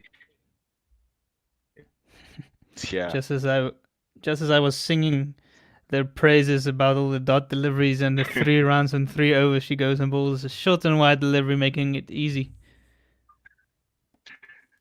She did, looking to draw her with back here. Marizan Kap runs in for her 4th, and she does so excellently. So getting that movement away from the right-hander, Werner. Defensive shot from Meg Lanning. Yeah, both the openers have been getting some nice shape away. I think that's also the reason why this attack complement themselves each other so well because Ayabonga Kaka brings the ball back into the right-handers. Confusion everywhere you look. The ball from up. Gets the edge, but the edge is where Gully would be. The ball lands safely and rolls away to third man for an easy single there for Meg Lanning. Good bowling here from Gub. Yeah, good to see she pitched that one a bit fuller, inviting the drive by Lanning, who got the edge, but yeah, as you said, it went well wide of the slip through the gully region. Last ball around the wickets to the left-hander, posing some problems there for Rachel Haynes. She's indicating that the bounce is inconsistent. Inside edge again from Haynes to end the over with a dot ball. 22 for 1 after 6 of Australia. Yeah, it seems like they've really done their homework against Haynes, not giving her any room, as Marizon Cup has been coming around the wicket, angling it in, making sure that they're tucking her up nicely. Australia 22 for 1 after 6, only going just over 3 runs per over. At the start of the innings, they needed 5.5 runs to the over to reach this target. So having a good power play is usually quite essential for the batting team in a fairly big chase. So the Proteas are trying to nullify that as good as they can. As much as they can, as Ismail flies in for the first ball of a fourth over rather, coming straight at Meg Lanning, who just defends that away, and still no run as she continues her good run here, Ismail. She's working up some nice pace. That last one is 119 kilometers per hour, and she's not making it easy for these batters. She charges up for the second ball now, Ismail. Oh, gets the edge, but the edge is just splitting. First slip and Trisha Chetty at wicket keeper, and lucky escape there for the Australian captain, and she gets a fortuitous boundary, running all the way for 4. Yeah, such good bowling. Chetty was a bit wrong-footed there, going towards the left-hand side, the edge going right between her and Sunay Lee's at first slip. There really shouldn't be much of a gap there. They should be able to close it off. So maybe the spacing not quite right there, but maybe trying to cover as much ground as they can. She comes again. The ball is smashed from her back foot. Meg Lanning, she finds point though, just blocks that away, and they're still able to steal the single out of the Australians. That was a fantastic ball again. And from unfortunately, in the Ismail, it's an indication that the threat is certainly there. Yeah, and in the last match, Ayabonga, not Ayabonga class, Masabata class, injured his shoulder, unfortunately. So she's out of this match. And Tumi Sukukune has come in, and hopefully she'll be able to just slot in comfortably. 100%, especially in such a fearsome bowling attack. Ismail around the wickets to Rachel Haynes. It's a little bit of an appeal there, but it's still giving her problems here, Rachel Haynes, with the bowlers coming around the wickets and attacking her stumps. Yeah, I think she got an inside edge onto that one. That's the only thing that could have saved her there, because she was right back in front of her stumps. Very good angle there by, big inside edge. Good angle there by Ismail.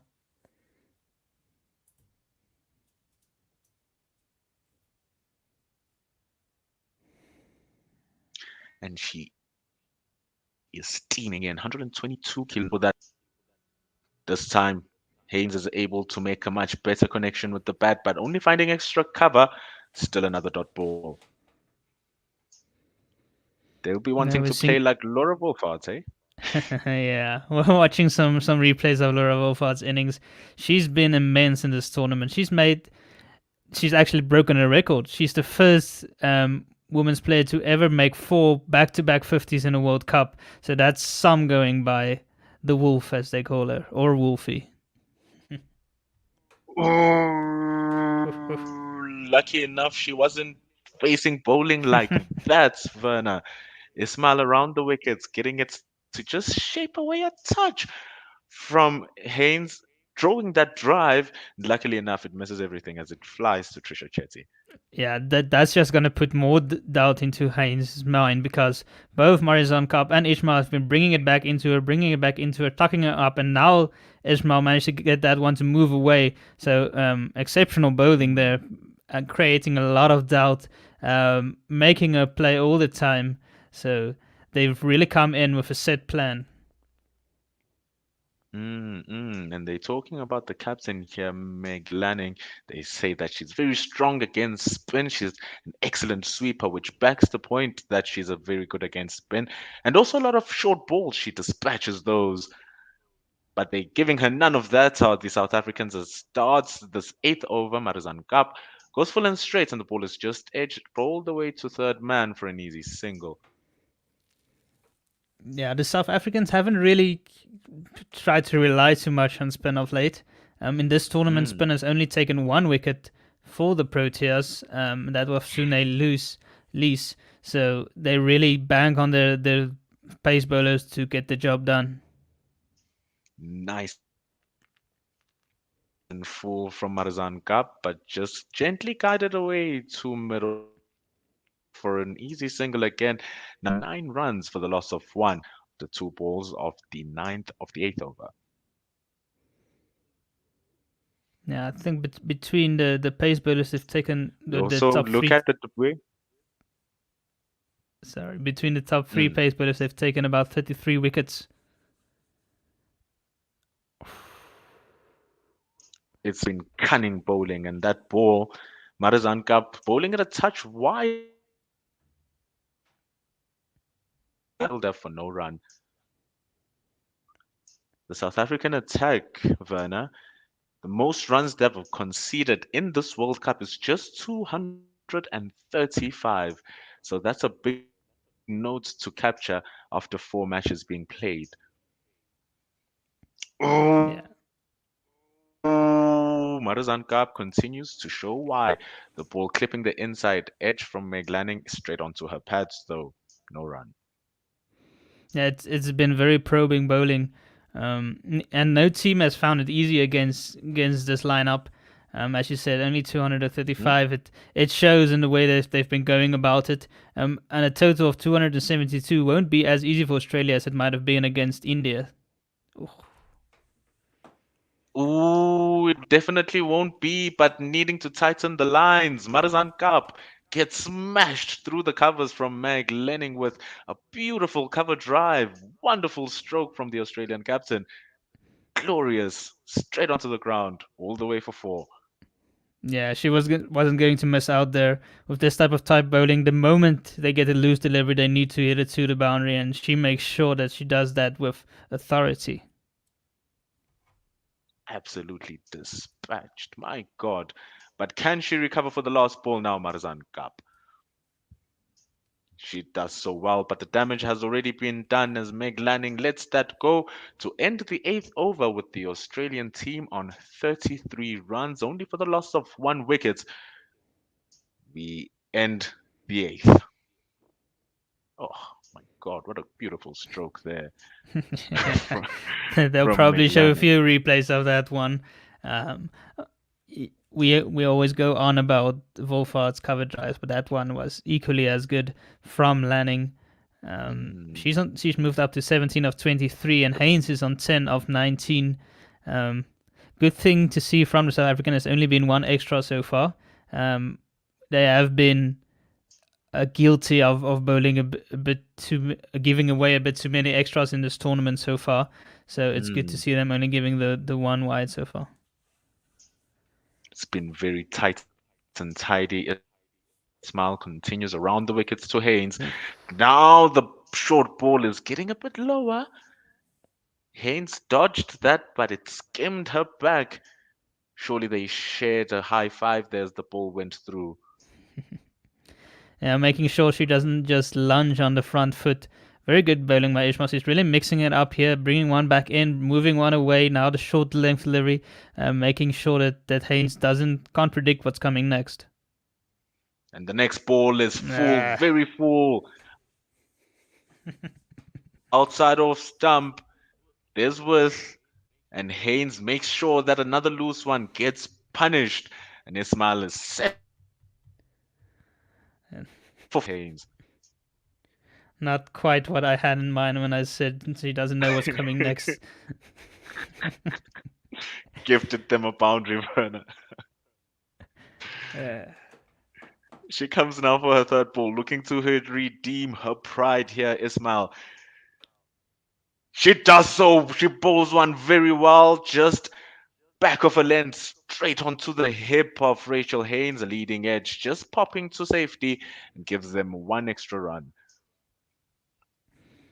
Yeah, no, it's a better comeback delivery there by Ismail. She's in the middle of a very good spell here. She's been testing and probing away, beating the bat on multiple occasions, and also taking the edge of Meg Lanning, but it went in between the first slip and the keeper.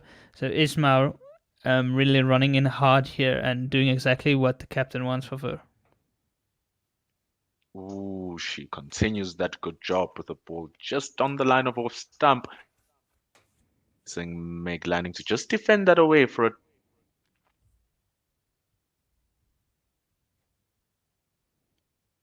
ball. She's also going at a very 6 in the amount of overs they have left, and she's bowling at a rate of around 3.8, which is below what she needs to go for. So may she continue doing that. 2 balls to answer the question. Ismail goes straight, and she's banged over mid on.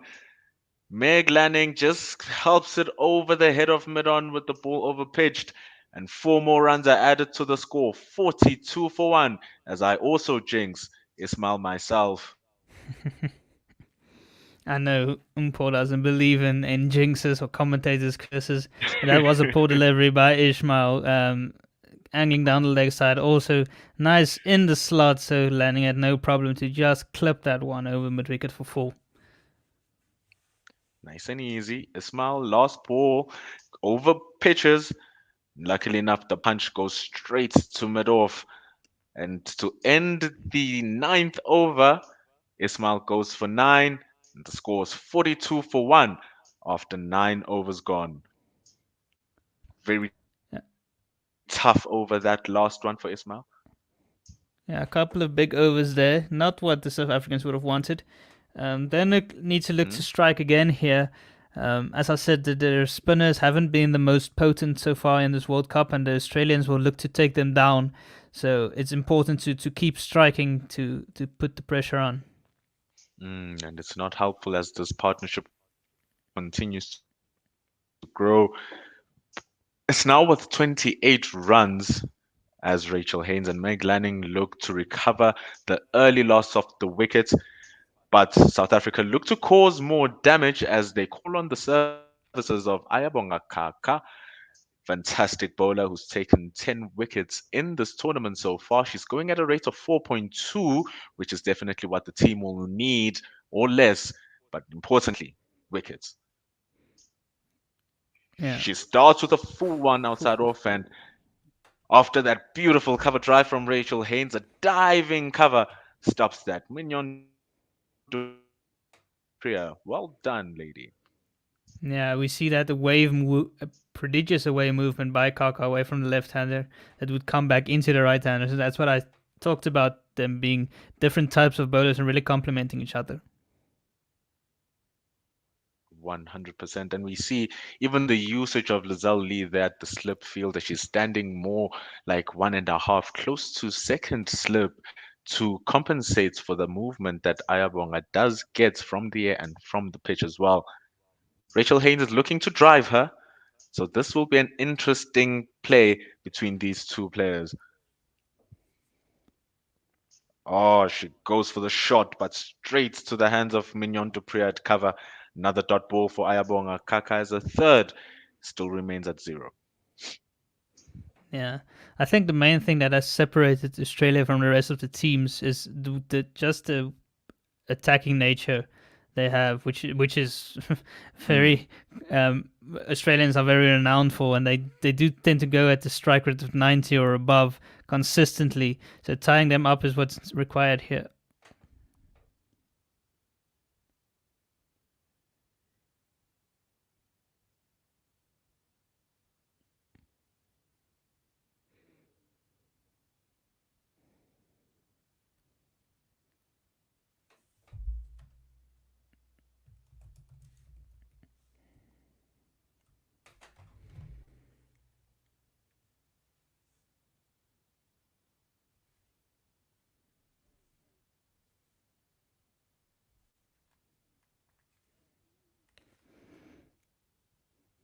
And last delivery was just punched out into the covers for no run. Kaka only conceding 2 so far of this first over of her. Kaka running in again here over the wicket. This one is on the length, angling away, punched firmly 2 covers, but for no run.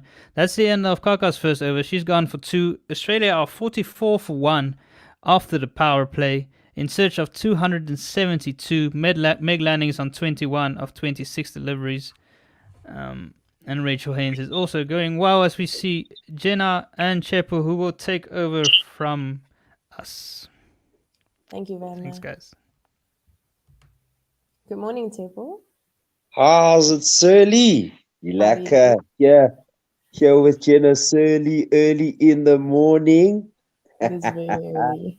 Have you been up for the whole game? I actually have. Haven't really been up for much of South Africa's games, but was keen to see how we'd fare against Australia. And we batted quite well, actually. Yeah, we did. I was listening and sleeping at the same time.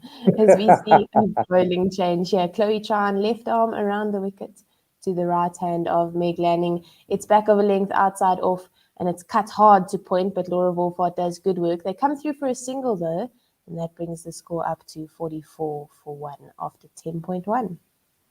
This is an interesting move. Chloe Tran coming in right after the end of the power play. Maybe trying to just get pace off the ball. Yeah, definitely. Second ball of the over, full on off stump, and it's driven hard. The fielder had extra cover, puts in a good dive, but unfortunately doesn't get there. And Shibnam Ismail at mid-off picks up that ball. Score 45 for 1. They took a single off that delivery.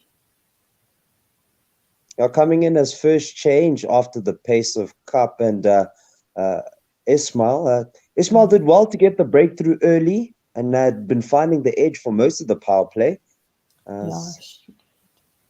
Third ball of the over to the left hand of Rachel Haynes, and it goes up to cow corner. Mignon du Preez puts an epic catch in on the boundary. That's wonderful. She dives to her left, and her safe hands there at cow corner get the wicket of Rachel Haynes, and that brings the second wicket of the Australian women's team. My word, it took a brilliant catch to take out Mignon du Preez earlier today, and she returns the favor with a beautiful diving catch to the left. It looked so elegant. She was airborne while she was catching that at cow corner, and she returns the favor here. Rachel Haynes has to depart. 17 of 29 bowling was done by Chloe Trion, and it was Mignon du Preez athletically dismissing her there.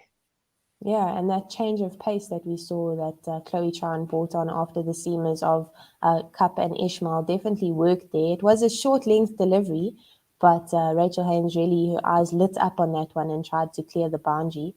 But there's no real beating Mignon du Preez at cow corner, is there? Oh, no, not with diving like that. It brings in Beth Mooney, and not going to lie, this is the woman I was keen to see constantly making runs on the board, a force to be reckoned with here.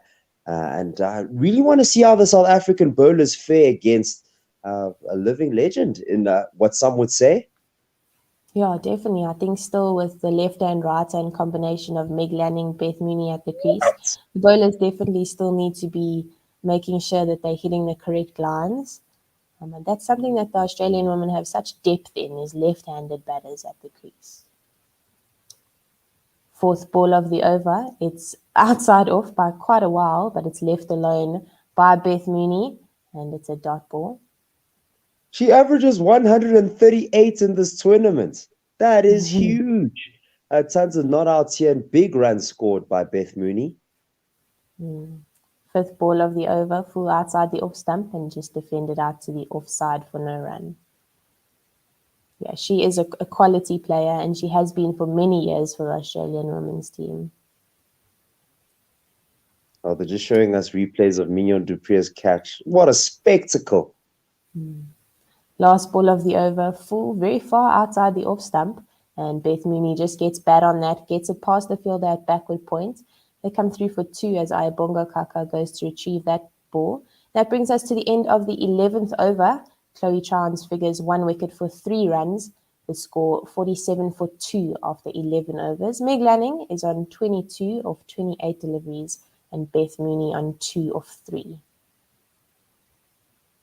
A catch of the tournament contender here from Mignon du Preez in this past over here. Getting another breakthrough here for South Africa after they had a good start with the bats. It took 88 runs on the board before we saw the first wicket. That's of Lizelle Lee, and she had a decent contribution here. So South Africa, you'd feel, have their noses in front by just a bit, but still tons of batting here to come for Australia. As we see Ayabonga Kaka coming in here to Meg Lanning. She strays down the leg side. It's called a wide, and that brings the score to 48. She'll have to re-bowl that one. Has that swing that we Werner and Mpesh were talking about. So that swing into the left-hander or the right-hander, sorry. Second or first ball re-bowled by Ayabonga Kaka, back of a length on off stump, and it just seams into the right hand of Meg Lanning, trapping her on the pads, but a little bit high. They don't even go up and ask the umpire how that was, but a good first ball to come back after that wide. No, I agree. Good line and length just outside the off stump. With these in-swinging deliveries, it could be difficult to play her. Almost identical ball there, the second ball of the over, back of a length, just outside off stump, seaming in and wrapping Meg Lanning once again on the pads. No run taken. She's got herself a 6-3 field, a person at fly slip or maybe a gully, point backward, point cover, or cover extra cover, and a mid off, and also a third on the offside. Third ball of the over, short outside the off stump, and it's cut away through the offside past the field at backward point. Laura Goodall does the work at the third man boundary. Good work. They come through for 2. She had to cover quite a lot of ground, and the score goes up to 50 for 2. Meg Lanning will be happy to reach that landmark. Jenna, I'm not sure. Have you ever faced Ayabonga Kaka in your career, maybe in the provincial setup, and just face these in-swinging deliveries? How challenging is it to score off them if you have? Yeah, I'll get on that now after this ball. As she just bowls full outside the off stump, and it's defended straight back to Aya. Yeah, I have faced her a couple times. I played in the same team as her for 2.5 seasons at the Central Gauteng Lions. And then I moved to Easterns and had to play against her, which was tricky. But I managed to keep her out. She's very skilled, moves the ball in, out, slow ball, cutter. She has everything.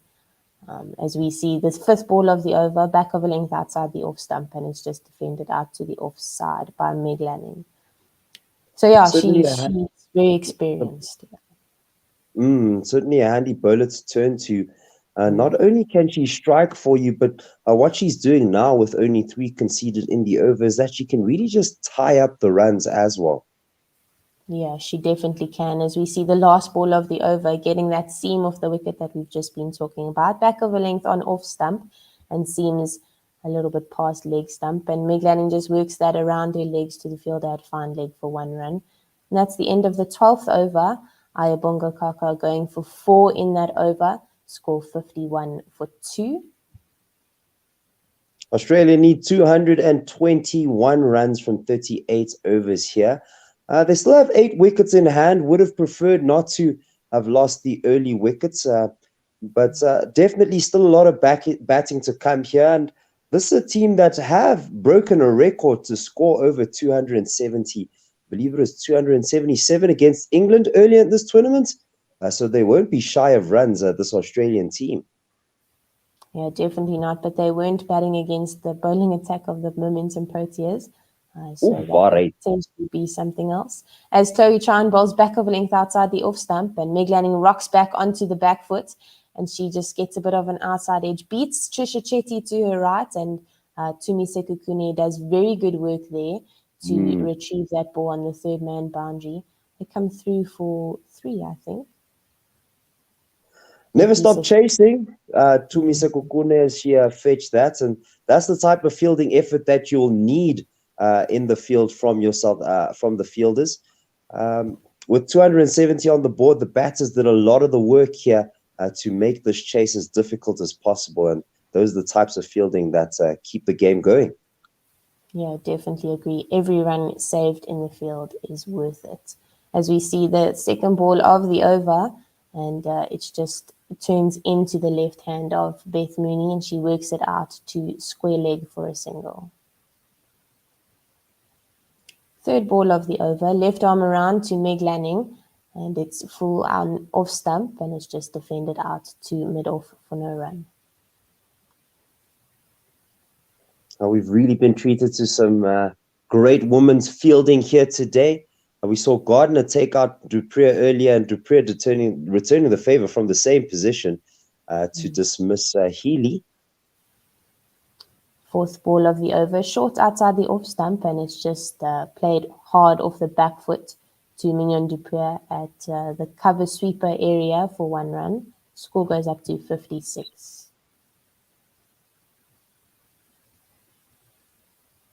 Just getting some figures here. Catching efficiency for Australia at 87% and South Africa 82%. Good news. We're at the top of the table, the two teams. Definitely number 1 and number 2 in the world. Fifth ball of the over is back of a length on off stump, and it's just defended straight back to the bowler for no run. Last ball of the over being bowled full outside the off stump, and just defended once again into the cover region. And that brings us to the end of the 13th over. Chloe Chan's figures, she went for 4 in that over. 1 wicket for 8 runs in her 2. The Australian woman on 56 for 2 after 13. Meg Lanning on 29 of 37. And Beth Mooney on 3 of 6. Good period here for the South Africans, taking 2 wickets early. Give themselves the best chance at this game here, and the best defense of that total. They just need to keep taking wickets at regular intervals, and that's how the scoreboard pressure will slowly creep on Australia. So waiting for a breakthrough here and hoping to get it ASAP. As we see Ayabonga Kaka full on off stump, it seems into the pads of Meg Lanning, and she gets a little bit of bat on that to go out to the fine leg region. Come through for a single. Score 57 for 2. Yeah, I think that the Momentum Proteas definitely should not let the Australian women get into a big partnership. However, I think that will be key here for both experienced batters of Lanning and Mooney to make sure that they get a partnership of above 50.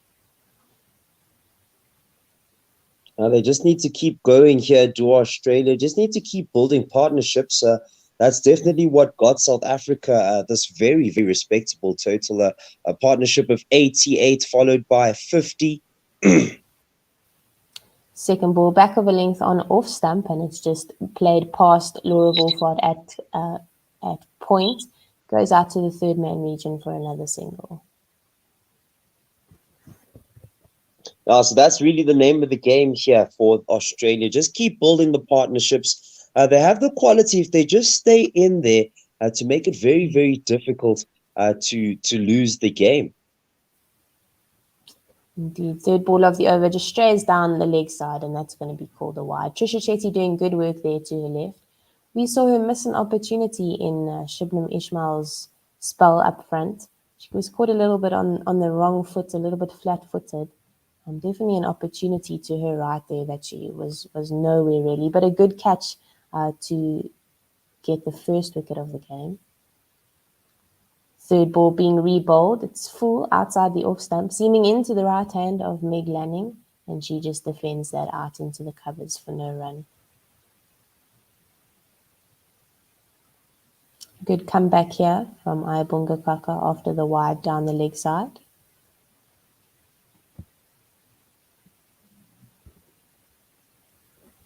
Okay, and she's coming in here for the fourth ball of her over. Ayabonga Kaka to Meg Lanning, back of a length outside the off stump, seaming in, and it's just defended into the offside. No run. So, sorry, was I gone for a moment? Yeah, you were. Guys, sometimes your phone will deceive you, eh? Or make you feel like everything's good. You're hearing the lovely voice of Jenna Searle, and you're like, everything's fine. But then can't be. The fifth ball of the over, back of a length outside the off stump and defended to the point fielder Laura Wolfart.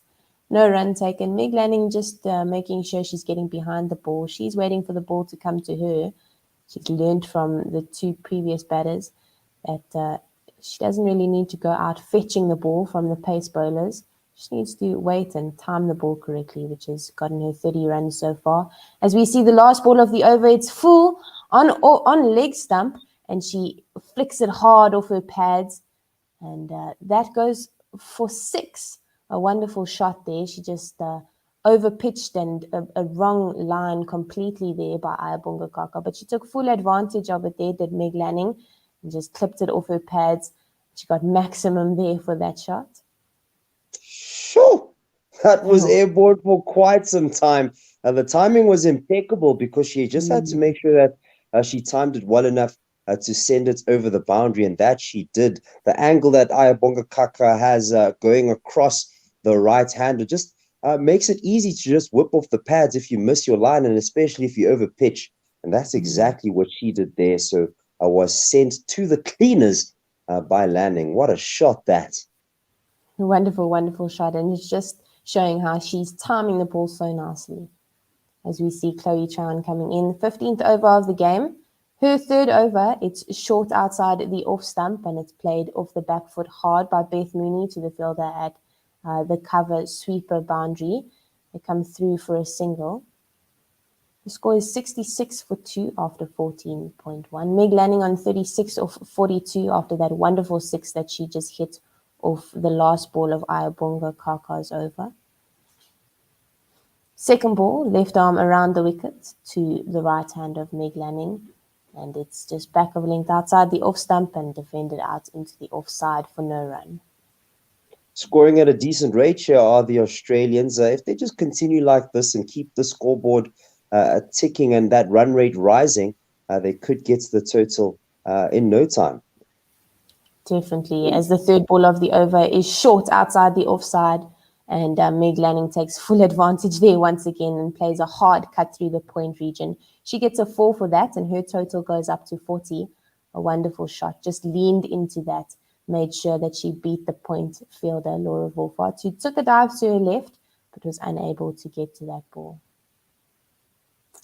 Fourth ball of the over, Chloe Tryon, a better length there, full outside the off stump, getting Meg Lanning back onto the front foot. Good comeback delivery after the boundary, as it's just defended to the offside for no run. What South Africa managed to do in their innings is they just kept the boundaries ticking in as many overs as they could. No, that's very good. As we see Chloe Tryon just straying down the leg side there of the right-hander, Meg Lanning. It's called a wide, and she'll have to re-bowl that ball. So we see it, fifth ball of the over, and it's back of a length, just on off stump, and Meg Lanning rocks back and plays that out to the field at backward point.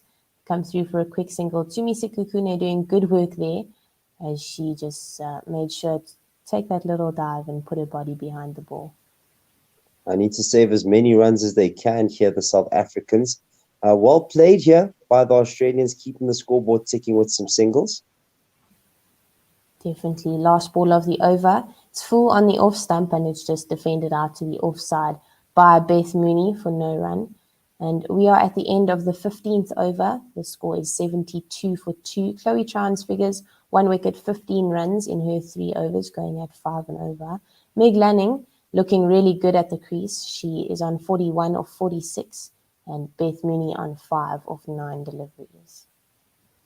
And 7 off that over just illustrates the points of how South Africa scored most of their runs, or basically how they got some good overs.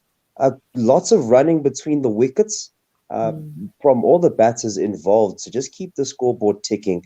And if you just get one boundary in an over where every single ball isn't a dot ball, all of a sudden you're getting the 7s, 8, 9, 10 potentially in the over. So that's what Australia will also be looking to do, not necessarily bludgeon every single delivery, but just wait for the bad one and keep the scoreboard ticking to put the pressure on South Africa.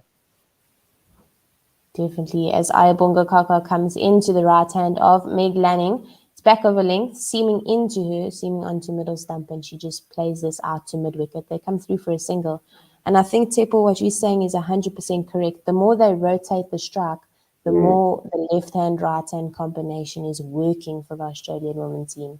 It throws the South African bowlers off because they have to change their line every single ball, which is definitely something that the Australian team need to make sure that they're doing. As you said, keep the scoreboard ticking.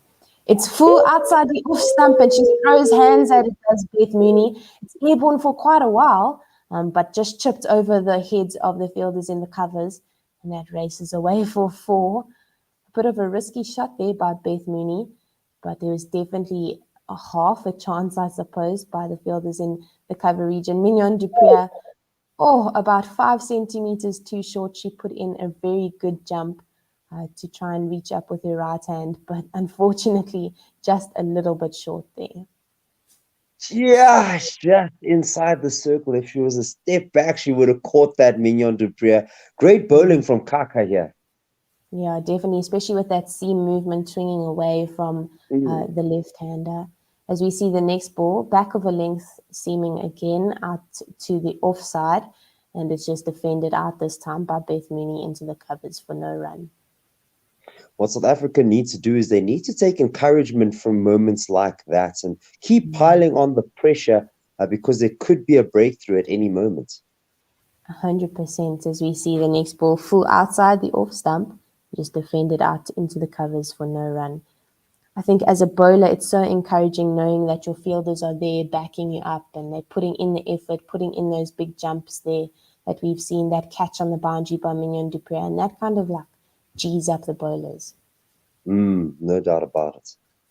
5th ball of the over, full outside the off stump, and Beth Mooney goes on the drive again. This time times it better, and she just drives it out to the fielder at mid-off for no run. Now, last ball in this over, 1 and 4 off the first 2, so already 5. What Ayabonga Kaka needs to do is she needs to make sure that this is a dot ball.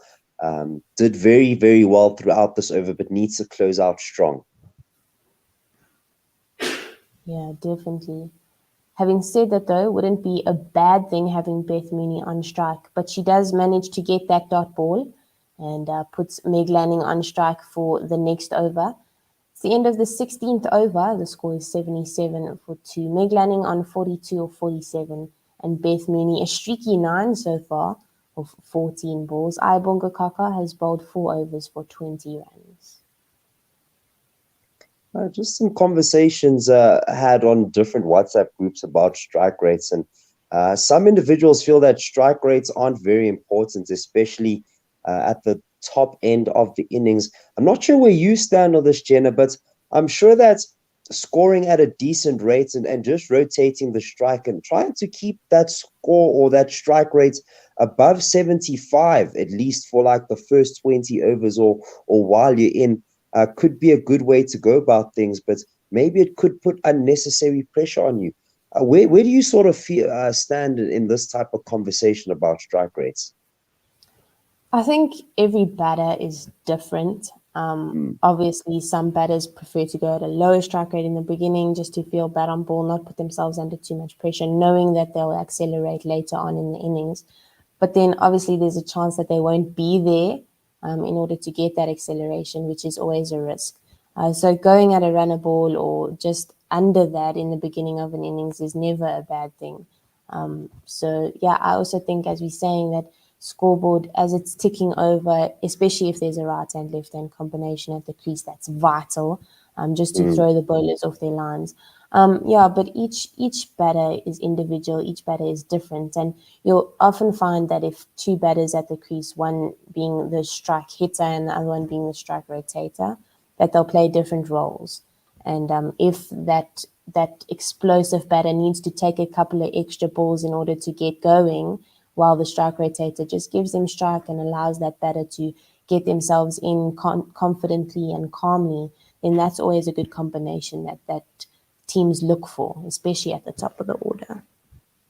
Yeah, and just look at this partnership here between Lanning and Mooney. Lanning sitting on 42 and Mooney on just 9 at the moment. So it would be key for Mooney just to rotate the strike, give as much as she can to Lanning while she's still in there, and then give herself some time at the non-strikers end to just sort of accumulate that time in the middle that will get her to see the ball a little bit, get her feeling a little bit more in.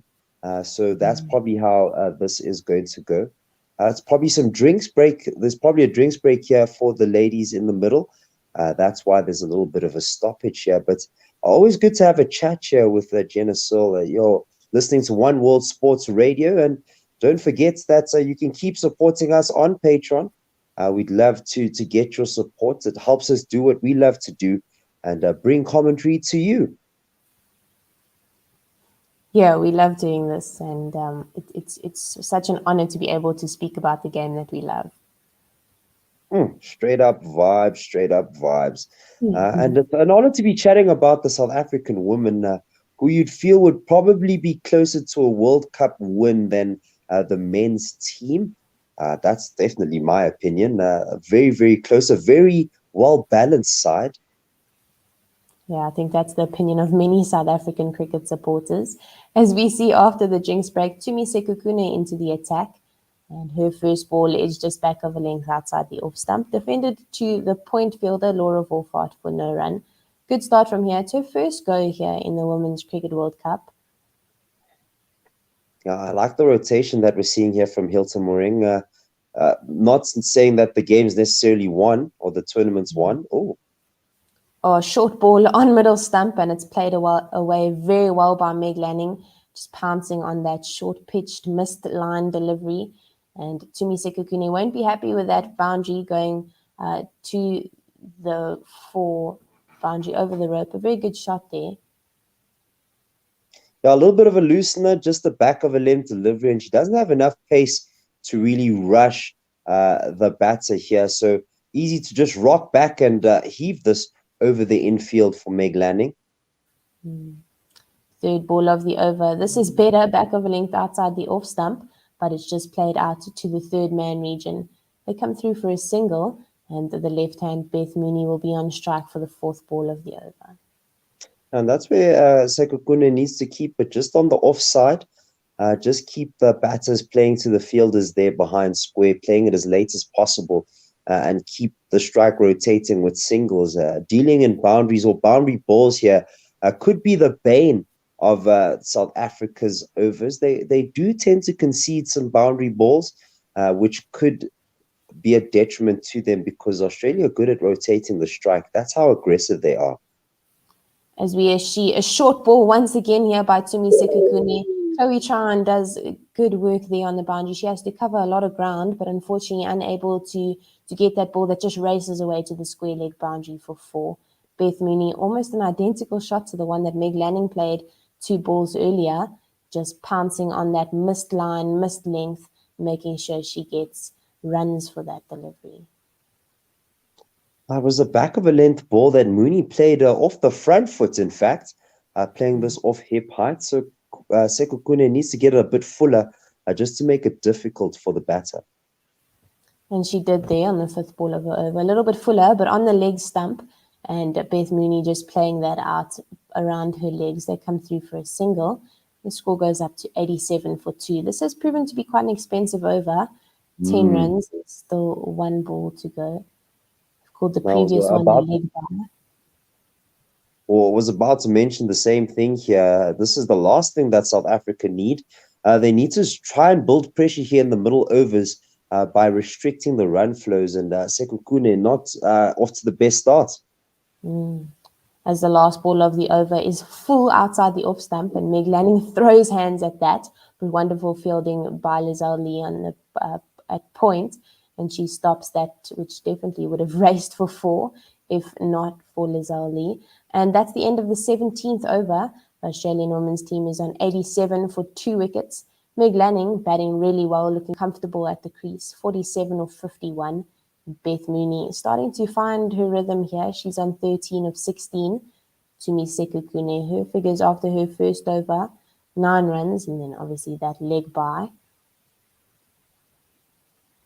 Now, not the best start for Tumi Sekhukhune. She'll be hoping to just tighten up and build some pressure here on the Australian team. We're just seeing figures of the most runs in the ICC Women's World Cup. Laura Wolfhard leads with 350. Rachel Haynes from Australia is second in 377. Sophie Devine from New Zealand, 297.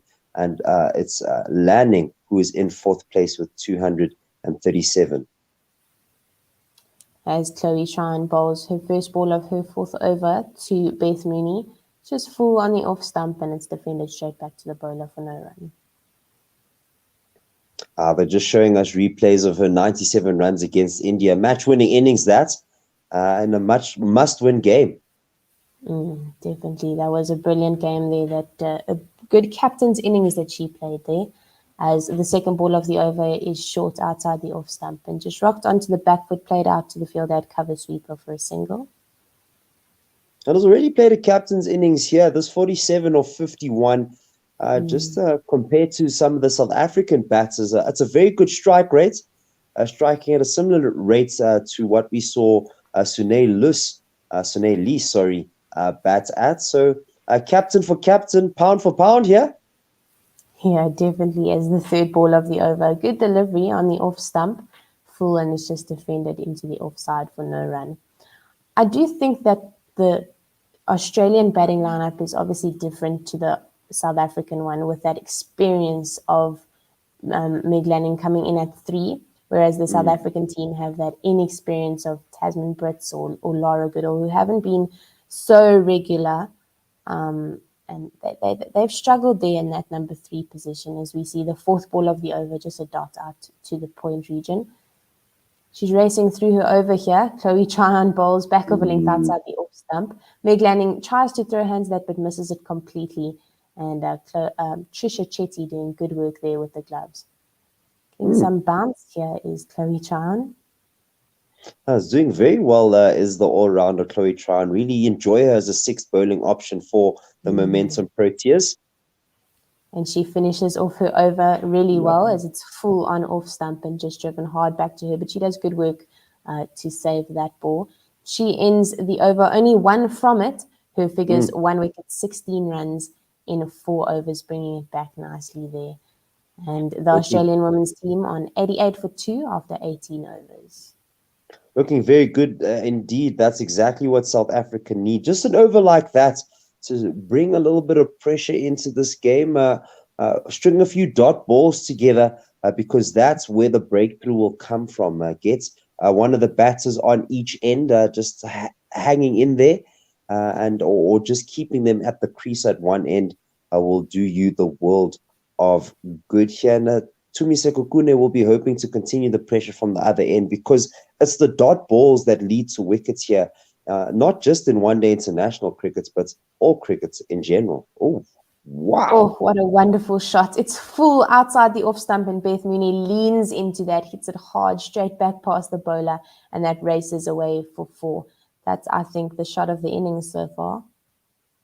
Damn, Beth Mooney, yo, on the up, sweetly struck from the middle of the bat. There's literally nothing that Tumi Sekhukhune could have done. That was struck too sweetly, and a beautiful boundary here from Beth Mooney. She waited for that, played it under her eyes, and just timed it wonderfully.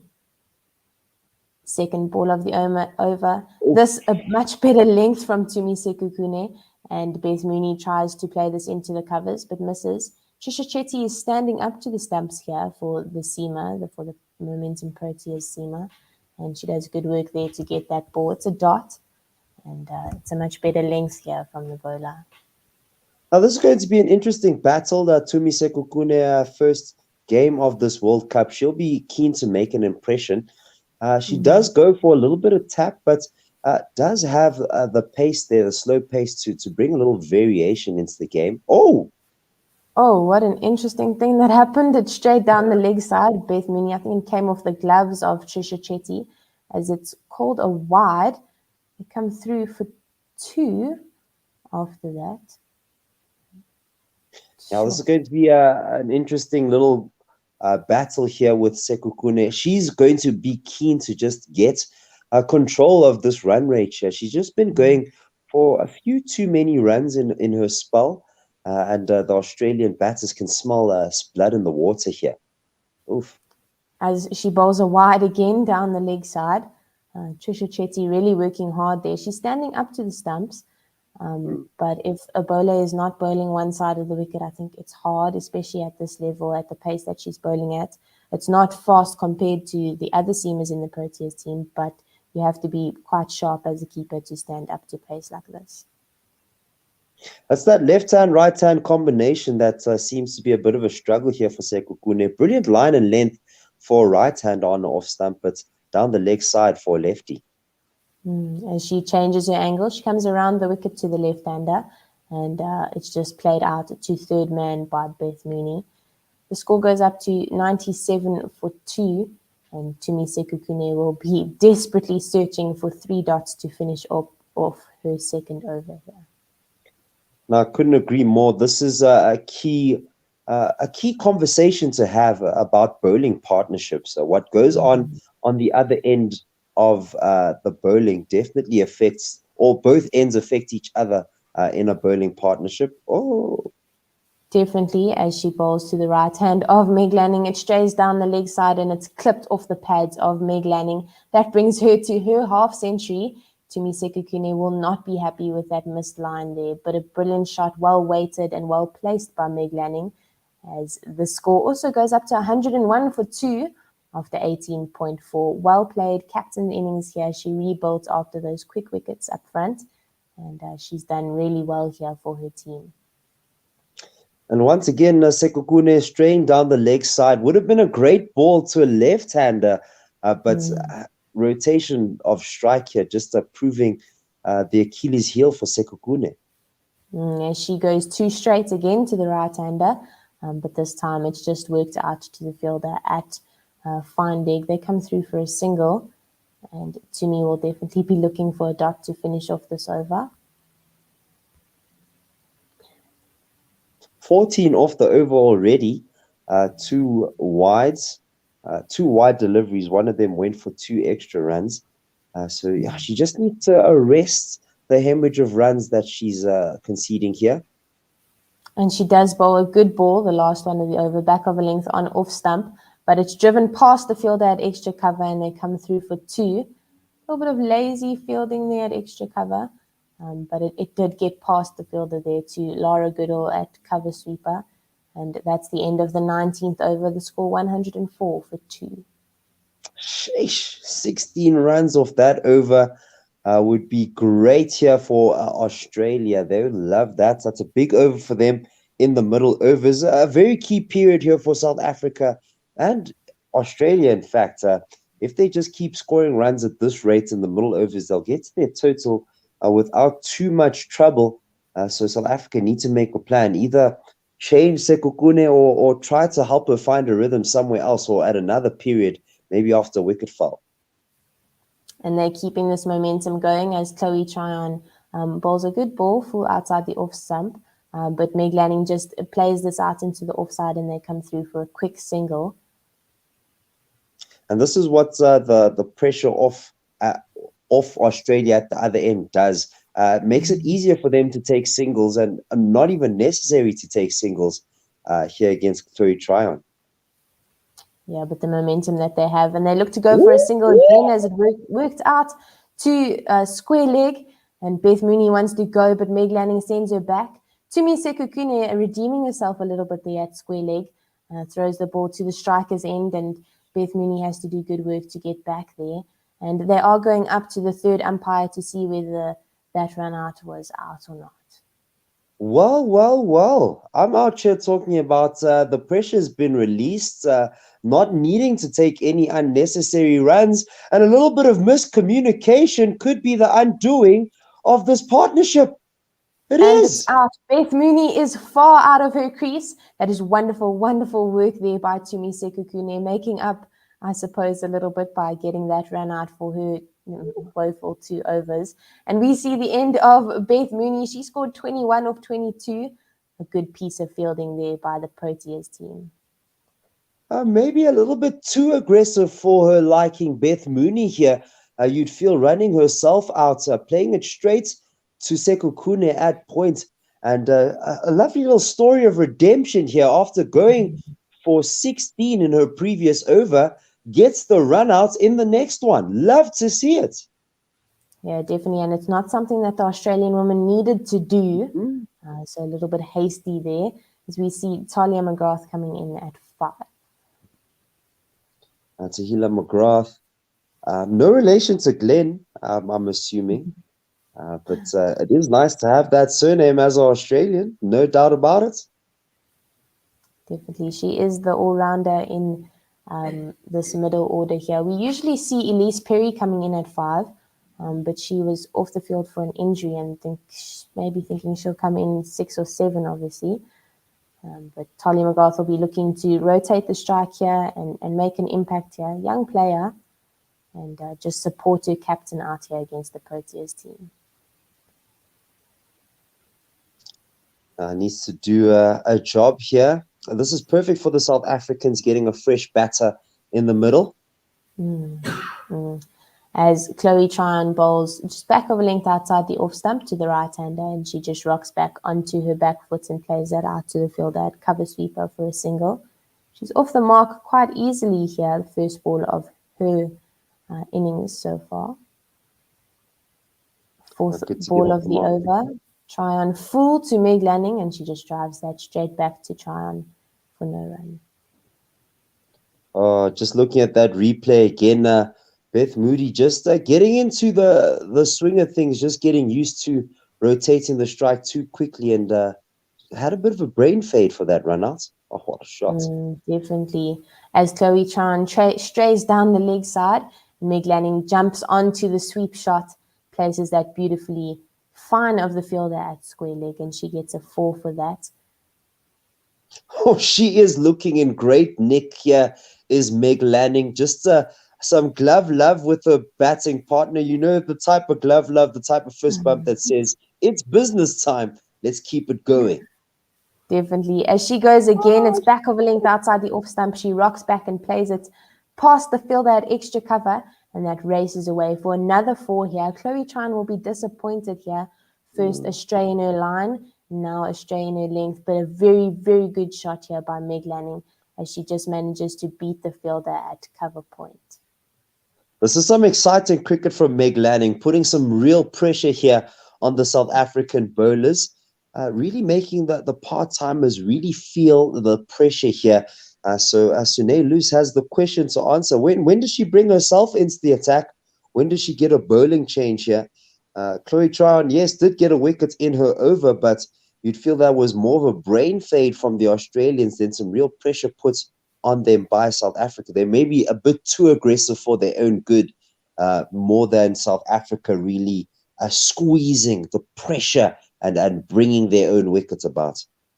Yeah, definitely. I think if Talia McGrath is on strike for the next over, they need to bring back a strike bowler, the extreme pace of Shibnam Ismail or the skill of Marizan Cup, just to kind of get into the youngsters' head and make sure that they're getting in here. But we do see a bowling change. Good call there, Tsepo. Sunelis is bringing herself on here in the 21st over as she bowls a right arm leg spin to Meg Lanning, and it's hit hard out to the cover boundary, but Mignon du Preez doing good work there as the batters come through for 2. Score 116 for 3. Sorry, T. No problem. good to see Sune Lees bring herself on. Normally goes for a few runs. She can be expensive, but can also tie up the batters at one end. Yeah, definitely. As she bowls full on middle stump and is just defended out to the leg side for no run.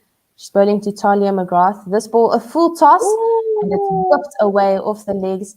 Ayabonga Kaka at square leg on the boundary has to do good work to make sure she gets that in. They only come through for a single, and the score goes up to 117 for 3. Oh, Varys, just in time, my man. I hope you brought a knife and fork for the pie we just saw. No, I'm joking. I'm joking. Let me just. Seen a few pies. As she goes again, the side working it out to the cow boundary. Laura Goodall making sure she gets that in, but they come through for 2 runs, and the score goes up to 119 for 3 after 20.4. 2 balls left, and Sunelis will definitely need to bring back this over. I'll see you guys just now. Quickly have to send an email. Cheerio. Cool. Thanks. Cheers, Chibble. A full toss again, this time Meg Lanning, and it's swept out to Ayabonga Kaka at the deep square leg for a single. The score 120 for 3. 1 ball in the over, so Nelis really needs to find her length here. Yeah, there's been quite a few loose deliveries in his last few overs between Sekukune and Tryon, and now Lees. Yeah, and she bowls a full toss again, and identical swept off the pads. Ayabonga Kaka once again on the square leg boundary, just allowing the batters to go through for a single. That's the end of the 21st over. Sunelis will be a little bit disappointed with her missed length there in that over. The score is 121 for 3. Meg Lanning on 64 and Talia McGrath on 5.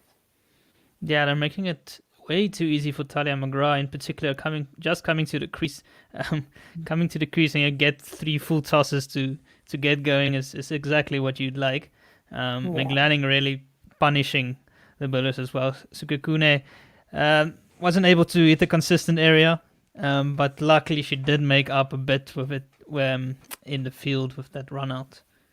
Yeah, she did. Chloe Chan in once again here to Talia McGrath. It's full on leg stump and just whipped away into the leg side. They come through for a single. Score goes up to 122. There's been a bit of a problem in this tournament, the spinners, because in one game Ishmael didn't complete all the overs, then Klaas, and now Sukukune possibly not. Yeah, as we see the 3rd ball of the over, full outside the off stump and just defended back to the bowler for no run. So between Sunelis and Tryon, they need to make up for quite a few overs. Yeah, definitely. This ball back over length on leg stump and just worked off the pads by Meg Lanning. It races to the boundary, but Laura Goodall is on chase there. They come through for 2 runs. Did nice work to retrieve that ball. Yeah, a bunch of poor deliveries here has really helped Australia get ahead of the run rate here. They're almost up to 6 and over now. Not through any hard effort, but just some poor deliveries that have been put away to the boundaries. Yeah, as Tryon comes in here again to Meg Lanning. This a much better delivery, full on off stump, and it's just defended out to the offside for no run. Yeah, I agree with the spinners. I would have liked to see Nonkululeko Mlaba being brought in for Masabata class, but they did go with Tumise Kukune, and hopefully she can make a good impact. As we see a missed line again here from Chloe Chan, just bowling 2 straight here to Meg Lanning, and it races out to the fine leg boundary. But Laura Goodall retrieves that once again, and the Australian batters get through for 2. They might consider bringing Marizon Cup on for a couple of overs here just to try and get some control back and possibly take a wicket here. Yeah, definitely. They do need to bring a strike bowler on here just to try and make sure that this partnership doesn't get away from them. As a much better delivery here by Chloe Chan. It's full on off stump, and she plays it hard out to the cover sweeper, Ayabonga Kaka, and they come through for a single. That's the end of the 22nd over. The score 127 for 3. Meg Lanning on 69 of 68 and Talia McGrath on 6 of 6. It feels like Sune isn't really backing her bowling that much in this World Cup, or the last few months actually. because she can bowl very well, and I've seen her bowl some magnificent spells. Yes, she does loop it up a bit more than the other leg spinners, but she's bowled a lot more full tosses than I'm used to her bowling. Yeah, she had a really good series, I think, against the West Indies. We were speaking about how she hadn't been trusting herself in previous tours, but then she did well at the Wanderers against the West Indies team, but hasn't been able to carry that through really into the Cricket World Cup. She comes back for her second over into Meg Lanning, who goes on the sweep again, and Ayabonga Kaka at square leg needs to get the ball in, but the Australian women come through for 2. Score is 129 for 3. Yeah, just based on how they are bowling, they might have to consider getting another fielder in there at the fine leg or a 45 on the leg side, just to cut off those easy twos they're getting. Yeah, I definitely agree with that, especially if they're going to stray down leg the whole time. Sunelis in again to Meg Lanning. She double steps, but is unable to get it away. Lizelle at extra cover, and no run is taken off the second ball of the over. I've been really impressed with the way Sune has batted in this tournament. She's really taken the positive approach, led from the front. She just needs to bring that kind of energy into her bowling as well. 100% agree. As she bowls a half tracker here, and it's just pulled away to the fielder at cow corner. But she hits it quite hard, and Tumi Sekukune gets it in. They come through for a single, and the score goes up to 130 for 3. Yeah, now I prefer the half trackers rather than the full tosses. It might still do something off the pitch. Yeah, at least then she's using the facilities. As the fourth ball of the over is just played out to the point region for no run. Full toss again. Oh, and it's hit straight back to the bowler. Sunelis gets a hand to it, but she knocks into Meg Lanning, who's at the non-striker's end. And a little bit of a missed chance there. Talia McGrath double-stepped that, managed to get it without a bounce. Sunelis gets hands to it, but is unable to hold on to that. She bowls the last ball of the captains. Over. Good one. As it's full outside off, played out to the point region for no run. A much better over there from Sunelis, even though there were 2 full tosses and a half tracker. She managed to pull 4 dots out of the bag and a missed chance. Talia McGrath will be upset that she wasn't able to get that away for a boundary. But good work there to save the boundary by Sunelis, even though it was a missed chance. Yeah, she helped landing up there, having a nice chuckle between each other. It's also always good to see some good sportsman spirit within the game, and I think this whole tournament has been played in very good spirit. Yeah, it definitely has. As we see, Australia need 142 more runs to win from 27 overs. Yeah, they're comfortably ahead of the rate that the Proteas were batting at. But they've lost more wickets, so if the Proteas can continue to strike here, they can bring some control back into this match. As Chloe Tran in for her 7th over, it's short outside the off stump. Meg Lanning just rocks back and punches that hard through the covers. She beats the fielder at extra cover and gets a 4. A wonderful cricket shot by Meg Lanning, just taking advantage of the missed length there by Chloe Tran, who will definitely need to fix her length. So, Chloe's been dropping short this entire tournament so far. She's been getting away with it against a few other teams, but Australia are putting it away to the boundary. Yeah, they definitely are a team that takes advantage of missed opportunities by the bowling side. But a better ball to come back here by Chloe Tran as it's full on off stump. Just defended out to the offside for no run. Third ball of the over, she goes a bit shorter again, and it's worked out past the fielder at point, and it races away to the boundary. Laura Goodall put in a chase, but unable to stop the ball from going over the rope there. The score goes up to 138, and Meg Lanning just racing through her innings here. Yeah, we all know how good she is on the cut shot, so just feeding her strength here. Definitely. Fourth ball of the over. She's racing through her over. She goes short again, but this time closer to the body of Meg Lanning, and she comes through for the single as Ayabonga Kaka just gets that ball at the cover sweeper area. The score 139 for 3. 2 balls left in the over. Chloe Tran searching for dot balls here, as it's a full on leg stump and just worked out to the leg side past the fielder at mid wicket. They come through for a single. Mignon du Preez, the fielder at cow corner, just retrieving that ball. There's not been a lot of control in his last 5 overs. They've scored almost 40 runs. Chloe Tran in here to Meg Lanning, and it's a short once again, but finds the top edge of Meg Lanning, but it bounces before the fielder at short third man. That brings us to the end of the 24th over. The score 140 for 3. The original asking rate or required rate was 5.5, but they've brought that down to just 5 and over now. Lanning really controlling this innings once again. She's so good in run chases. We saw the stat again earlier of her averaging something around the 62 to 65 mark in run chases, and Australia have successfully chased down their last 17 run chases. So it's quite a stat and hard to turn around unless you get wickets. Yeah, definitely. As Sunelius will be trying to do here, she bowls full on off stump, and it's driven hard by Talia McGrath to the fielder at long off, Mignon du Preez, for a single. The score 141. Yeah, we've seen some great catches in this match. I enjoy that Mignon du Preez catch as well after that Gardner catch in the first innings. Yep. Yeah, both brilliant. She came out with vengeance. As we see a full toss here again by Sunelius, and it's swept out onto the onside, but Tumi Sekukune on the cow boundary.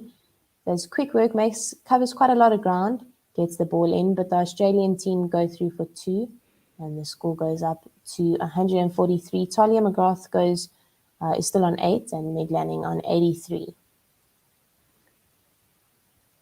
South African skipper will be looking to find her line and length here as she bowls, and she does back over length outside the off stump, just rocked back onto the back foot. Meg Lanning just punches that out to the cover sweeper for a single. I think one thing we can say about the momentum Proteas is they go through overs a lot quicker than the men's side. They don't ever have any problem with the over rate. Yeah, as she bowls again, it's a full toss on off stump, and it's driven hard back, but Sunelius makes sure she gets hands to that, and it's a dot ball. Talia McGrath looking nice and aggressive, comfortable to double step Sunelius, but she goes on the sweep this time as Sunelius just bowls down leg, and Chloe Tryon at the square leg boundary covers a lot of ground there, but the batters come through for 2 runs, and Sunelius just not finding her line here. They've been peppering that area, getting easy twos the whole time. It's just about placing it far enough that the momentum Proteas aren't able to get it in quickly, as this is a better ball to finish off the over, back over length on the off stump and just defend it out to the offside for no run. Sunelius has bowled 3 overs for 16 runs. The Australian women on 146 for 3, Meg Lanning on 84, and Talia McGrath on 10. Sorry. Yeah, just thinking that they need to maybe try and get Marizon Cup back in here. This is just too easy for the Australians right now. Definitely is. They do need to strike and break up this partnership. Both batters looking comfortable. Yeah. No, I understand the need to get through a few overs, but yeah, okay, sorry, just as I call it. Good to see them bringing in Cup. I was just thinking that this is probably the right time to try and strike or get through Lanning here, otherwise she'll just control this run chase all the way through to the end. Yeah, definitely. And she does have the skill and the experience to be able to bat through the innings. She's fit enough, so there's not a problem there. And she'll definitely be looking to convert this 84. But she'll have to face Marizon Cup as she comes back into the attack. She'll be bowling her 5th over in her second spell, and she'll be looking to break up this partnership and put Meg Lanning under a little bit of pressure that I don't believe she's felt this far in the game. She comes in here for the first ball of her over. It's short and it's straight and it's pulled away, but the field is set for that. And Shibnam Ismail does good work on the fine leg boundary. And they come through for a single. Score 147 for 3. How's it? Hey, team. I'll come back. Show. Sorry. I just saw a replay of a really good catch. And there's been some exceptional catches in this tournament so far. Goals really throwing themselves around in the field. Very athletic, and the women are looking fit, which is really, really nice. Second ball of the over. It's short on leg stump, and Talia McGrath just works this out to the leg side. They'll come through for a single. Gentlemen, I'm going to take a little break. Are you guys all good? Yeah, we're All good. 100. Thanks, I John. Thank think you. I'll quickly Cool, sub have in fun. for you here, Jenna, because we have a stint after this. Yeah. If Cool, Otto see you. wants to join, he can also join. I see he's behind the scenes because we have a stint here. So yeah. Cool. Thank you. Have fun. Marizon Cup. Ladner, do you mind taking ball by ball? Sure, she ran in there, the last one, on a length, angling towards leg stump, just defended by landing back down the ground for no run. I see the win predictor has Australia on 78% right now, which is probably accurate based on how the Australians have been going in this last 5 overs, but a wicket or two can change things around again here. Marizon Cup in again. This one is short and pulled powerfully between square leg and fine leg to the boundary for 4. So the control that Sune Lees has been looking for by bringing Marizon Cup back in for Chloe Tryon is not working out so far. She gives a nice half tracker here. That landing just swivels around, gets it comfortably to the boundary, and that moves her swiftly up to 90 off only 82 deliveries. A very classy shot here from landing. It wasn't that short, but she just played it with very low hands to get under it and send that to the boundary. Yeah, Marizon Cup. And again, this one is a slow delivery on a length back into middle stump, just to fin it out to point, and they scamper through for a quick single to bring Talia McGrath back on strike. Now, a good sign of a batter that's in form or a batter that's in is the ability to manipulate the field with literally any ball that's bowled to them. And this one outside off stump, this previous one, but it was sent to the leg side boundary. Yeah, this delivery by Cup angled down the leg side, and it will be called a wide. So another expensive over so far here. South Africans have really lacked control in this last 5 to 6 overs. Not what they needed after the wicket of Mooney. A fortunate wicket that I would feel. They really need to build some pressure once again. This one is full and wide, swinging away, punched firmly through the cover region. Chloe Tryon does the sweeping on the boundary to the left, but they do come back for the second run. That's the end of the 26th over. Australia are 156 for 3. That last over went for 10. Yeah, I believe it was for 10 runs. So Australia really in the ascendancy here, as the partnership has gone past 50 of only 41 balls, with Meg Lanning in that partnership really dominating it with 37 of 24 deliveries, and Talia McGrath 12 of 16. Motoring. They are motoring at the moment. Really taking a liking to the first change bowlers. South Africa had a little bit of control, getting some wickets in the power play with Shubnam Ismail doing most of the damage here. But Meg Lanning comes in. She's sitting on 90 off 82, and that's the key here. It's the strike rate that she's going at. It's over 100, and that's what's really making this run chase seem very, very easy for Australia. Yeah, and Sukakune comes back. She'll be under pressure. This one is on a length, angled into the stumps, just defended out into the offside. It go through for a quick single again. Yeah, Tumi's under a bit of pressure here, coming back in for her third over after going for 26 in her first 2 overs. Yeah, and the damage that Australia do is that running between the wickets. You think that they deal in boundaries, but literally probably a boundary every over. But it's the runs around those boundaries that are really dangerous. Yeah, their strike rotation is impressive. This one is on a length angle down the leg side, just turned away too deep, square leg for another single. Yeah, they barely let any dot balls go through.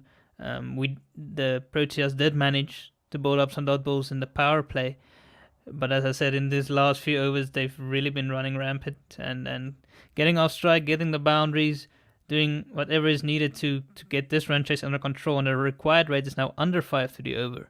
As Tume Sekukune runs in again. This one is on the length and just late cut beautifully to the player at third.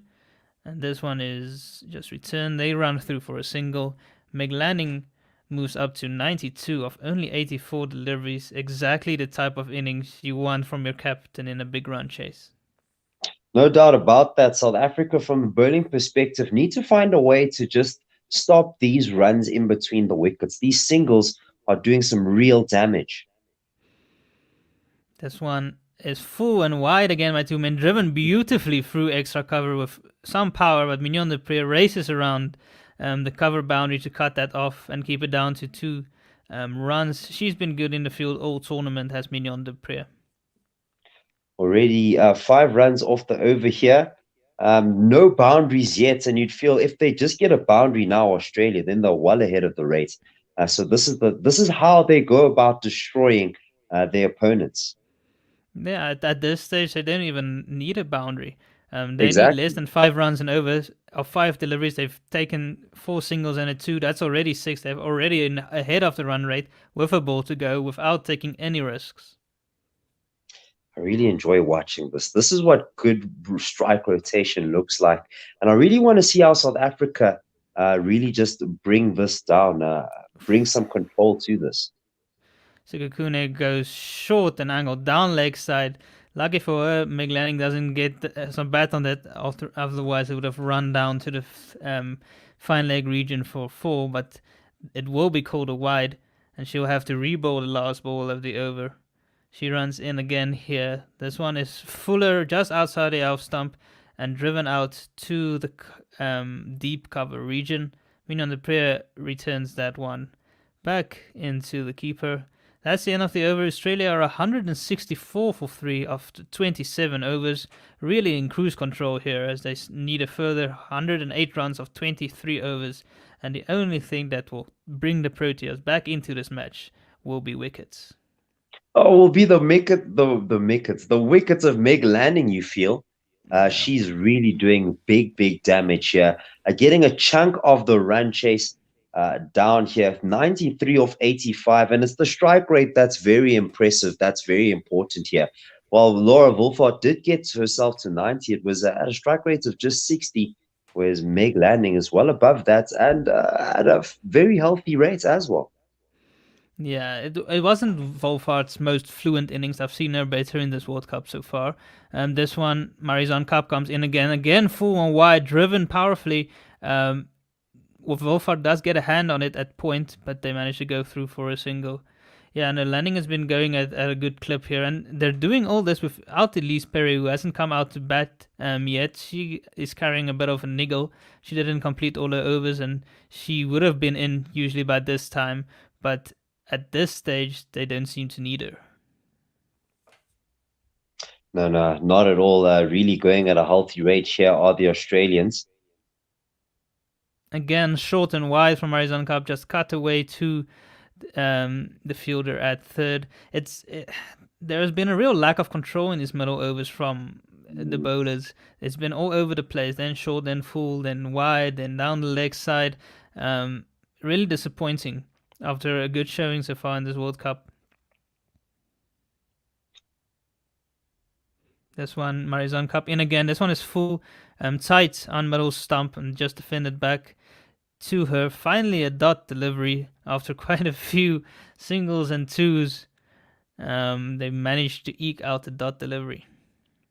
Yeah, they always have figures of like when the last boundary was. It was like what 67 or 36 minutes ago. 30 balls. Wow! I want to see when the last dot was for South Africa, because Australia strike rotation is fantastic.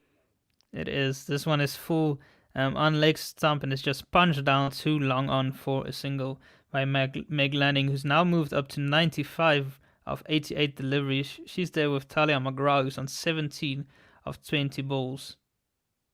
So we're out here sitting watching and we're saying South Africa need dot balls, but Where do you think they're going to get it from? What type of line and length do you think that they're going to need to bowl? I know that the South African men like to adopt a line that's literally just outside, like right next to the wide line. I know Petlo Kwayo does that a lot to avoid being bashed and smashed. This one is on a length, just angling down the leg side again. This is worked off the hips to fine leg for a single. Yeah, that's usually more implemented at the back end when they're looking to strike big. But right now they don't even need 5 runs and over, so I don't think that's the type of strategy that will work now. I think at this stage they really do need to look for wickets, and wickets will be the only way that they get back into this match. They'll need to keep it wicket to wicket, I believe. Attack those stumps. They've made it really easy. Another short and wide length delivery again, cut down to the fielder at third.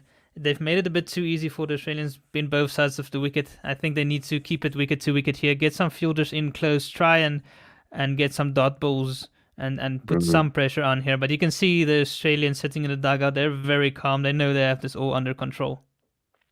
They look so happy, guys. They look so happy, having a jaw. It's like one of them is telling fat jokes about something that they saw on their phones. So yeah, that's just the sign of comfort here that Meg Lanning just sort of brings to the team while she's in the middle. A true sign of a captain in control. So yeah, South Africa will be hoping to find a way to just like disturb that control, and it's going to have to be through wickets or through dot balls that lead to wickets. Yeah, Tsumi Sukakuni in again.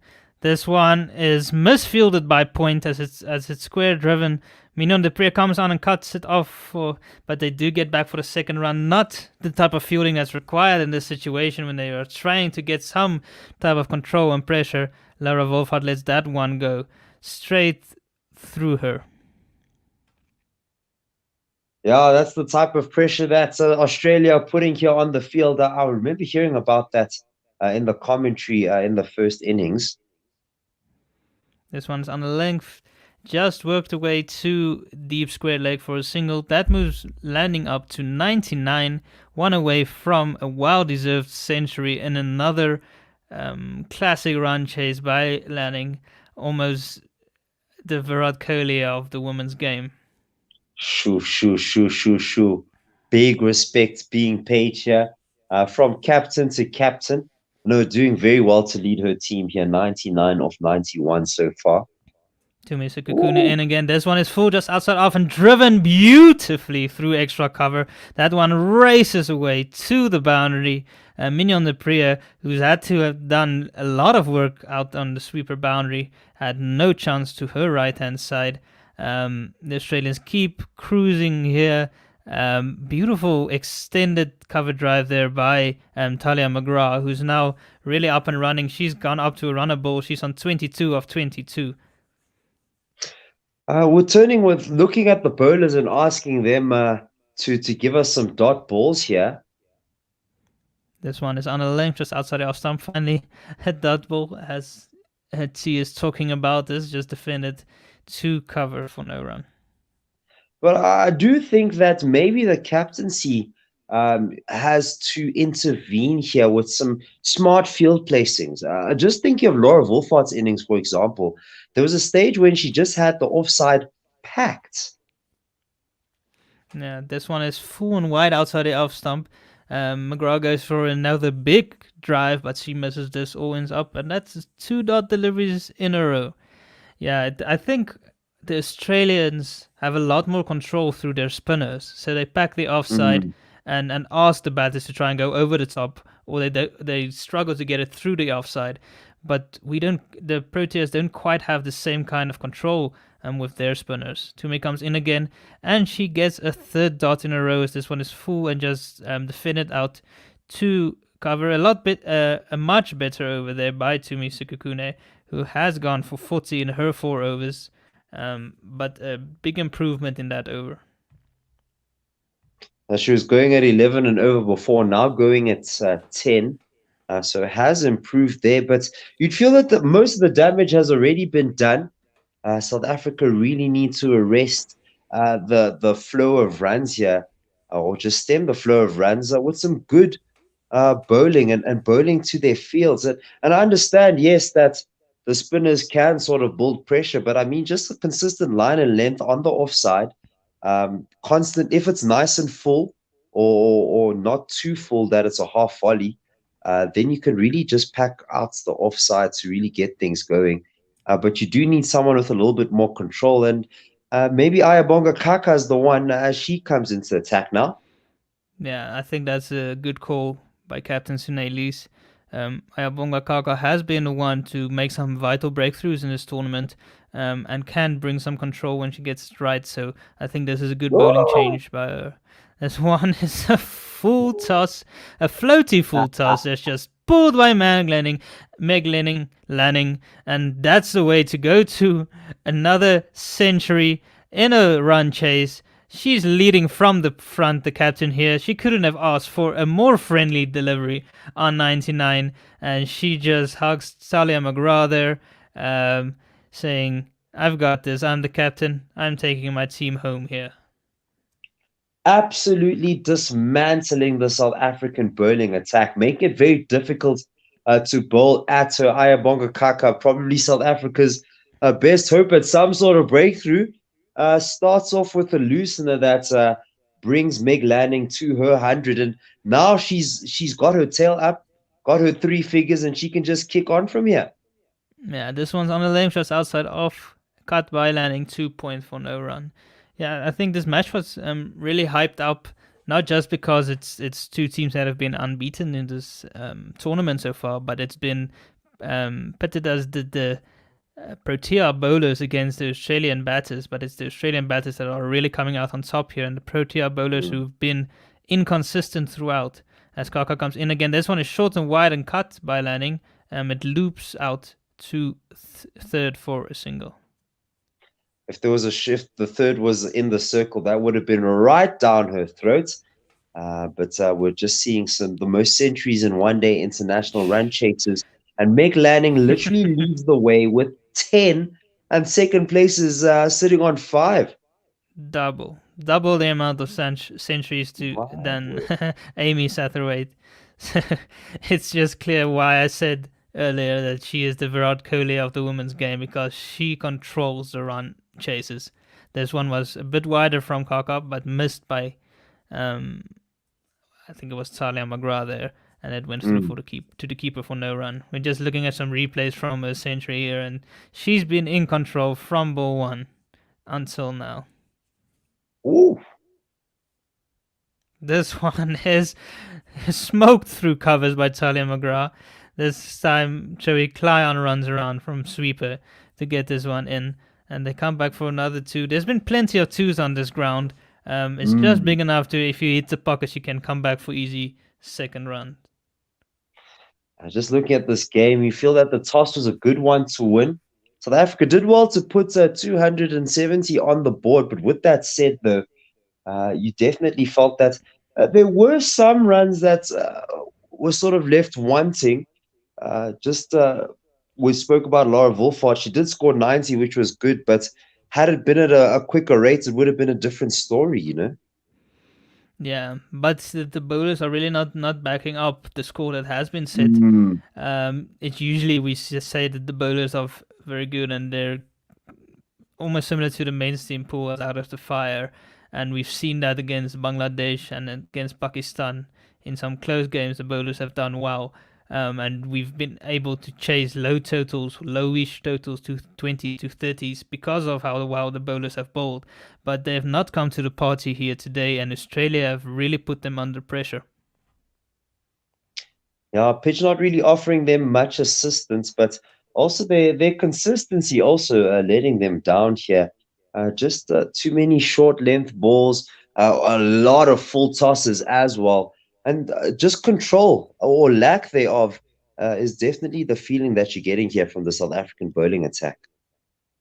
Yeah, as we see Ishmael being brought back into attack, Sunelise now bringing back her main strike weapons to try and make a breakthrough here. You definitely need something, as we see Jenna Surly. She's back for over 30 to over 40.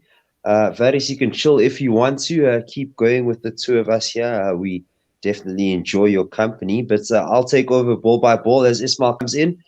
This one, a good length delivery on off stump, exactly what the South African doctor ordered, a dot ball to point. Yeah, it's good to see Ishmael back into the attack. I think she can put a little bit of pressure. That's, I think, what they were hoping to do with Morazan Cup. But then that obviously didn't go the Momentum Proteas way. But hopefully the Seema, the main strike bowler, can make sure that she does that. She's coming right arm over. This one banged in short, the top edge that sails over Trisha Chetty's head and runs to the straight boundary behind the wicket keeper. It wasn't a top edge, might have just hit the shoulder of Meg Lanning, as it's been given as leg buys. Could have been the shoulder, could have been the helmet, but runs or runs, as this one runs to the boundary. Runs are runs indeed, and that was on the helmet. So she'll need to have a bit of an evaluation here by the team doctor just to make sure that the helmet's okay. They ask her a couple of questions to check if she doesn't have concussion. And then they should be all good to go. But she was smiling after that. An aggressive move there from Shibnam Ismail, but Meg Lanning managing to make the most of that, even if it wasn't with the bat. It was good short length, a good bouncer there actually. We haven't seen much of it in this match, and on a deck that isn't moving a lot. And we have seen Lanning struggle now and again with the short length delivery if it's well directed. So it was worth a try. It's unfortunate it's only coming now that she's passed 100 runs already. Yeah, 100% agree. Now South Africa just trying anything to try to get a wicket here. So Captain Lees turning to her strike bowler to maybe get a breakthrough here. The partnership's just building up quite strongly here. Meg Lanning looking a little bit too comfortable. So Ismail being brought in, maybe you'd feel earlier than Lees would have liked to. I was hoping that maybe she could have gotten a breakthrough from the likes of Kaka, from the likes of Sekukune, maybe even not Wolfart, sorry, maybe even Chloe Tryon.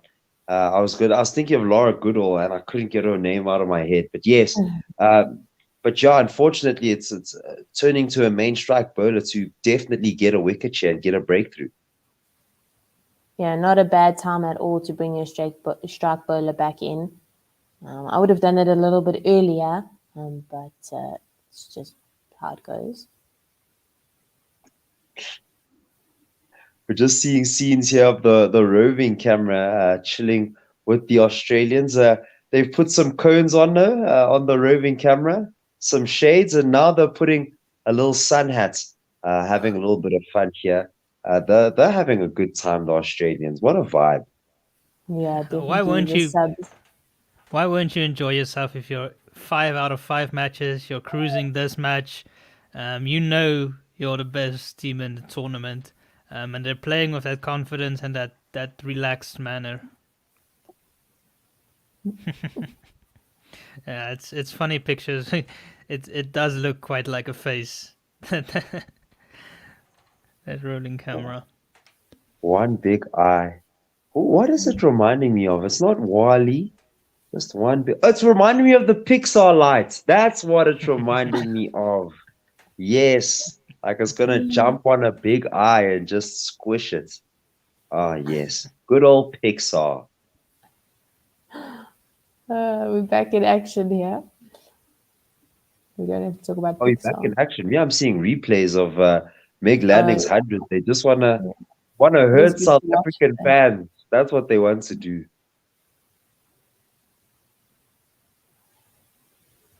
Yeah, we've seen some great shots by Lanning. A lot of cut shots. The bowlers have made it really easy for her, feeding her strengths on the pads and short and wide.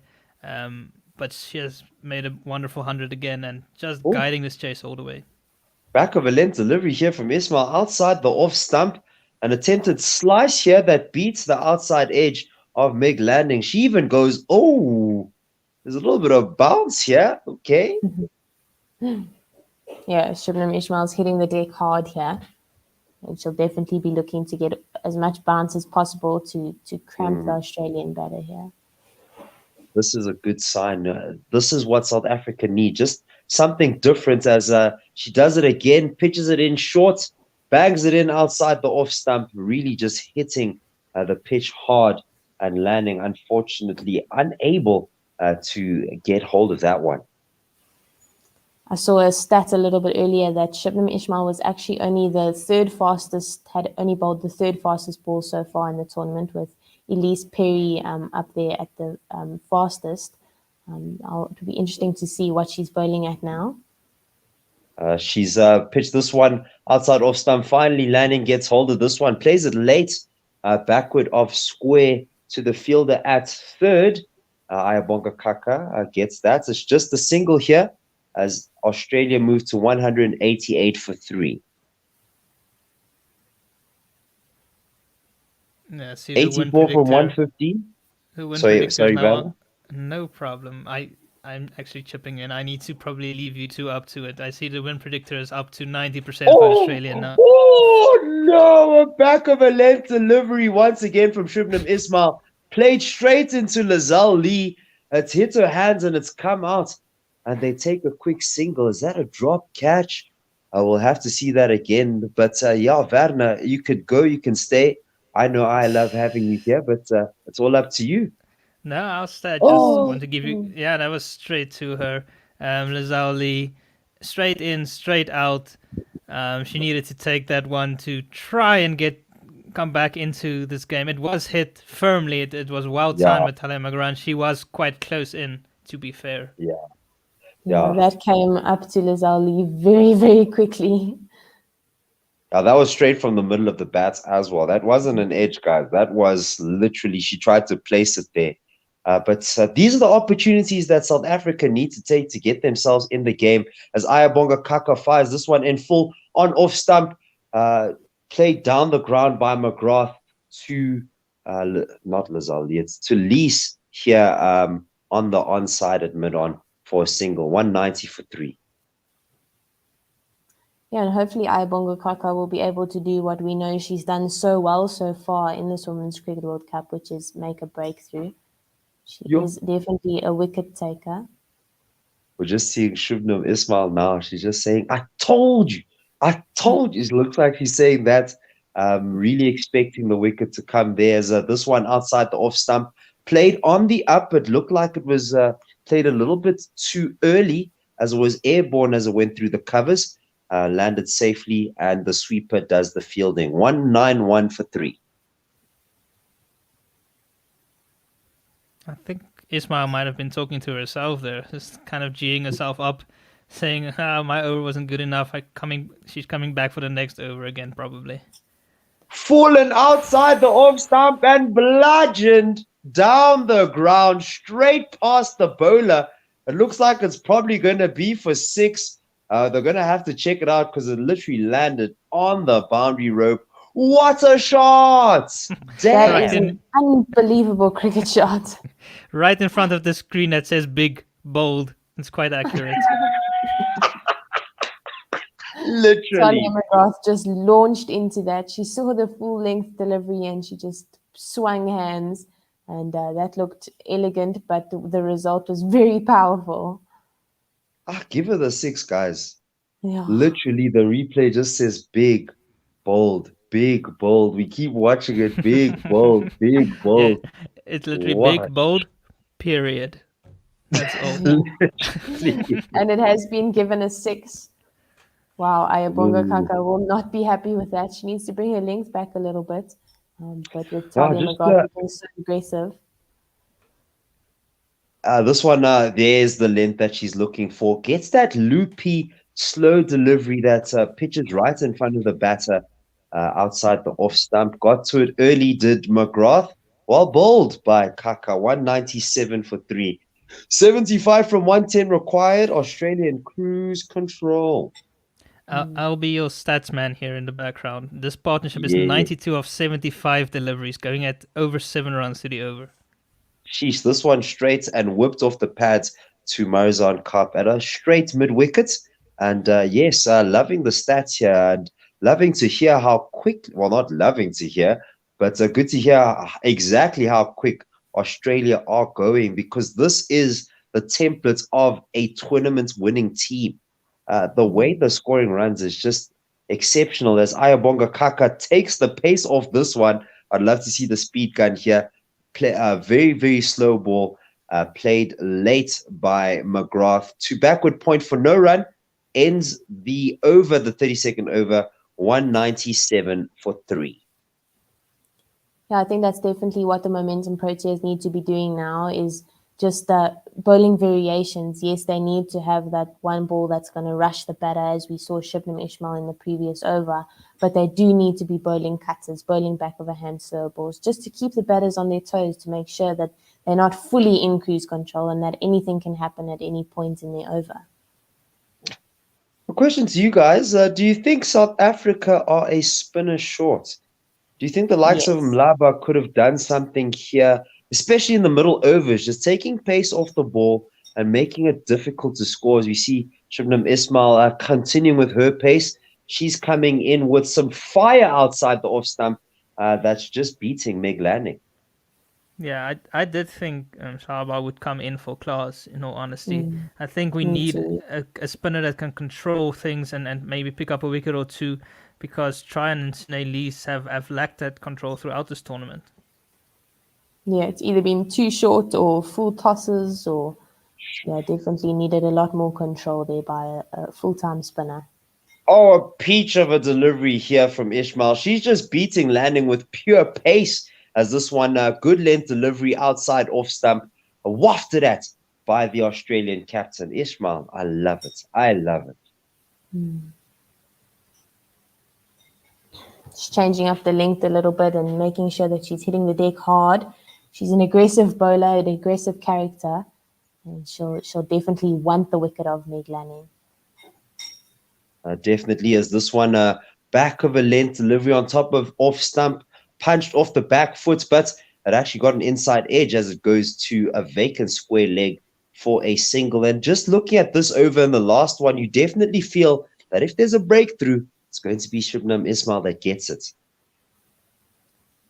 Yeah, she is asking correct questions.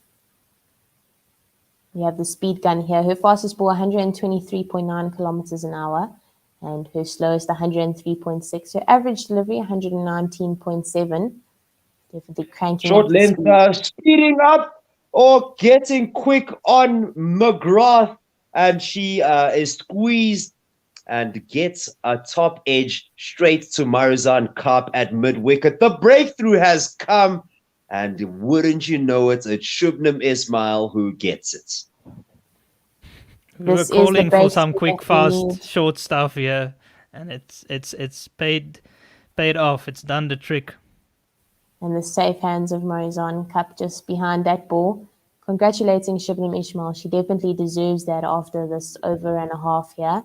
She's really been trusting herself to bowl with speed, to bowl with bounce, and this is the breakthrough that she wanted. Maybe not the batter that she would have wanted, but definitely the breakthrough that the team needs. Australia after that wickets, 198 for 4, 74 of 104, so still in control here. But what South Africa need to do is they just need to keep chipping away at those wickets, and maybe string a few dot balls together here with the new batter. We'll have to see what happens, but the big fish, as you said, Jenna, Lanning still in there, 107 of 103. Yeah, definitely. And Ash Gardner is not one to be quiet with the bat. We know she's a powerful striker of the ball, but at the same time, she's very good at rotating the strike. She'll be able to get her captain on strike here. Yeah, it seems like they've decided they won't risk Perry unless it's really, really necessary at the back end. Yeah. That's a good move as Ismail comes in. She has a slip in, and it is an edge, and it just beats Lizelle Lee at first slip. Oh, wouldn't you know it? Oh, the luck just not falling for South Africa here. Shibnam Ismail is bowling incredibly well. She's asking brilliant questions. And as you said, Tepo, the luck just not going the Momentum Proteas way here in this over and in her previous over. Oh, Lizelle Lee, no. Zhao Li was late in reacting there. She should have probably taken this one. Again, it flew quickly, but if you're standing in that position, that means you're the one that's trusted with the safe hands. No, guys, maybe we need someone else at first slip. As this one, another edge, and it beats Lazal Lee again, and it runs to the boundary again. So what would have been a great over here, as the 4 balls, literally 1 and a wicket, the last 2 going for 8. Not doing justice here for Shubnam Ismail. She has her shirt over her face. She's very disappointed. Yeah, Marizon Cup just arm around her shoulders there, trying to calm her down a little bit. But she's a fiery character and will not be happy with those 2 boundaries that just went off the last 2 deliveries of her over. And, I say she'll be keep her on screaming. here. I say Yeah, keep her on here, definitely. bowl her out. They don't have a lot to play with. 66 runs. Give her all 3 the overs. Maybe she picks up another 2 or 3 and gets the Proteas back in this match. Yeah, I like that. I like that. Don't save her for later. There's no point in bowling her at the death. There might not even be a death to bowl to as Ayabonga Kaka comes. This one straying down the leg side. There's an appeal from Trisha Chetty, maybe just to convince the umpire not to give it as a wide. But the wide's been given. 207 for 4 after 33. I think at this point, anything that anyone is remotely excited about, they need to send up for a review, especially for Lanning. Agreed, because she's doing some real damage here. Yes, she's in mad control here. 107 of 103, definitely the must-have wicket here. They sent it up. They sent it up. Good for Trisha Chetty. Shout She's out. the only one who but let's see. You never know. You They never could do know. with a South strangle down African- the leg side. Definitely, especially the captain of the Australian team. Nope. Maybe a bit of bum on that rather than bat. Nah, it doesn't look like much bat there. Wobble seam delivery here from Ayabonga Kaka. That's nice to see. I love her variations as we just see this ball that's daylight between the bat as it goes through passing the gloves. There's daylight there from the front on view and going towards the bum and still no heartbeat there. So a wasted review, a desperate review, let's be quite frank. And it didn't go South Africa's way, so they lost it. Did, but a good valiant effort there from Trisha Chetty. She thought she heard that, and it's good that the captain's trusting her senior wicketkeeper there. Unfortunately, didn't go South Africa's way. Still have a review in the bank. South Africa have 2 reviews remaining, 1 review remaining. Australia have 265 to get off 102 as Ayabonga Kaka bowls a Yorker length delivery. It looked like a slow ball as well as the squeeze square of the wicket to cover points. Who does the fielding there? Chloe Tryon. Just a single, 208 for 4. A good bowling here from Ayabonga Kaka, just changing the lengths, making sure that she's changing the pace of her bowling as well. And it was squeezed out a little bit there on that delivery. They're just showing us the missed chances here. But by missed chances, they're literally just showing us Lazal Lee's missed chances. How, guys? You guys are doing Lazal Lee dirty. But you must take her catches. Ayabonga Kaka straying down the leg side again with that in-swinging movement to the right-hander given as a wide. So not getting as much control as she's used to. Maybe searching for a wicket here. She just needs to get on that off-stump, man, and get it into the pads or something. Yeah, definitely. Not to look too hard is definitely the key. And there's the delivery. Exactly what I was asking for. Starting on the off stump, a little bit back of a length, played off the back foot by Gardner, but literally on top of leg stump. And if she continues that line and length, I think there could be a wicket. That's just me. Oh, and in the back of Ash Gardner's head, she'll know that the 8 runs that she has off her 3 balls are outside edges, so she won't be feeling too comfortable. This one smacking her on the pads as she mistimes this. All ends up misses this as this goes to backward point for no run. Stop showing us the drop catches. They keep showing us the drops, bro. Ayabonga Kaka coming. This one further outside off stump. Would have crashed into that off stump had Gardner not got her bat in the way. 3 dots in a row here from Ayabonga Kaka. Looking good, looking nice.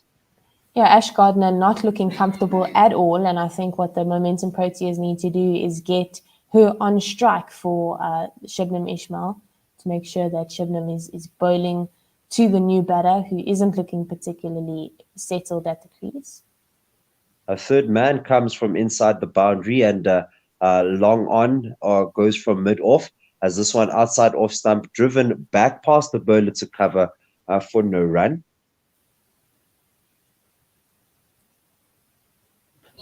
Yeah, she'll be looking to get nice and full here. Ayabonga Kaka just letting the batter drive straight to the fielder at long on. Oh, as you called it, a nice full delivery, a slower one as well that Megan Gardner misses, all ends up, and that ends what was actually a good over. Just 3 offered, 2 wides and a single. So very well done here by Ayabonga Kaka, potentially just building up the pressure for a wicket on the other end. Maybe Shabnam Ismail comes in from the other end and maybe gets a breakthrough. Yeah, she's got that speed up. We were just talking about her pace, and she's now up to the same pace that Elise Perry has bowled, 125 kilometers per hour, the quickest delivery, or the 2 quickest deliveries now in this tournament. Do you know? Yeah. Do you guys know the story about the number on her back? Why she wears the 89? Oh, please do tell. Yeah, so her idol, or somebody she always looked up to, and it makes sense based on the aggression she shows, is Andre Nau. And Andre Nau always wore the 89 on his back. And you can see that passion. Unfortunately, she's been taken off. I do not get my wish. She's not going to continue. So Sekukune is the one that continues, and it's short outside off stump and sliced, misfielded by Mignon du Preez, so it's sliced for 4 at the point boundary. And it feels like they're just throwing meat to this, throwing lambs to the slaughter here, as Meg Lanning just continues bludgeoning her way to what could be a victory here for Australia. I think it's a wrong call there, taking Ismail off. She was just getting up to a nice speed and really looking to get a wicket there. Sekukune continues. This one outside off stump. A square drive played to backward point. Laura Wolfart, no run there. That's a lot better from Sekukune, as Australia need 59 from 94. Yeah, we just talk about bowling partnerships and how Ayabonga's over set it up so nicely for another great over from Shibnam Ismail. This one on leg stump, and he swung to the leg side. It's airborne for quite some time as Lizelle Lee has to come from mid-on to do the fielding. It literally just plopped into the ground and didn't go to the boundary. Went for 215 for 4 now after 34.357 off 93 needed. Yeah, that was airborne for quite some time. A potential chance there from the bowler's side, but unfortunately not to the field that's set for her. Bowling a lot better here. Full length delivery played very late by Lanning, going all the way to third man where Ayabonga Kaka does the fielding. 216 for 4. You'd think that's... yeah, please go ahead, Jenna. This is Tumi Sekukune's first go here in the Cricket World Cup, and she'll be disappointed with that first spell that she bowled earlier on in the innings, and I think she's the type of person that will be looking for a good comeback here. A nice shaping delivery outside the off stump, slightly shaping away from the right-hander, as this played late by, I believe it's Lanning. It goes to third man for a single. We're seeing some replays of how Ismail beat Lanning and took the edge, and she also beat Talia McGrath a couple of times, took the edge that went through and past Lizelle Lee. It's an interesting decision to take her off now. The only reason I see for this would probably be just to save her up for the death overs. Is this one straighter on the bat? Oh, and hit to cow corner where Laura Goodall drops a catch. Not a catch you want to be dropping And that was a sitter. That was Meg Lanning. And that's 4 runs. Oh, no. That would have been such a confidence booster for Tumi Sekakune, who's been laid into in this match. I don't even have words. Yeah. Straight to her landing, already gave up. Her head was down. Laura Goodall lets that one go straight through her hands. Not the type of impact she would have wanted to make in her first match in this tournament, and it's Tumi Sekakune's first match in the tournament. Yeah. Not like this, guys. No. Not like this. Oh, it literally went straight through her hands. Oh, no. Morizon Cup comes into the attack. That ends the over. She has a good ball outside the off stump, but just wafted at by Gardner. Oh, man. Oh, man. Oh, we're going to watch this replay over and over again. These guys like showing us drop catches. They're going to show us this forever now. Lizao Lee must be happy it's not her anymore. Morizon Cup continues. She has a slip in place. A lovely little outswinging delivery here to Gardner as she gets another dot ball. 51. Oh, needed off 88. Oh, guys. Oh, my gosh. You know what, eh? Like, put being a South African fan aside. Let's put that aside. That would have made this game extra spicy. That would have made this game extra spicy, man. You know? Extra. No? Yeah, with 2 new batters at the crease, anything is possible. Exactly. This one, straight a good length delivery from Morizon Cup, a slower ball, as it's blocked out by Ash Gardner. And then you'd have Cup on this end, just stringing a few dot balls together, maybe making this competition a little bit tighter. But man, oh man, you're landing with a life that she really doesn't need, eh? As Gardner continues a slower ball outside the off stump, a square drive, hit straight to Laura Wolfhardt at point for no run. Strung a few dot balls together here. Well done from Morizon Cup. Yeah, we saw Meg Lanning play that same shot that she just got dropped on in the beginning overs against the Morizon Cup, I think it was. And she really timed the ball well. She played through the shot. And this one that she played against Tumi Sekakune, just a half shot, didn't play through the ball at all. It's the first sign that we've seen here from Meg Lanning that she's not really feeling so nice against the seam.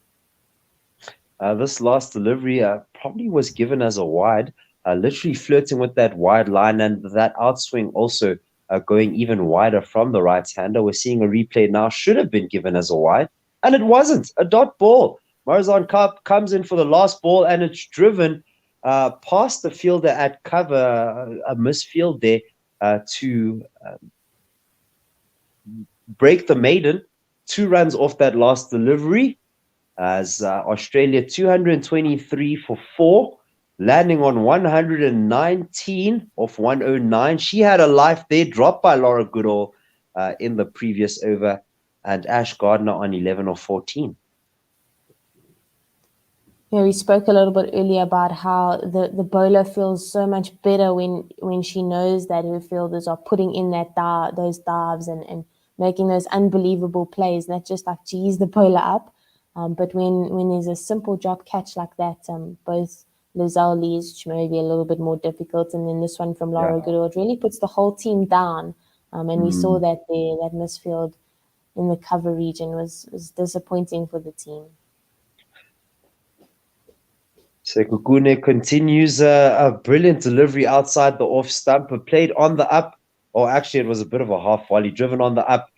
Mignon du Preez has to do the fielding, a valiant effort to save 1 run. They should probably take 3 there, as Australia moved to 226 for 4.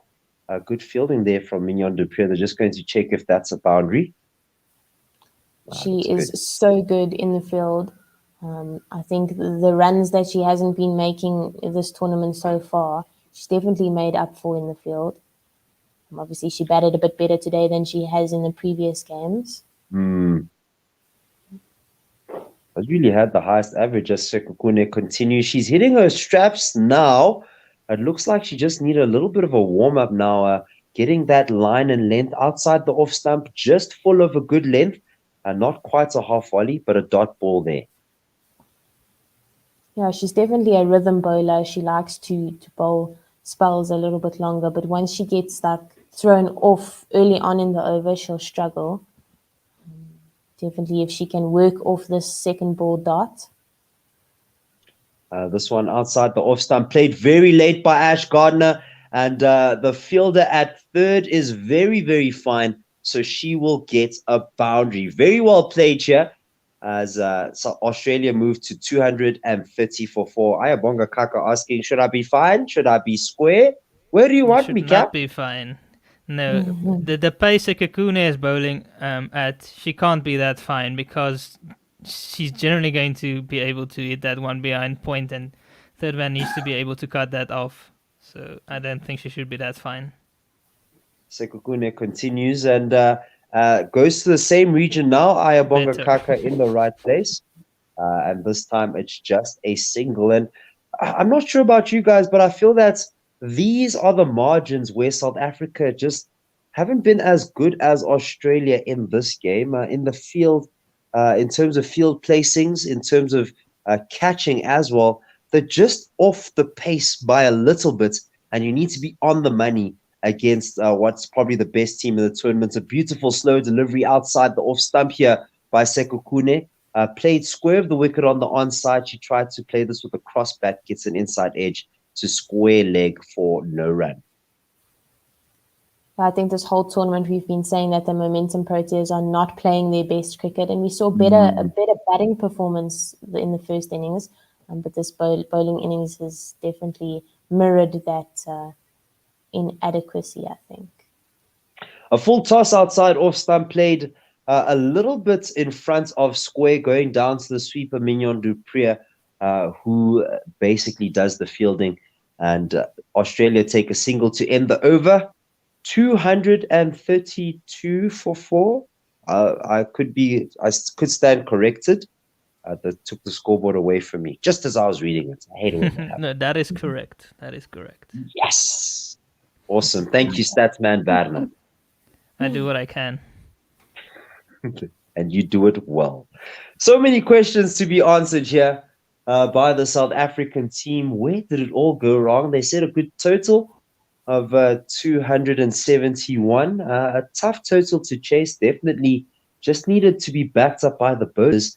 But unfortunately not hitting their straps. A few gaps left here as we see Marizan Kaap continuing. This one straying down the leg side as not given as a wide, so probably hits landing on the body. Good stop here from Trisha Chetty to prevent any runs taken off that ball.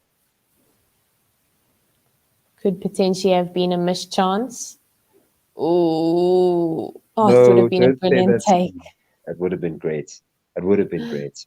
Yeah, Trisha That Chetty one's just not- diving to her left with one hand, but unfortunately not managing to hold on. Main job, just stop the boundary. As this one going into the body of Meg Lanning, she whips this off the hips, plays it down to the fielder at long leg, Shubnam Ismail, for a single. 2-3-3 for 4. Yeah, I think Sounds at this stage of the game, I think that the Proteas need to make sure that they're attacking as much as possible because it's too late almost to defend. But at the same time, they have to be patient and they need to make sure that they're building pressure because that's what's going to bring the wickets. Oh, beautiful delivery here from Marizan Kaap, just squeezing Ash. Oh, it was a drop catch from Trisha Chetty. Oh, no. Just squeezing Ash Gardner here on the leg stump with that last delivery. They just showed us the ultra edge.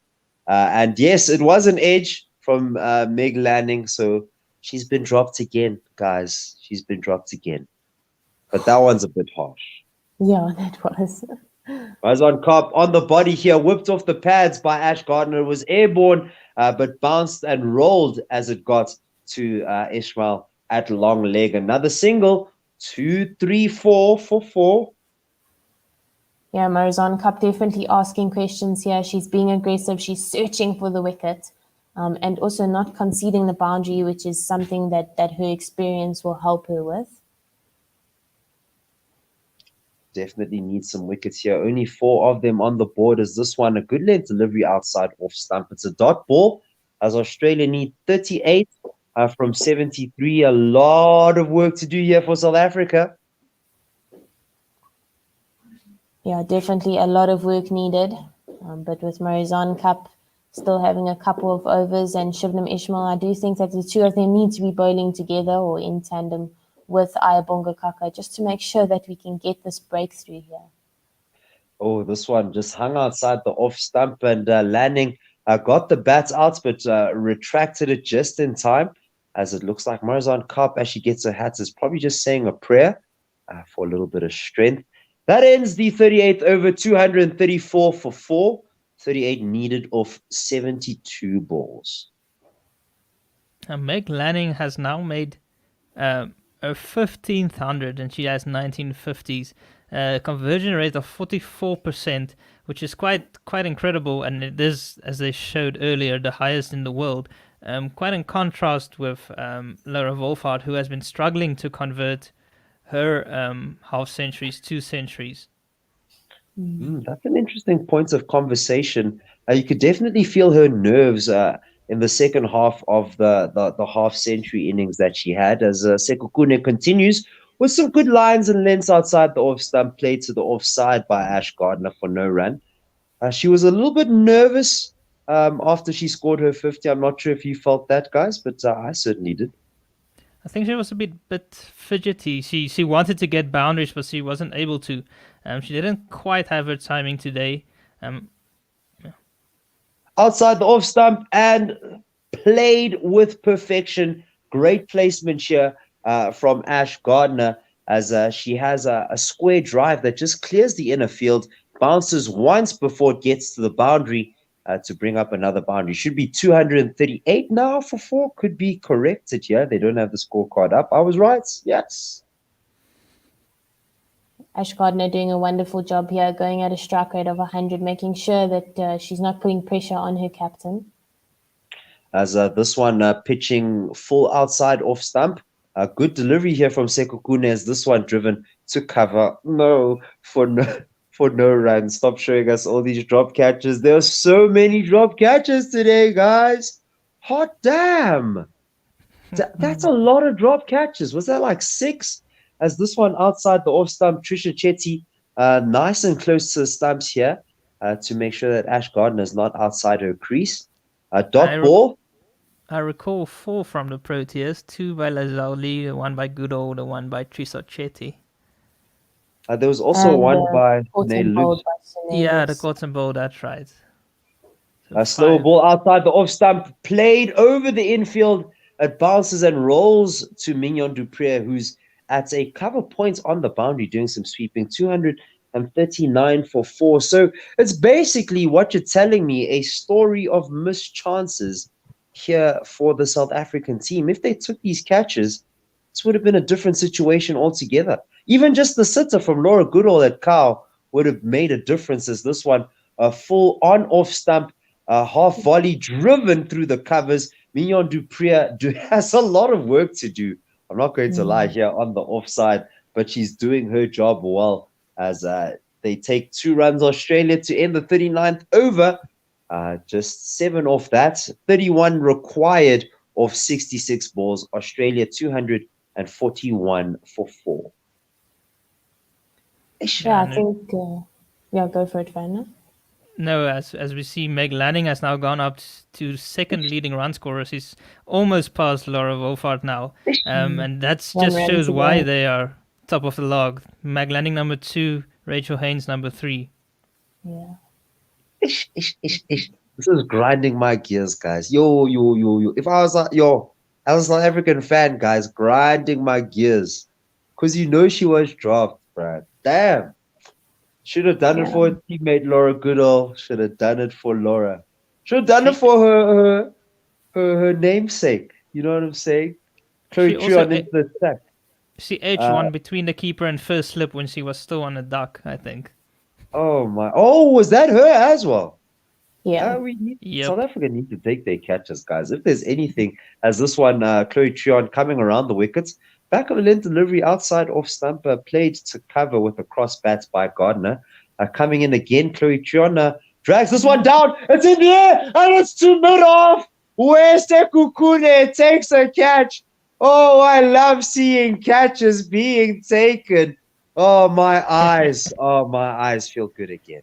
Maybe just for UT, we'll see millions of replays of that catch now. A simple catch in the end, Tumi Sekukune, just a little bit of a jump, making sure that she got behind that delivery. And Ash Gardner will be disappointed that she wasn't able to stay until the end. She was trying to get through the next couple of overs and try and accelerate her innings. Unfortunately, it wasn't meant to be. A little bit of a consolation wicket here for the South Africans as Ash Gardner goes for 22. And Sekukune was the catcher there. And that's her second involvement in a wicket from the field. So she's been a little bit of a shining light in the field, hasn't she? Yeah, I think we should be able to take 10 runs off her total for every wicket she gets in the field. Would love to see that. Annabelle Sutherland coming in. Jenna and Werner, I'm literally on 5% of battery life. So actually, wait, we may be able to take it through to 40 overs. Actually, it's going to be tight, but we can do it. Let's see a few more wickets. That would be nice as Annabelle Sutherland in here. Chloe Trion has 2 wickets now with that.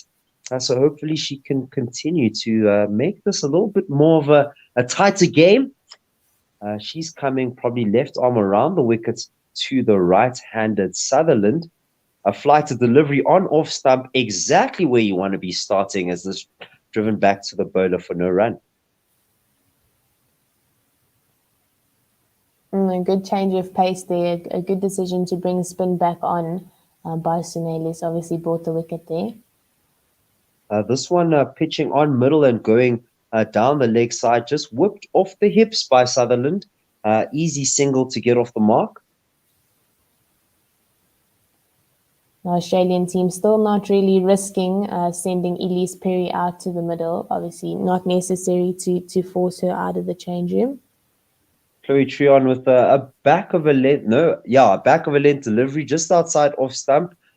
Cut in front of square to Lizelle Lee, who's doing the sweeping on the offside. 2, 3, 4, 4, 5. Flight to delivery outside the off stump, driven down the ground to Tumi Sekukune at mid off for no run. To end the 40th over, 2, 3, 4, 4, 5. 29 needed off 60 balls, and that ends our stint here. So Australia in some cruise control. As we see Otto come onto the stream. And with that, ladies and gentlemen, I bid you adieu.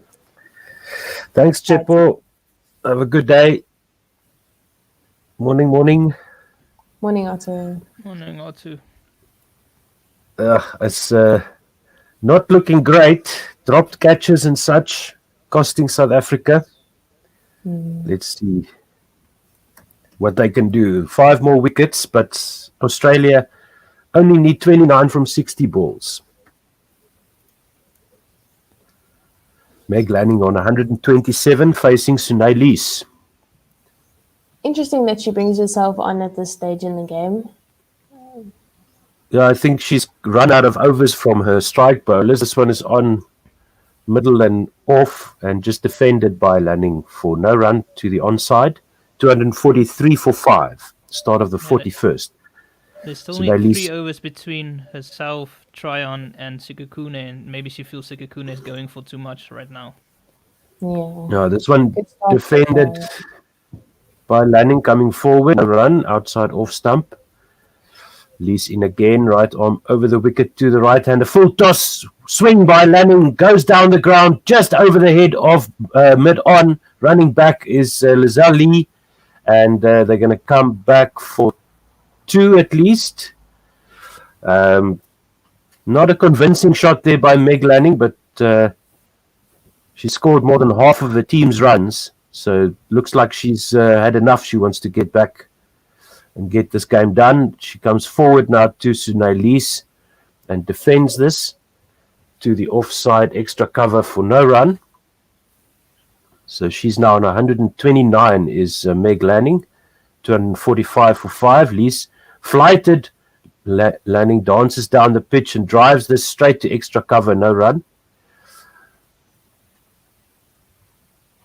No, I mean, this is what Sunaylis knew, probably knew what would happen if she brought Cup and Ishmael back into the attack. This time Lanning goes onto the back foot and plays it out to the cover boundary for a single. She had to bring Cup and Ishmael back around over to 30 to try and get Lanning out, to try and break that McGrath-Lanning partnership. And then, you always knew from there that she's going to need overs at the back end. Yeah, and it's good to see that she's trusting herself with the ball just to bowl here. It shows a little bit of confidence in herself. Yeah, she's actually been quite economical despite all the full tosses. She's conceded less than 20 in her 4 overs, so it's not too bad when you compare it with some of the other bowlers. Ayabonga Kaka now into the attack. Start of over 42, 246 for 5 is the score. And Ayabonga Kaka will come right arm over the wicket to the right-hander. And it's played out to deep mid-wicket, and they take a single. So we're just waiting for this. Let me get the scorecard in front of me here. Mignon de Pre has been all over the place today. She's been fielding in the deep, and the ball has constantly been coming to her, and she's been cutting it off as well as she can. So with that single, Sutherland was off the mark, and this time Meg Lanning drives this off the back foot straight to point, backward point, no run. 247 for 5. Good work there by Laura Wolfart at point. She hasn't had the best day, but she has had a tough day in the field. I'm having to dive all over the place with Meg Lanning being so good on the cut. Ayabonga Kaka, looks like another slower ball outside off stump, and Lanning tries to play a back foot drive, but she gets it straight to cover for no run. Excuse me, that Sutherland is on strike now. They did take a single there. No, I think the scorecard is wrong. It's no, it is Sutherland facing now. Excuse me. Yeah. Lekker de mekaar. Okay, so Sutherland is on 1. Lanning is on 131. So that first single off the over was Meg Lanning getting off strike. 247 for 5.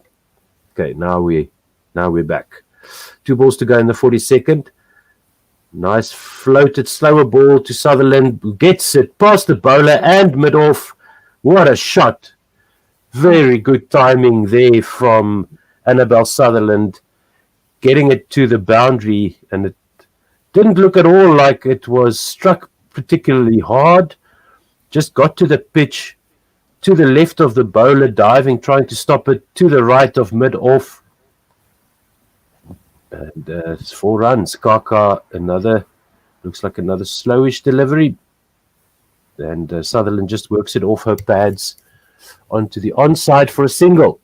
And it's 252 for 5. Australia need 20 from 48 balls. Sutherland on 6, Lanning on 131. 6 runs off that last Ayabonga Kaka over. She's bowled 8 overs for 44 runs and no wicket. Yeah, it's good to see that Sutherland is showing that nice confidence, full face of the bat. She's young, she's only 20 years old, but knowing that her captain is on the other end, feeling nice and comfortable, knowing that they only need 20 or 48 runs, that'll make her feel nice and comfortable. And she'll definitely be looking to try and help her captain get their team over the line here. Yeah, so the 250 up there in that over for Australia as Lees now continues over the wicket to Sutherland, who retained the strike at the end of that previous over. And this one, she tries to work off her pads, and it just squirts out to the onside, and they don't take a run. South Africa still needing wickets. That's the only way, but there are so many deliveries left. Only 20 runs to get. Off the back foot goes Sutherland, out to wide of long off, and she bisects the field once again. Another 4 runs to the total, 254 for 5. Jenna? That's just lazy fielding here from the Momentum Proteas. It beats Chloe Chan at extra cover. And then the 2 fielders, just miscommunication as to who's going to stop the ball from rolling over the rope. Just lazy there, letting it go past them.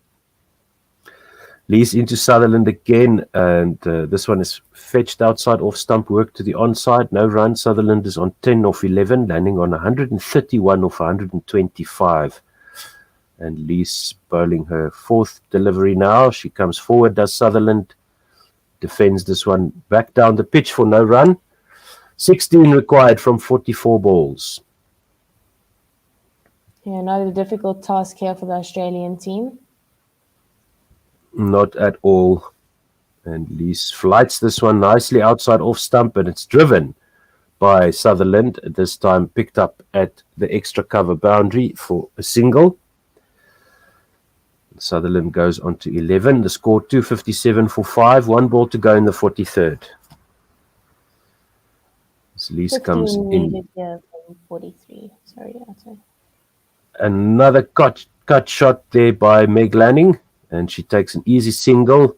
Not sure if that was just a fumble in the field or another dropped catch, but we'll check that out for you in a moment. 258 for 5. Just 14 now needed from 7 overs, 42 balls. So exactly 2 runs and over required. And with that, Meg Lanning takes the highest score in this year's ICC Women's Cricket World Cup, with 132, passing Rachel Haynes of who had 130. Third place is Smriti Mandhana on 123. So Ayabonga Kaka now will continue for South Africa. Try and see if she can get a hat-trick, but I don't think even that will be enough to stop this juggernaut that is Australia. Kaka, slower delivery, almost gets the return catch on the leg stump of Meg Lanning, who just spoons it back to Ayabonga Kaka, diving to her right. Another dropped catch. Let's see the replay here. Oh, she knows how close that was, and South Africa just keep on insisting that Meg Lanning bat some more. She tries to give them the opportunities to catch her out, but South African field just say, no, please bat some more, Meg, as she works this one into mid-wicket for a single. 133 now for Meg Lanning, and Sutherland will face Ayabonga Kaka with 13 runs to get, 259 for 5. I think that's 3 drop catches of Meg Lanning now. So Kaka in again, once again, straight back to the bowler by Sutherland this time. But I think this was a bump ball. So now Lee's trying to G up her team. But I think she knows that this game is over as a contest, unless something dramatic happens in the next 3 or 4 deliveries. Ayabonga Kaka trying to make that happen on leg stump, and it's smashed out square on the onside, where it's picked up by a sweeper on the onside, on the leg side boundary, and they come through for 2. 261 for 5, and 11 runs to win for Australia here. Yeah, Mignon du Preez has been the standout fielder for me so far in this Momentum Proteas bowling innings. She took that catch in the 11th over, and she's covered a lot of ground in the field so far.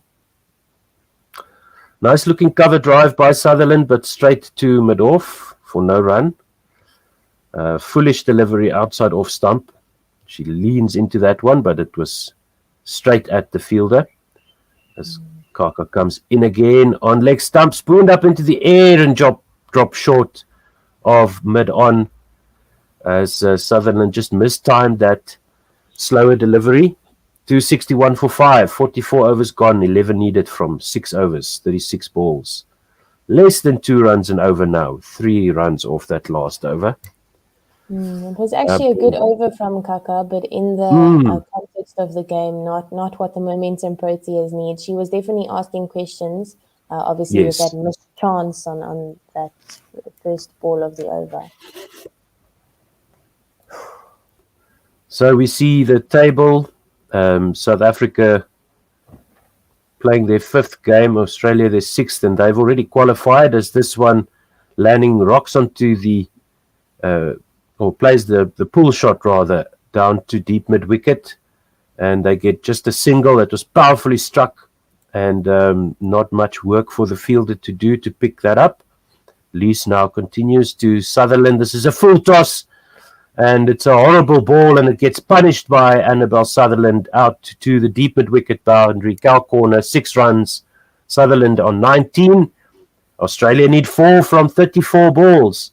I think that must have slipped out of Sunay's hands there.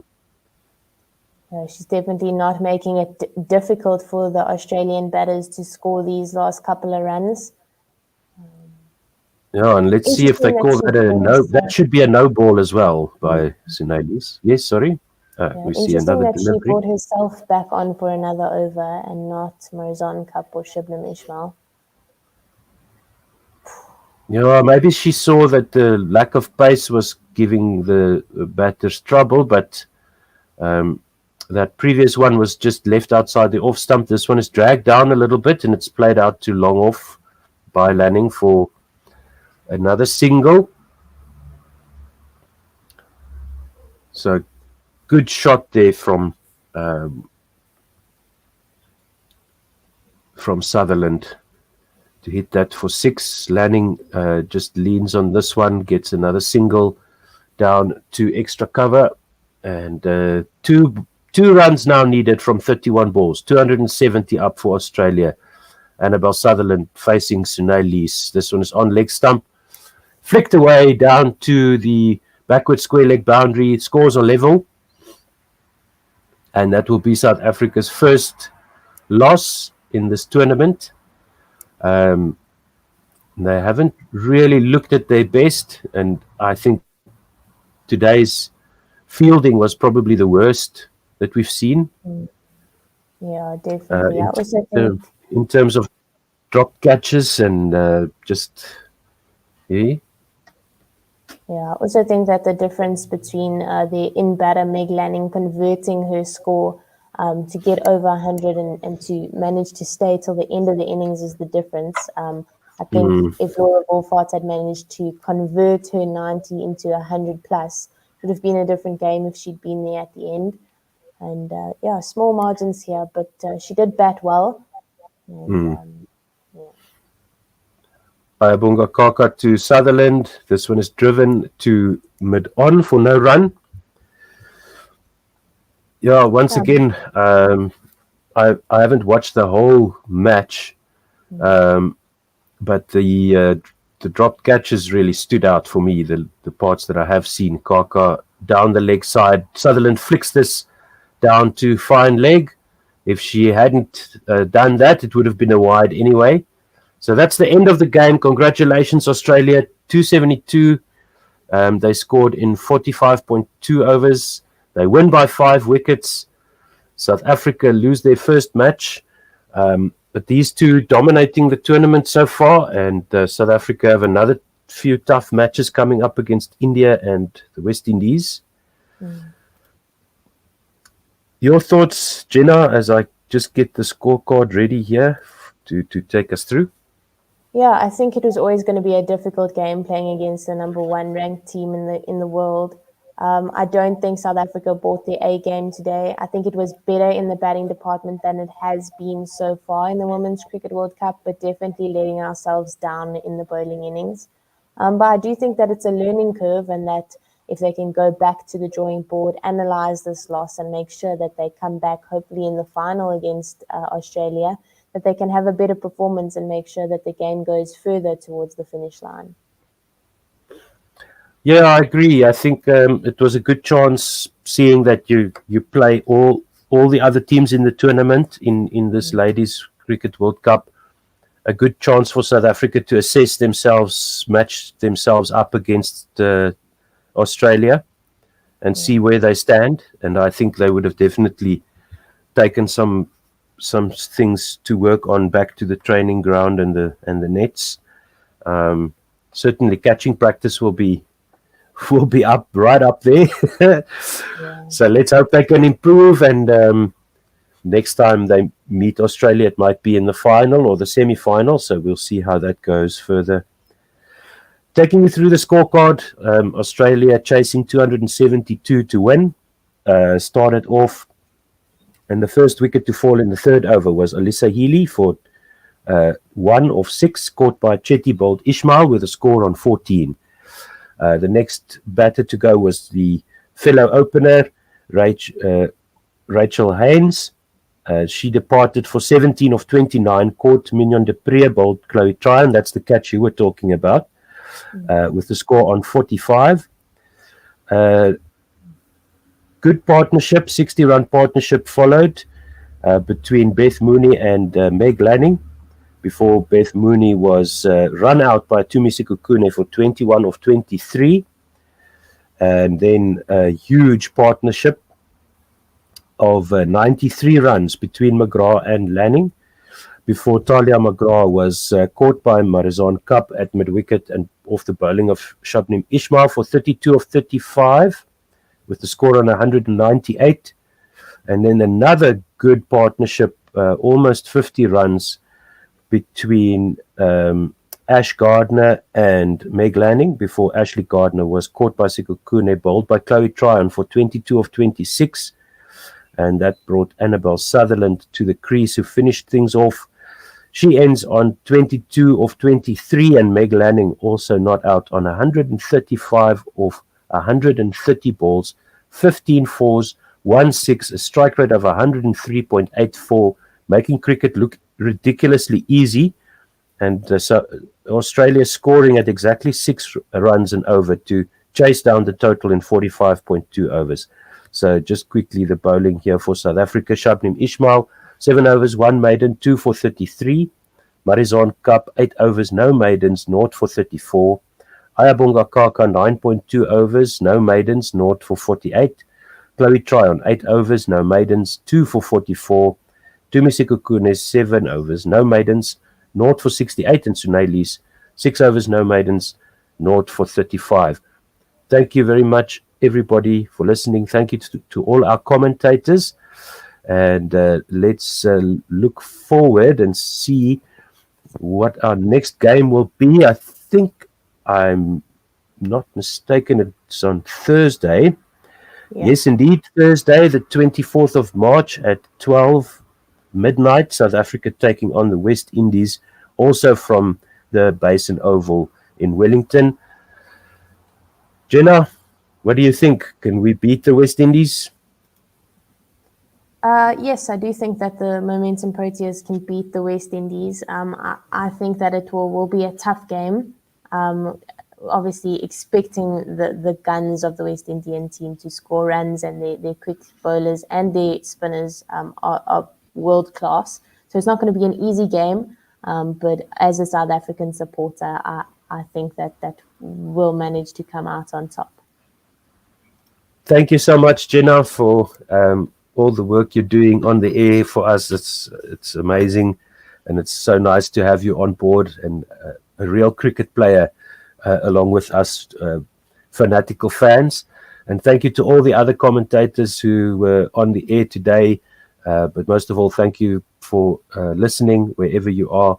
Thank you for your support. We do appreciate it. Until Thursday morning, cheerio. Have a good one. Bye. Bye.